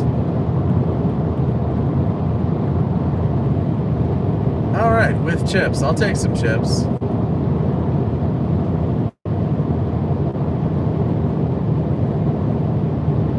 Who you calling a goofball? I don't know. You replied.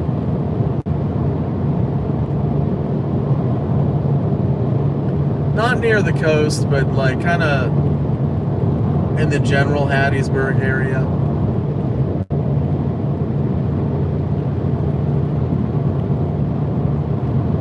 That storm was going to be too high. I don't know what you mean, Reed. Just too high, too high, too high. Oh well.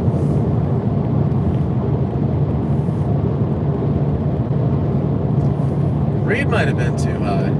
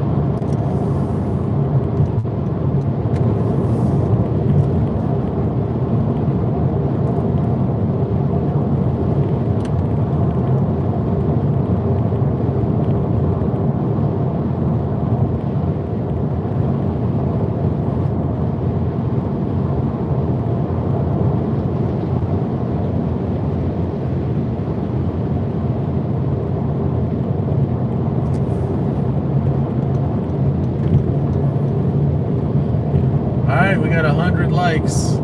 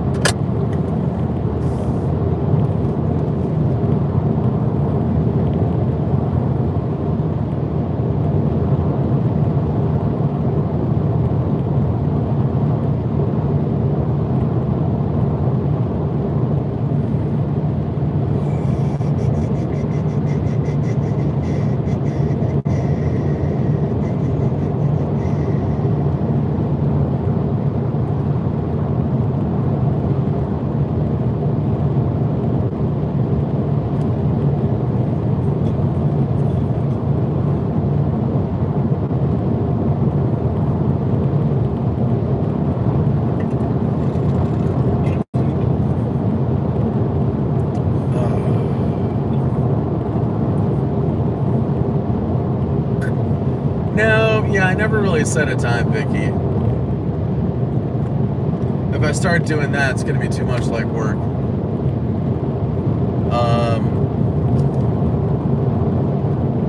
Basically, when the first stuff starts popping up, when it gets interesting,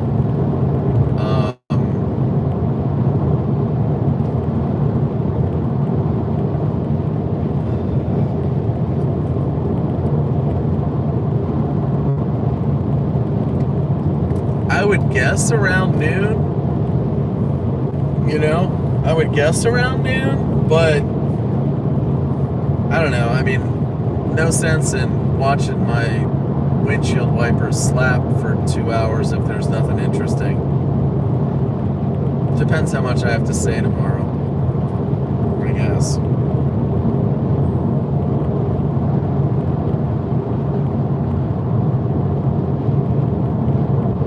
Okay, Vicky, sounds good. Yeah, I mean, I think it's going to be a long afternoon and into the evening.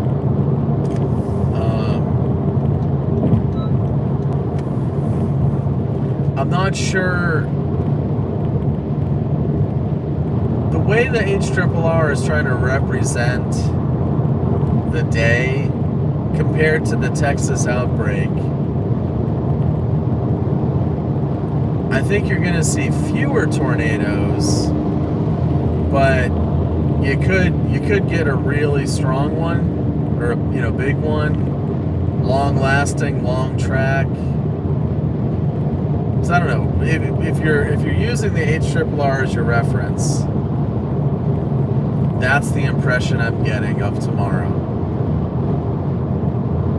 Fewer tornadoes than the Texas outbreak, but definitely some strong ones, and maybe ones that are going to last, long track.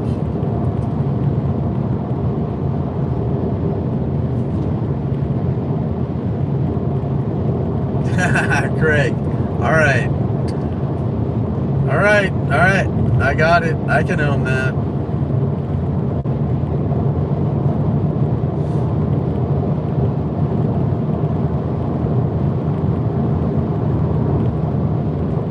Let's put it this way. If there's nothing going on by 2, I mean, something had to have changed. So I'm 23 miles to Mobile.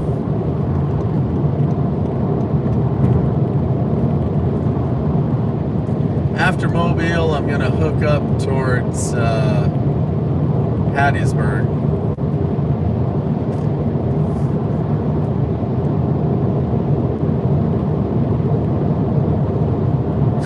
Oh, Shiori.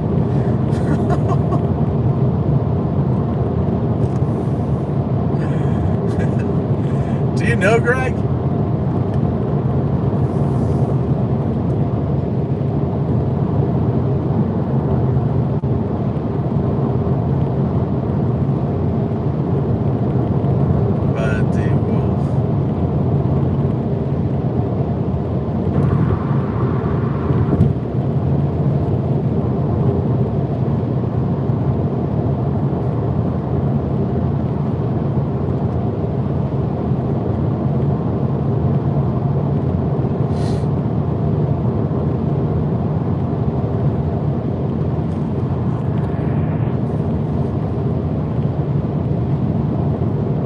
Where does Greg live? I think kind of near Springfield, Missouri-ish.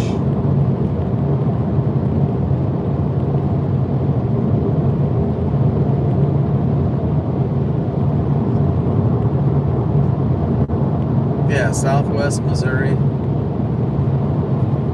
Isn't that what I said? Kind of.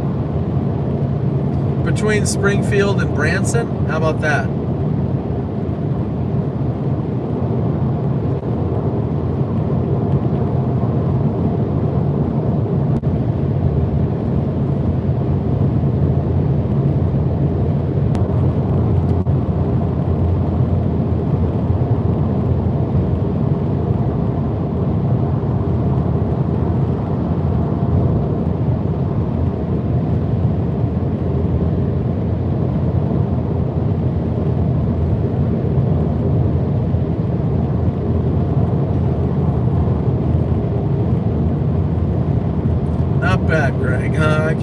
I can use the old noggin once in a while.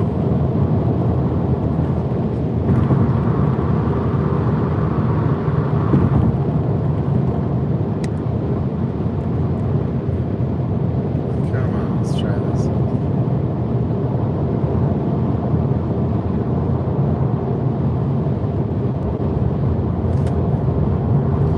Alright, this guy is pacing me. He's driving me crazy. Come on, boy.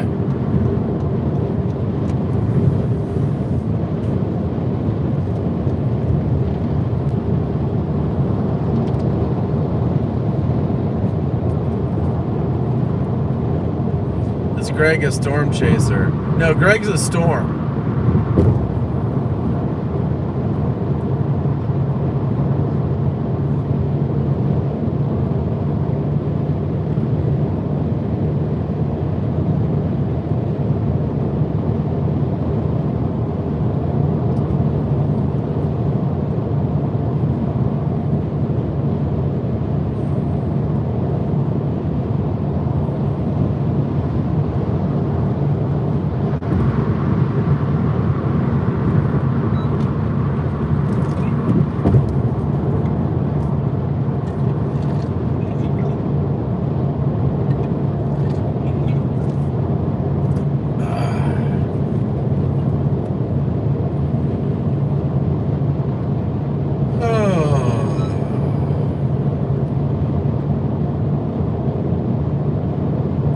Is that good luck or bad luck? I guess it depends if you're in the track of the storm or not.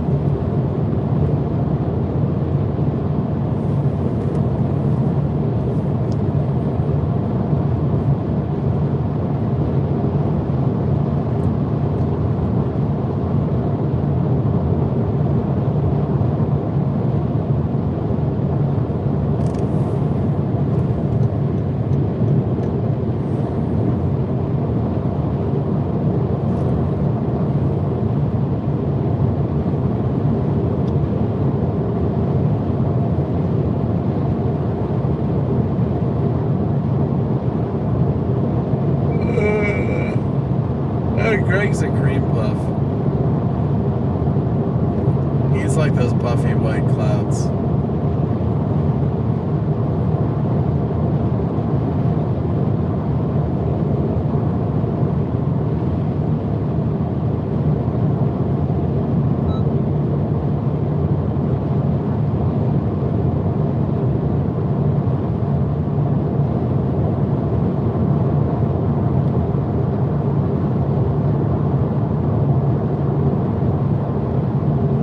Yeah, no, I'm gonna avoid caffeine tonight, Shuri. Save that for tomorrow night if I need it. I'm good. I'm just digesting that sandwich earlier. Going through Mobile, it'll wake me up.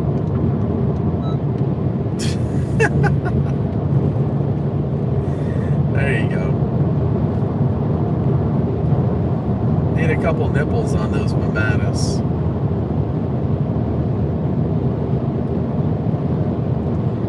Now, once we get into Mobile, it'll wake me up.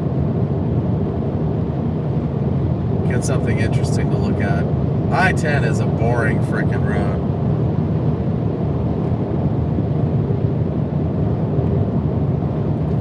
I mean, the stretch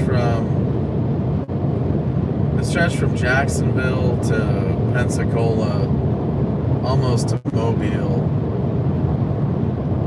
it's like 5.5 hours of suckage.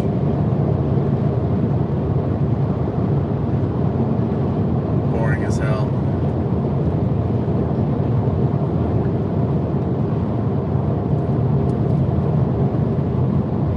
Now, we talking natural mamadas or artificial?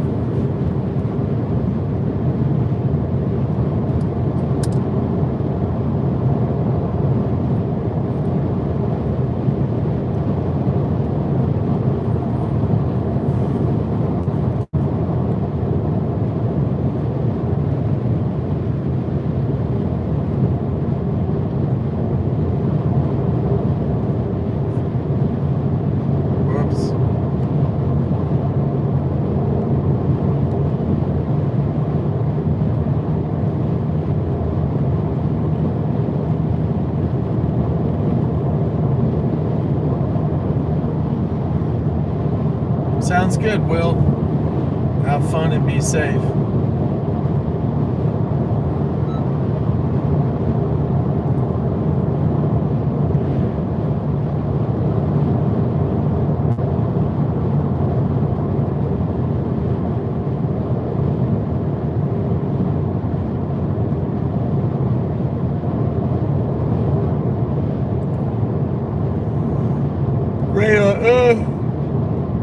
Radar scope.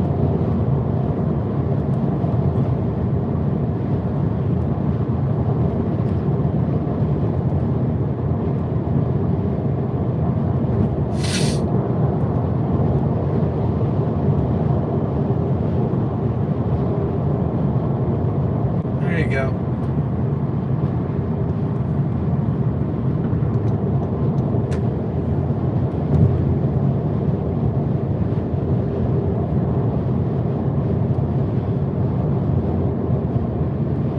Yeah, you might not have to go that far from Monroe. You might actually end up going south some. The HRRR was uptrending northeast Louisiana.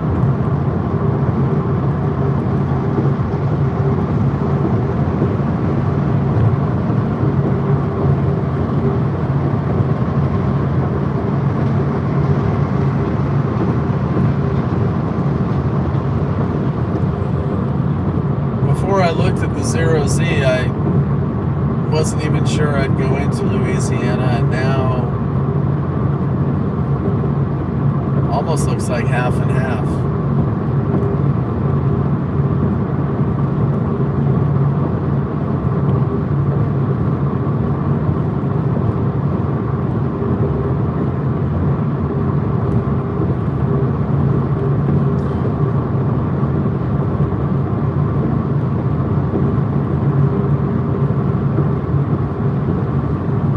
Yeah, there's a lot of options.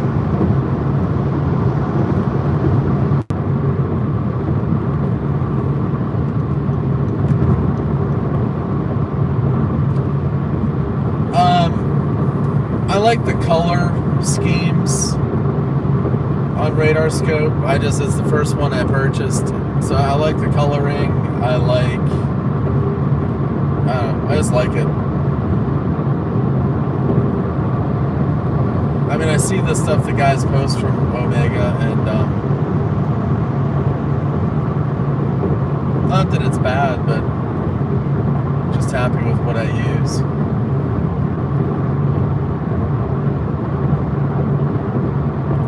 Yeah, old Greenville is, Reed must have said the word or something.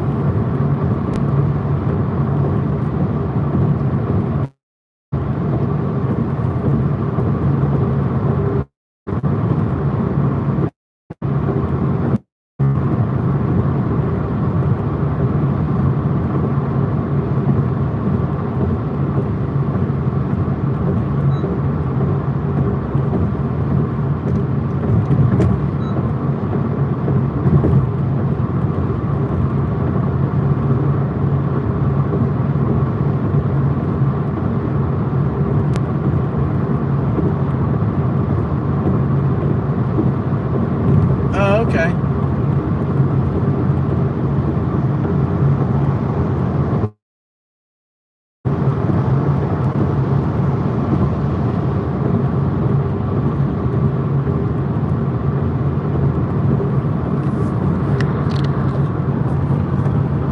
Here's the moon over Mobile Bay,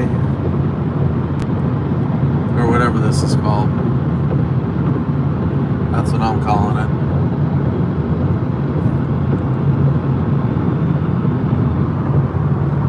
Downtown Mobile over there.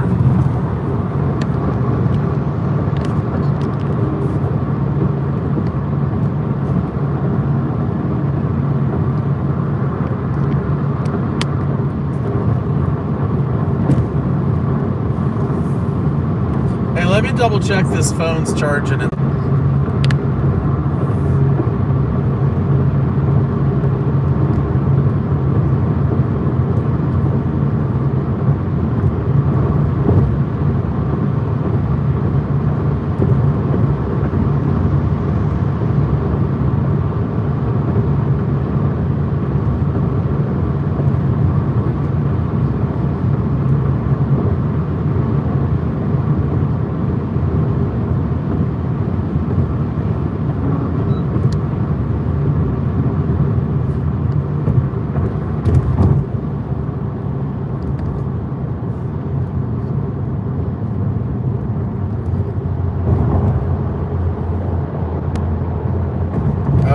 bridge of the tunnel.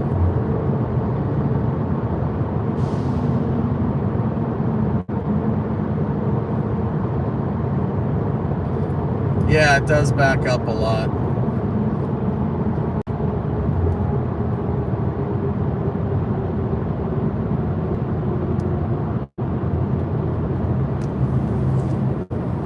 I like them. I think tunnels are cool.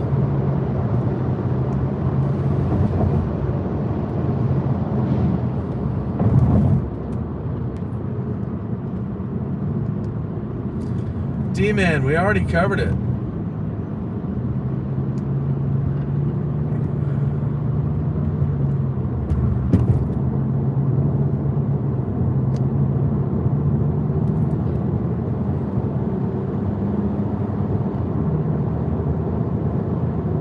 Yeah, the bridge.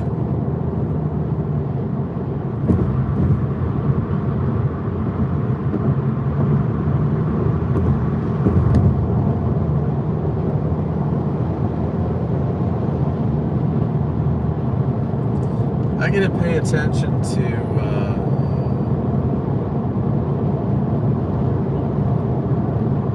do I need a chase helper? I appreciate the offer.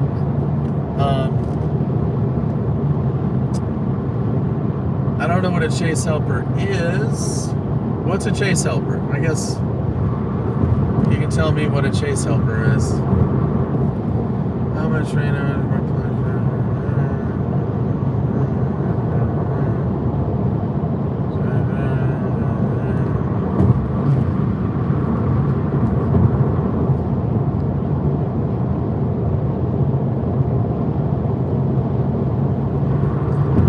Yep, there you go. Stuck inside a mobile. Got it.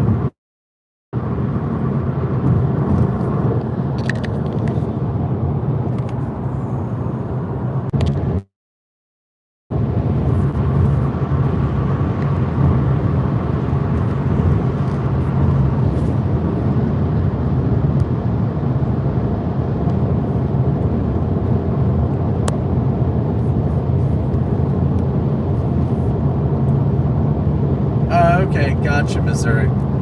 Well, maybe we can meet sometime, bud. I'm all about people and relationships and all that, so maybe we bump into each other sometime.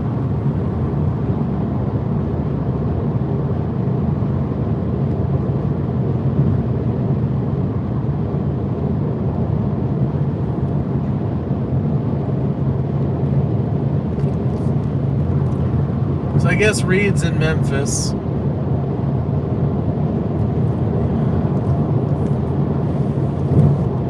He's gonna chill somewhere around there tonight.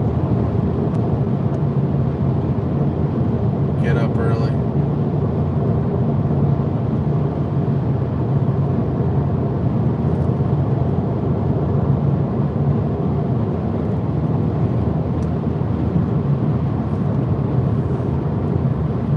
I'm gonna make sure this map is.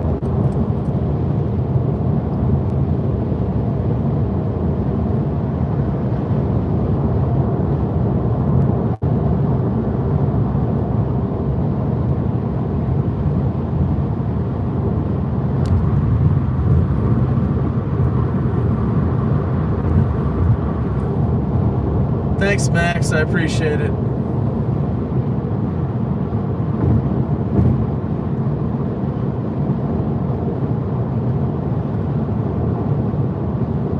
Check out that moon.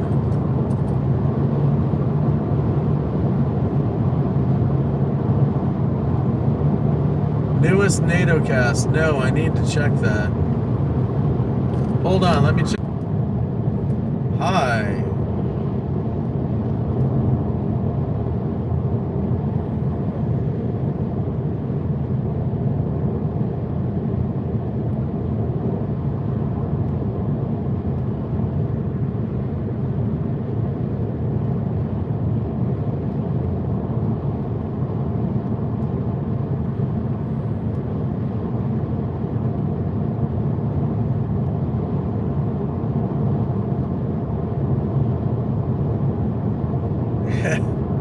Thanks, Greg.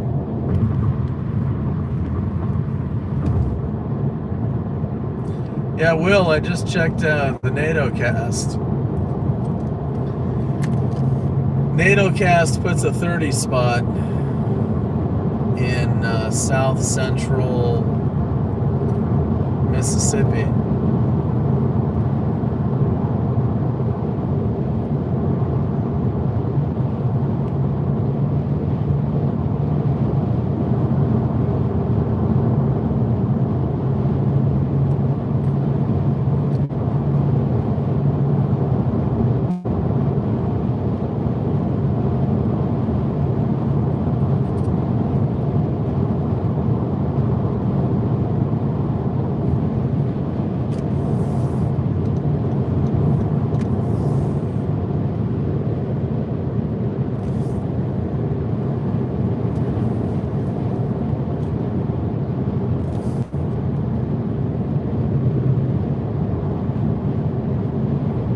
In 2 miles, use the right 2 lanes to take exit 5B toward US 98 Moffett Road.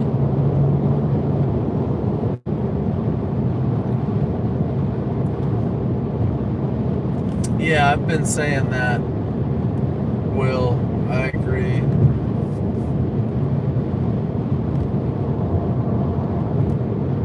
And even into northeast Louisiana as well.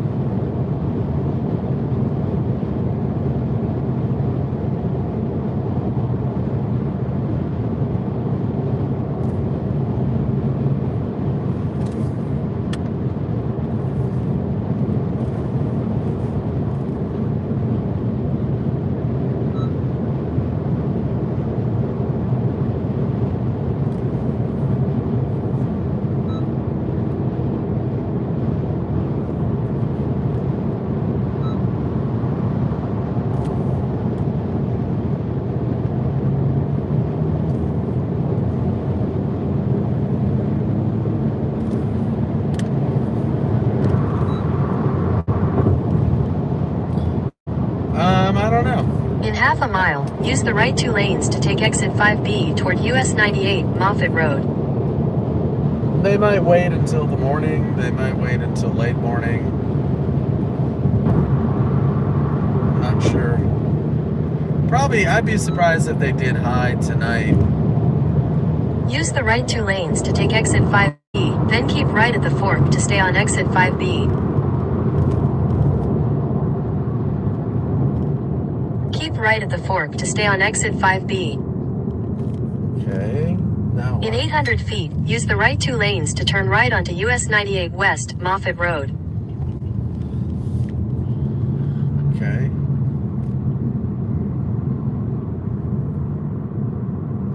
Use the right 2 lanes to turn right onto US 98 West Moffett Road. Right 2 lanes, not that lane. Just Continue on US 98 West for 86 miles. 86.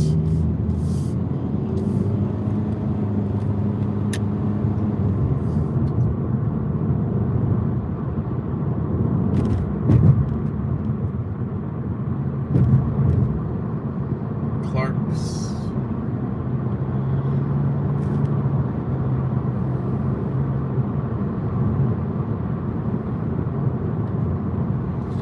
Jackson, Meridian, Starkville. Okay.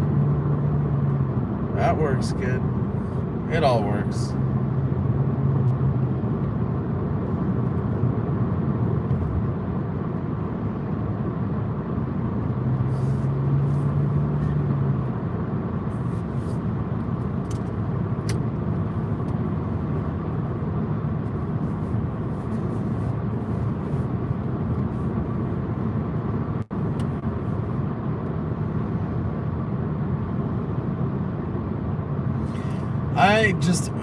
Oh wow, gas is 283. Wow. 283. 282.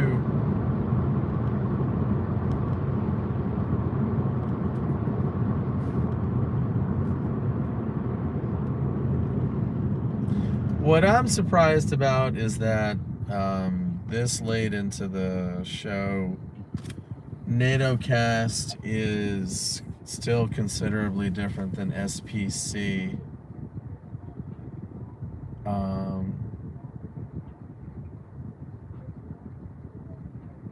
And NATO cast is like highly confident, but SPC is like, SPC's 15 doesn't even really overlap NATO cast much.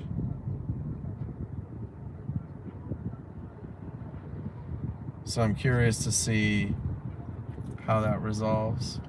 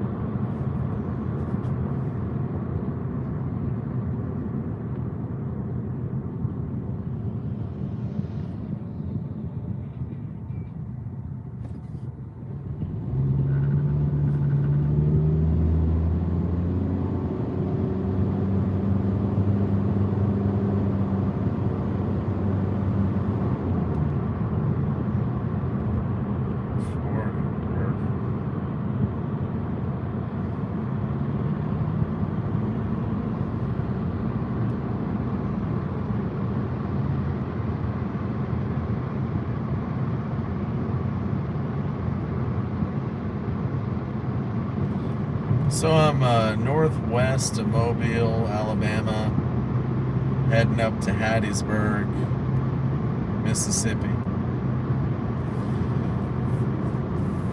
Grab a room near Hattiesburg tonight.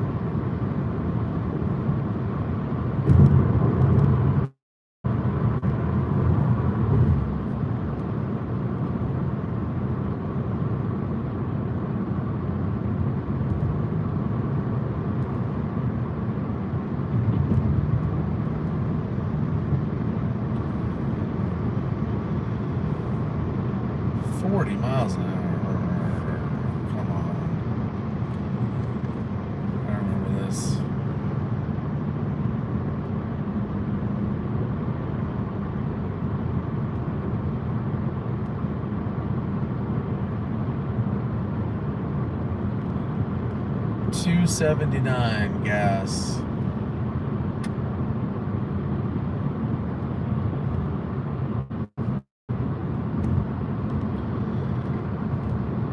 Yeah, let me know if you see a place here. I'll grab some.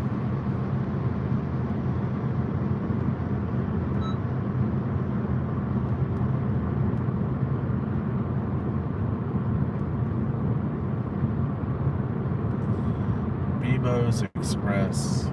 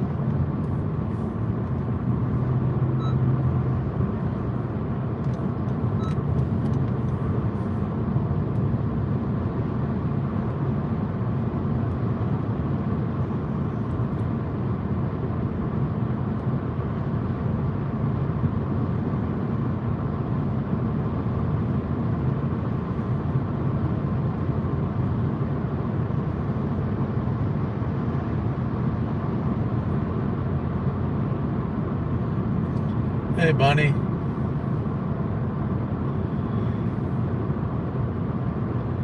You watching?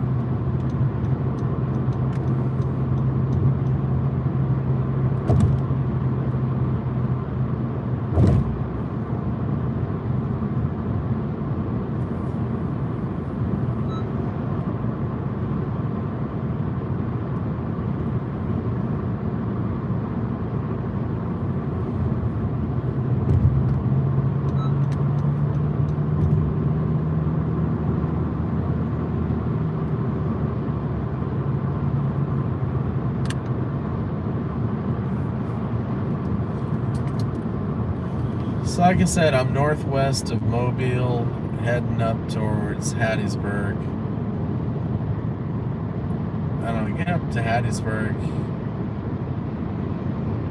I don't know, hour and a half. Let me take a peek here.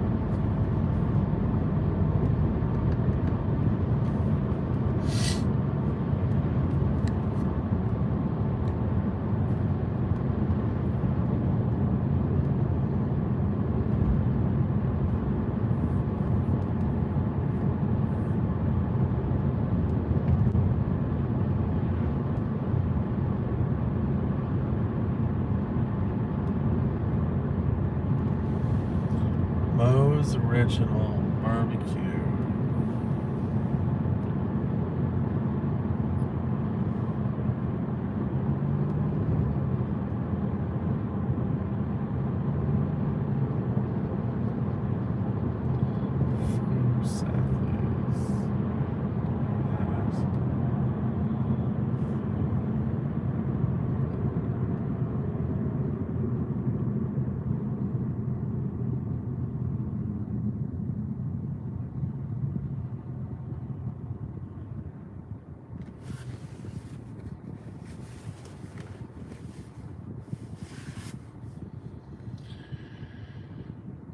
Oh,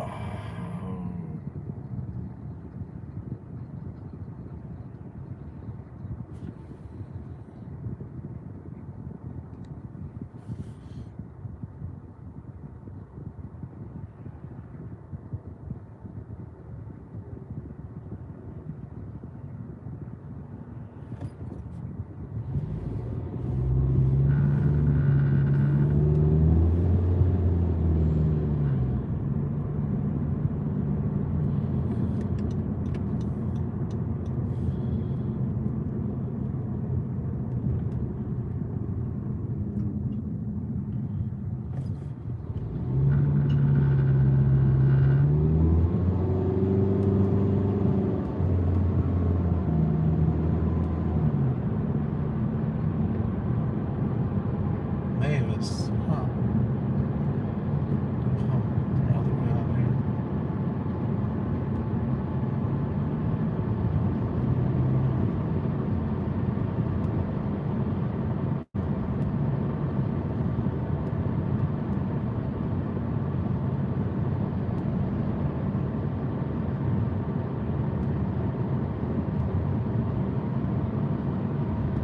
Hey, thanks, Wayne.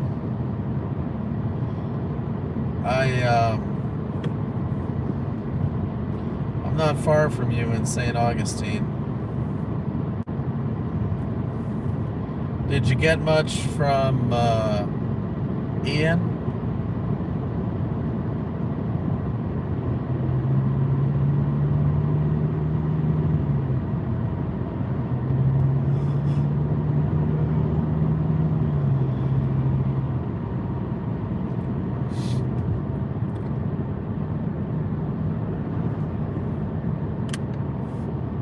No? Didn't get anything from Ian? Oh, is it south of you?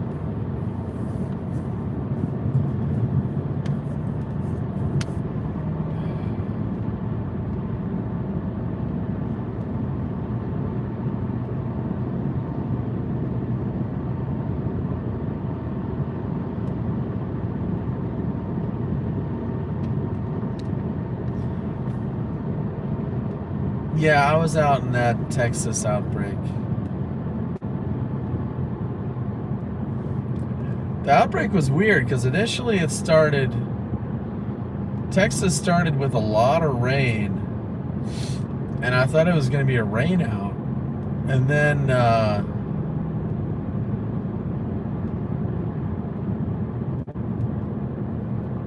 there was like blue sky. It was weird. A lot of rain early. That was a confusing chase initially. It started early, got wet early. The tornadoes were up north by the Red River, Oklahoma.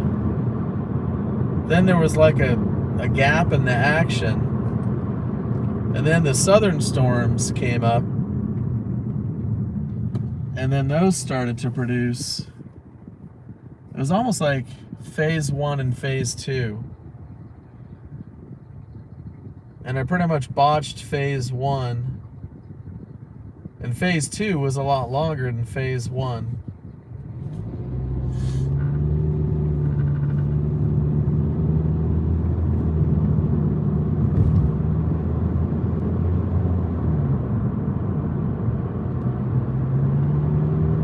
Yep, yeah, so I was on the Sulphur Springs.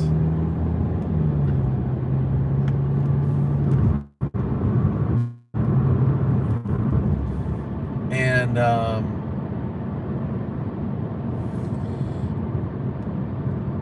Reed and I were on the New Boston and also Idabel.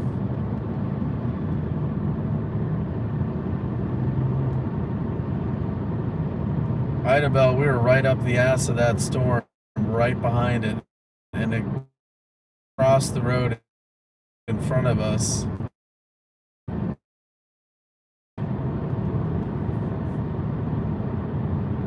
And then New Boston, we were waiting for that to come up.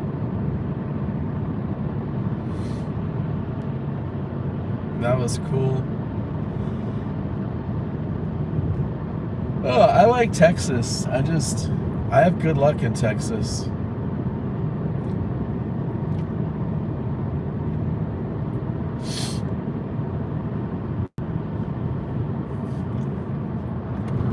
Guess that's the end of the road. Did the storms die out? When, Wayne? You talking tonight? Tonight we're just driving to get in position for tomorrow.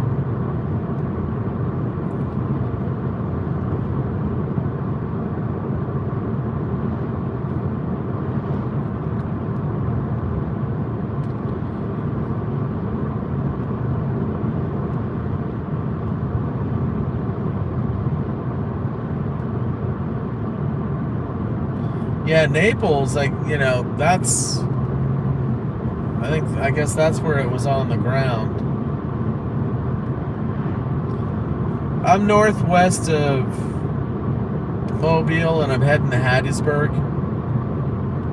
Get a hotel tonight in Hattiesburg and then tomorrow head towards Vicksburg maybe. I don't know, we'll see. We'll wake up in the morning and figure it out.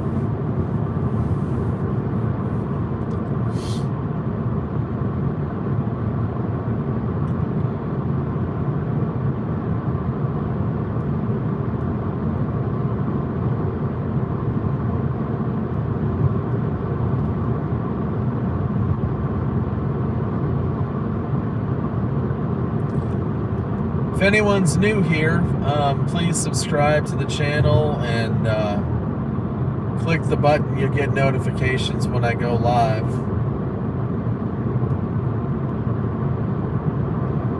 Thanks, Wayne.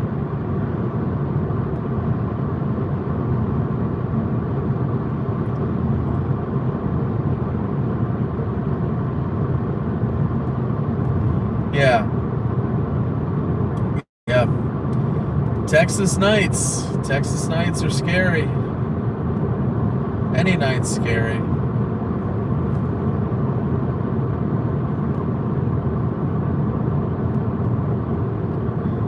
Yep. it's tough. It's tough at night when you're trying to trust your radar, but there's radar holes, so you can't totally trust your radar.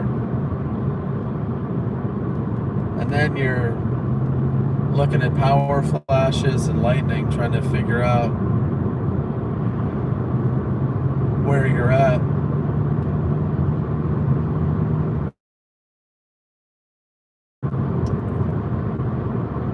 Might see some of that tomorrow night.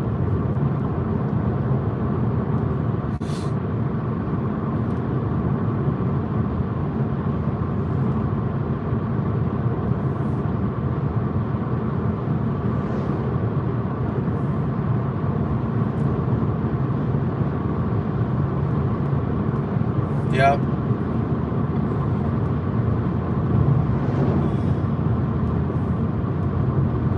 Texas has got some mean stuff.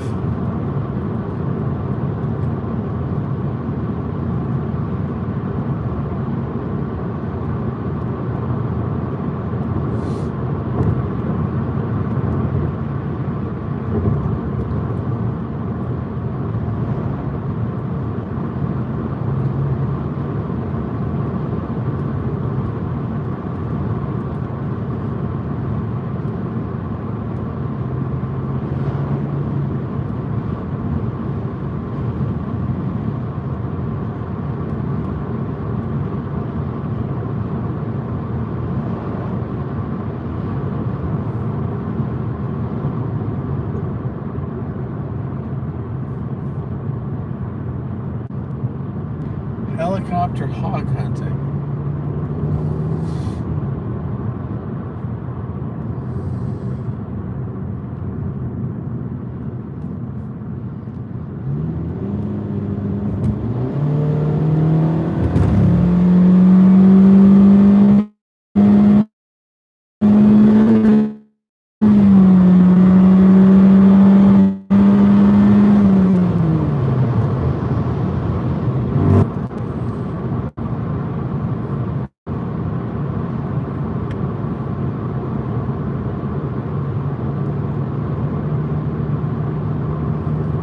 Had to clean off the cylinders there a little bit.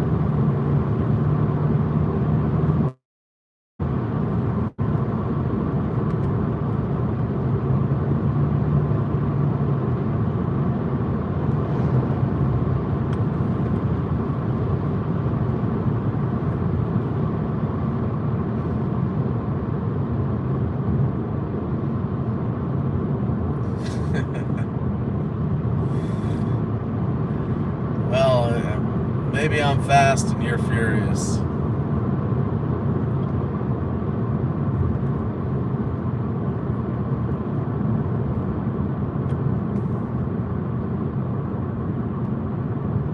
That truck was having a little trouble getting up that hill.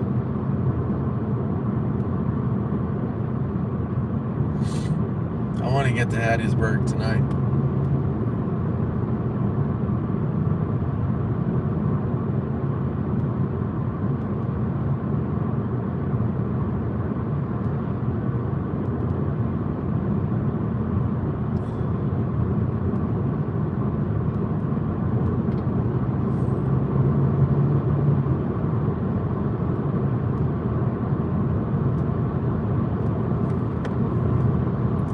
See if we see any deer tonight. Looks like a good deer road. Still a little early, maybe.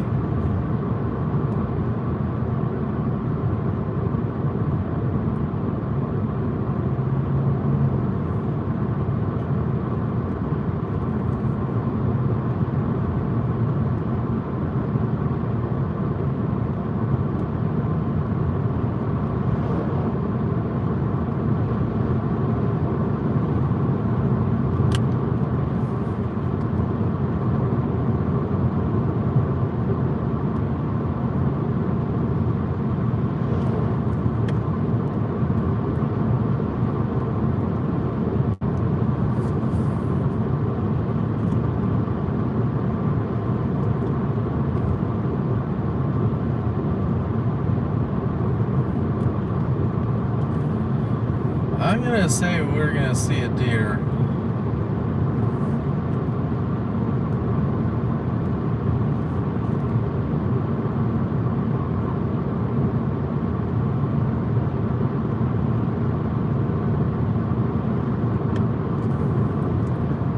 It's got that feeling.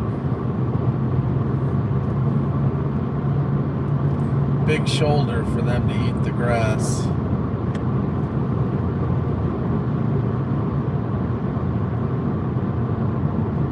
Huh. That's not typical.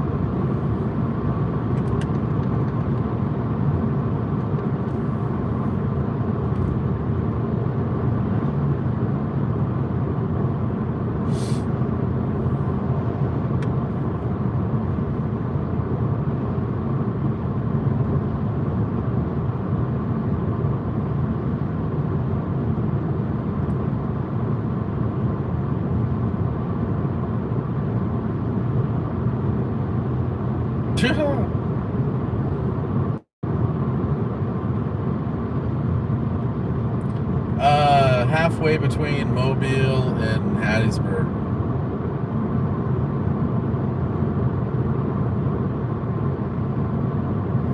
Alright, I want to see what this thing can do. Hold on.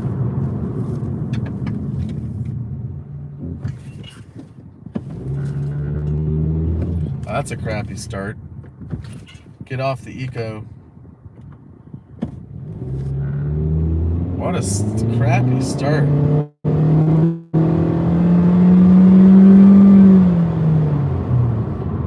Alright, we're gonna try sport mode. Coming off the line, it's a dog.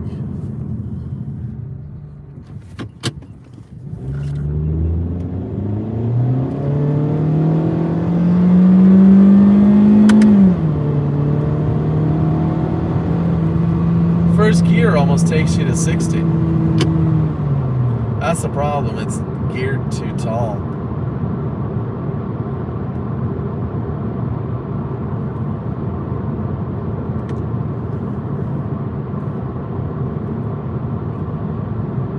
Is this a CVT?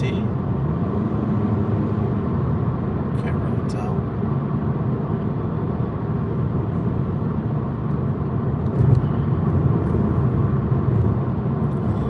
$35 miles an hour. Alright. Yeah, I mean, I got rid of it off of Econ on. Doesn't have a sport mode, even though it's a sport model. There's the Japanese for you, they're thinking. Sport model doesn't have a sport mode. But it's got paddle shifters.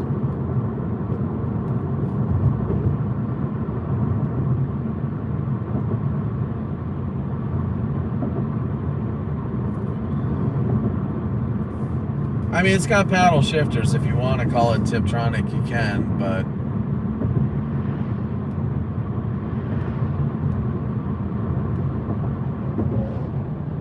hey, Kristen. Welcome to Mississippi. Welcome to Mississippi. Alright, I'm trying this one more time. This thing is a fucking dog.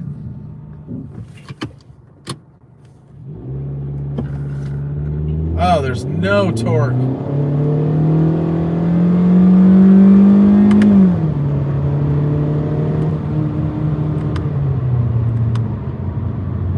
There's no pull off the line. Alright. Speed limit 65.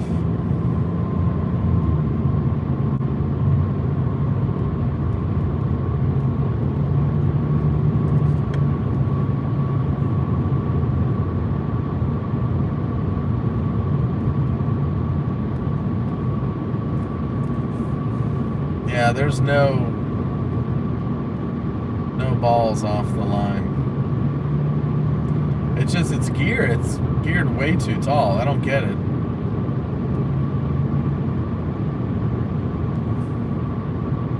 You'd beat this thing.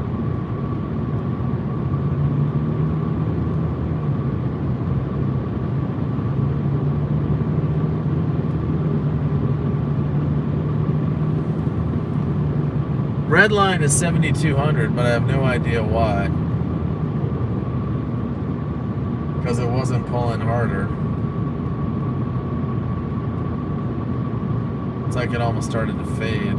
It's weird.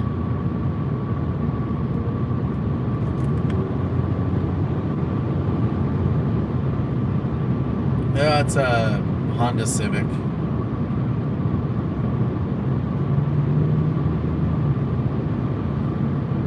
Not very exciting.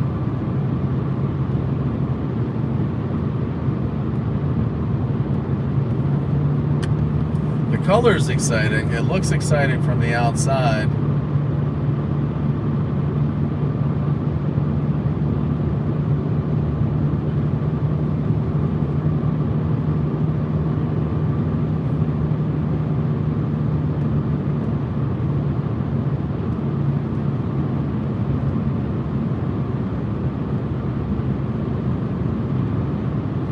So let me check the maps, make sure I didn't drive off the planet.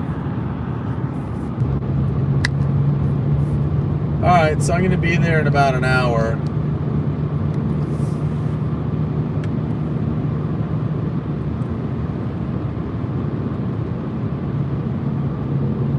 Yep, no, it'll get me out of harm's way.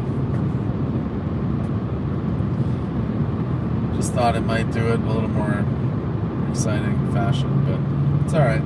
So these are the hills I was talking about. The hills in southern Mississippi. Mobile to Hattiesburg, we've got hills here.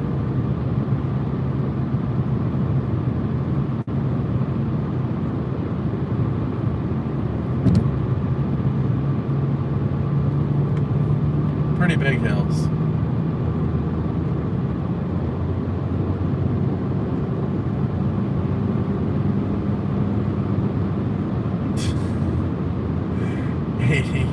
Oh, okay, there you go, gotcha, yeah. I had to think.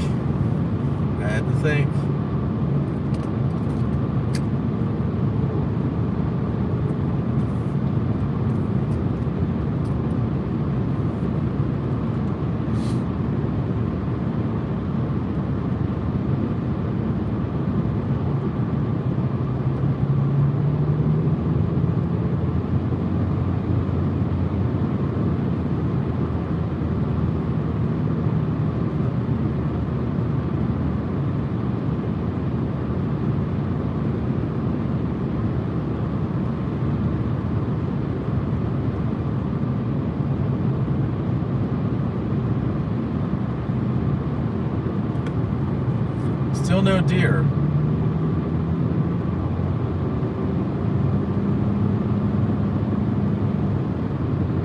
Might be the time of day. The moon was still up a little bit. I think the moon's down by now.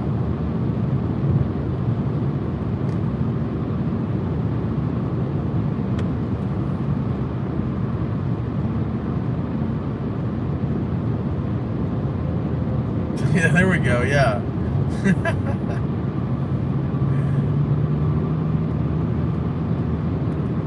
Maybe I'll chase in a DeLorean. Freak everybody out.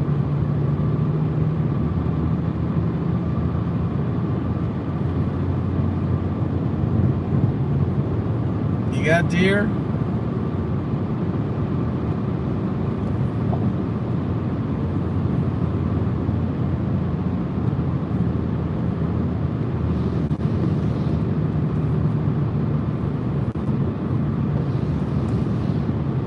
Foggy.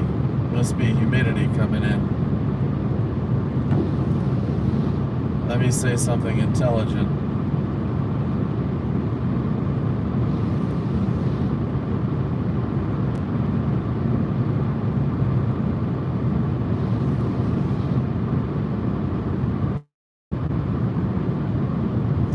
You know, that's, I mean, it's, I don't want to be cruel, but I kind of want to see the cow thing someday.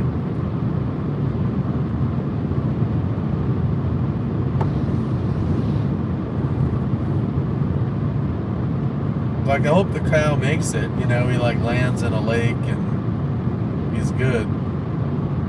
Oh, there's the moon, way in the distance, peeking over.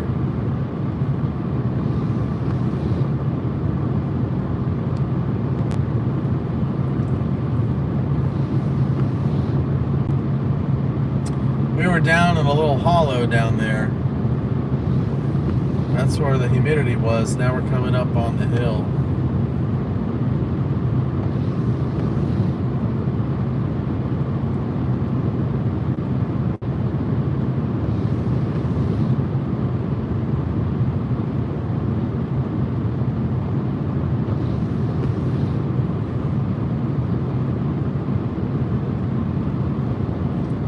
Oh, this looks like prime deer area.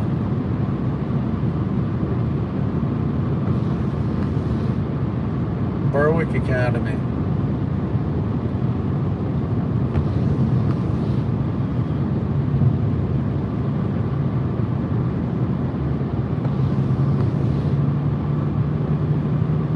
Oh, I want to see a deer. Come on, come on, come on. Come on, come on. Check, 1, 2, check, check, come on. Come on.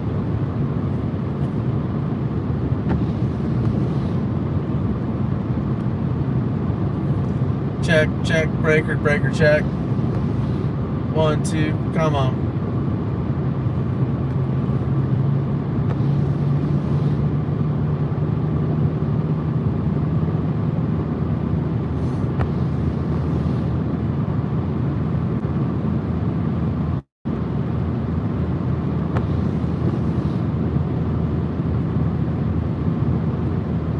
Getting spooky out.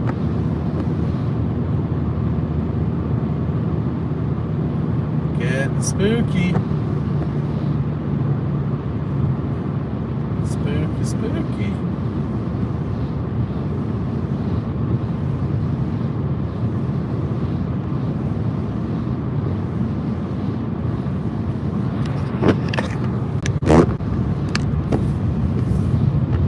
Whoopsie. Alright. If we see a deer, gotta celebrate.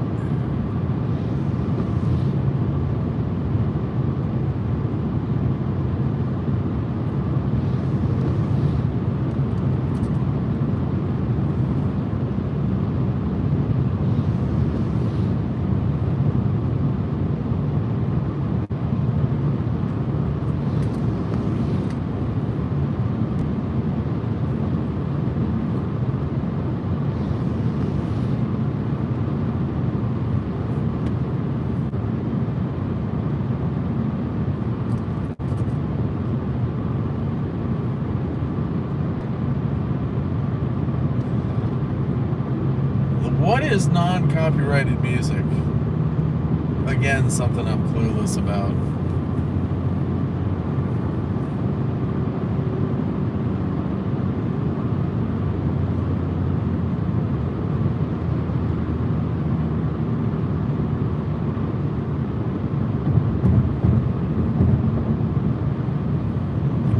Look for alligators, gators.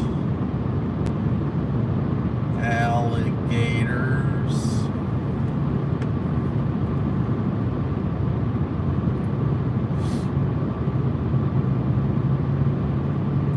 But like what, Greg? Like, I don't know. I'm clueless.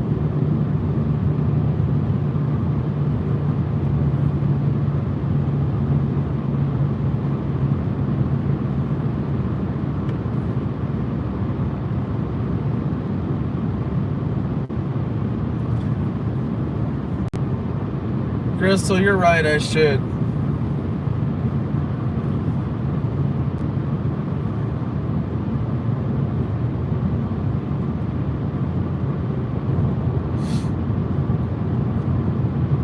Moss Point. I remember Moss Point.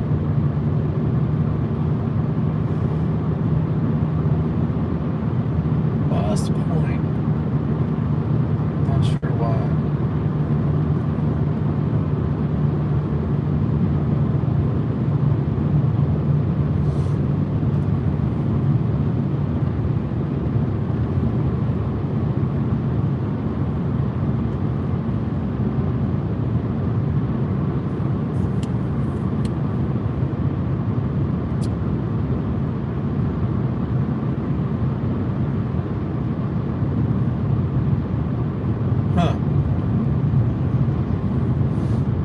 I need a coordinator. Music coordinator. Coordinate other shit.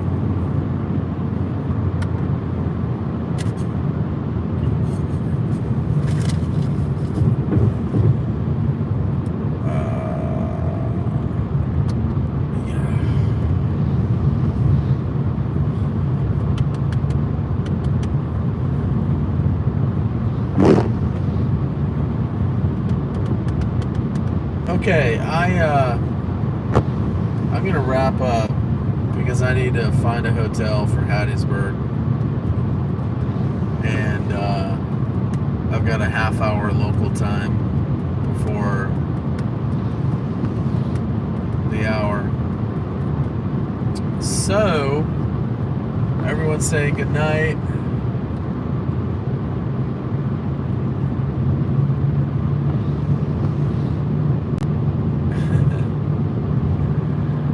All right, AJ. Sounds good. All right, so everyone say good night. Thank you for everything. Appreciate it.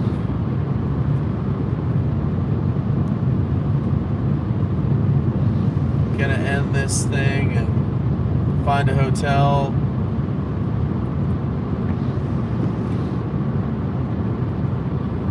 And I'll have a drive in the morning. I'll do some stuff tomorrow. I'm gonna, yeah, Greg's birthday, exactly. All right, Greg, sounds good. Yeah, I gotta drive in the morning, so I'll figure something out. Get on at some point.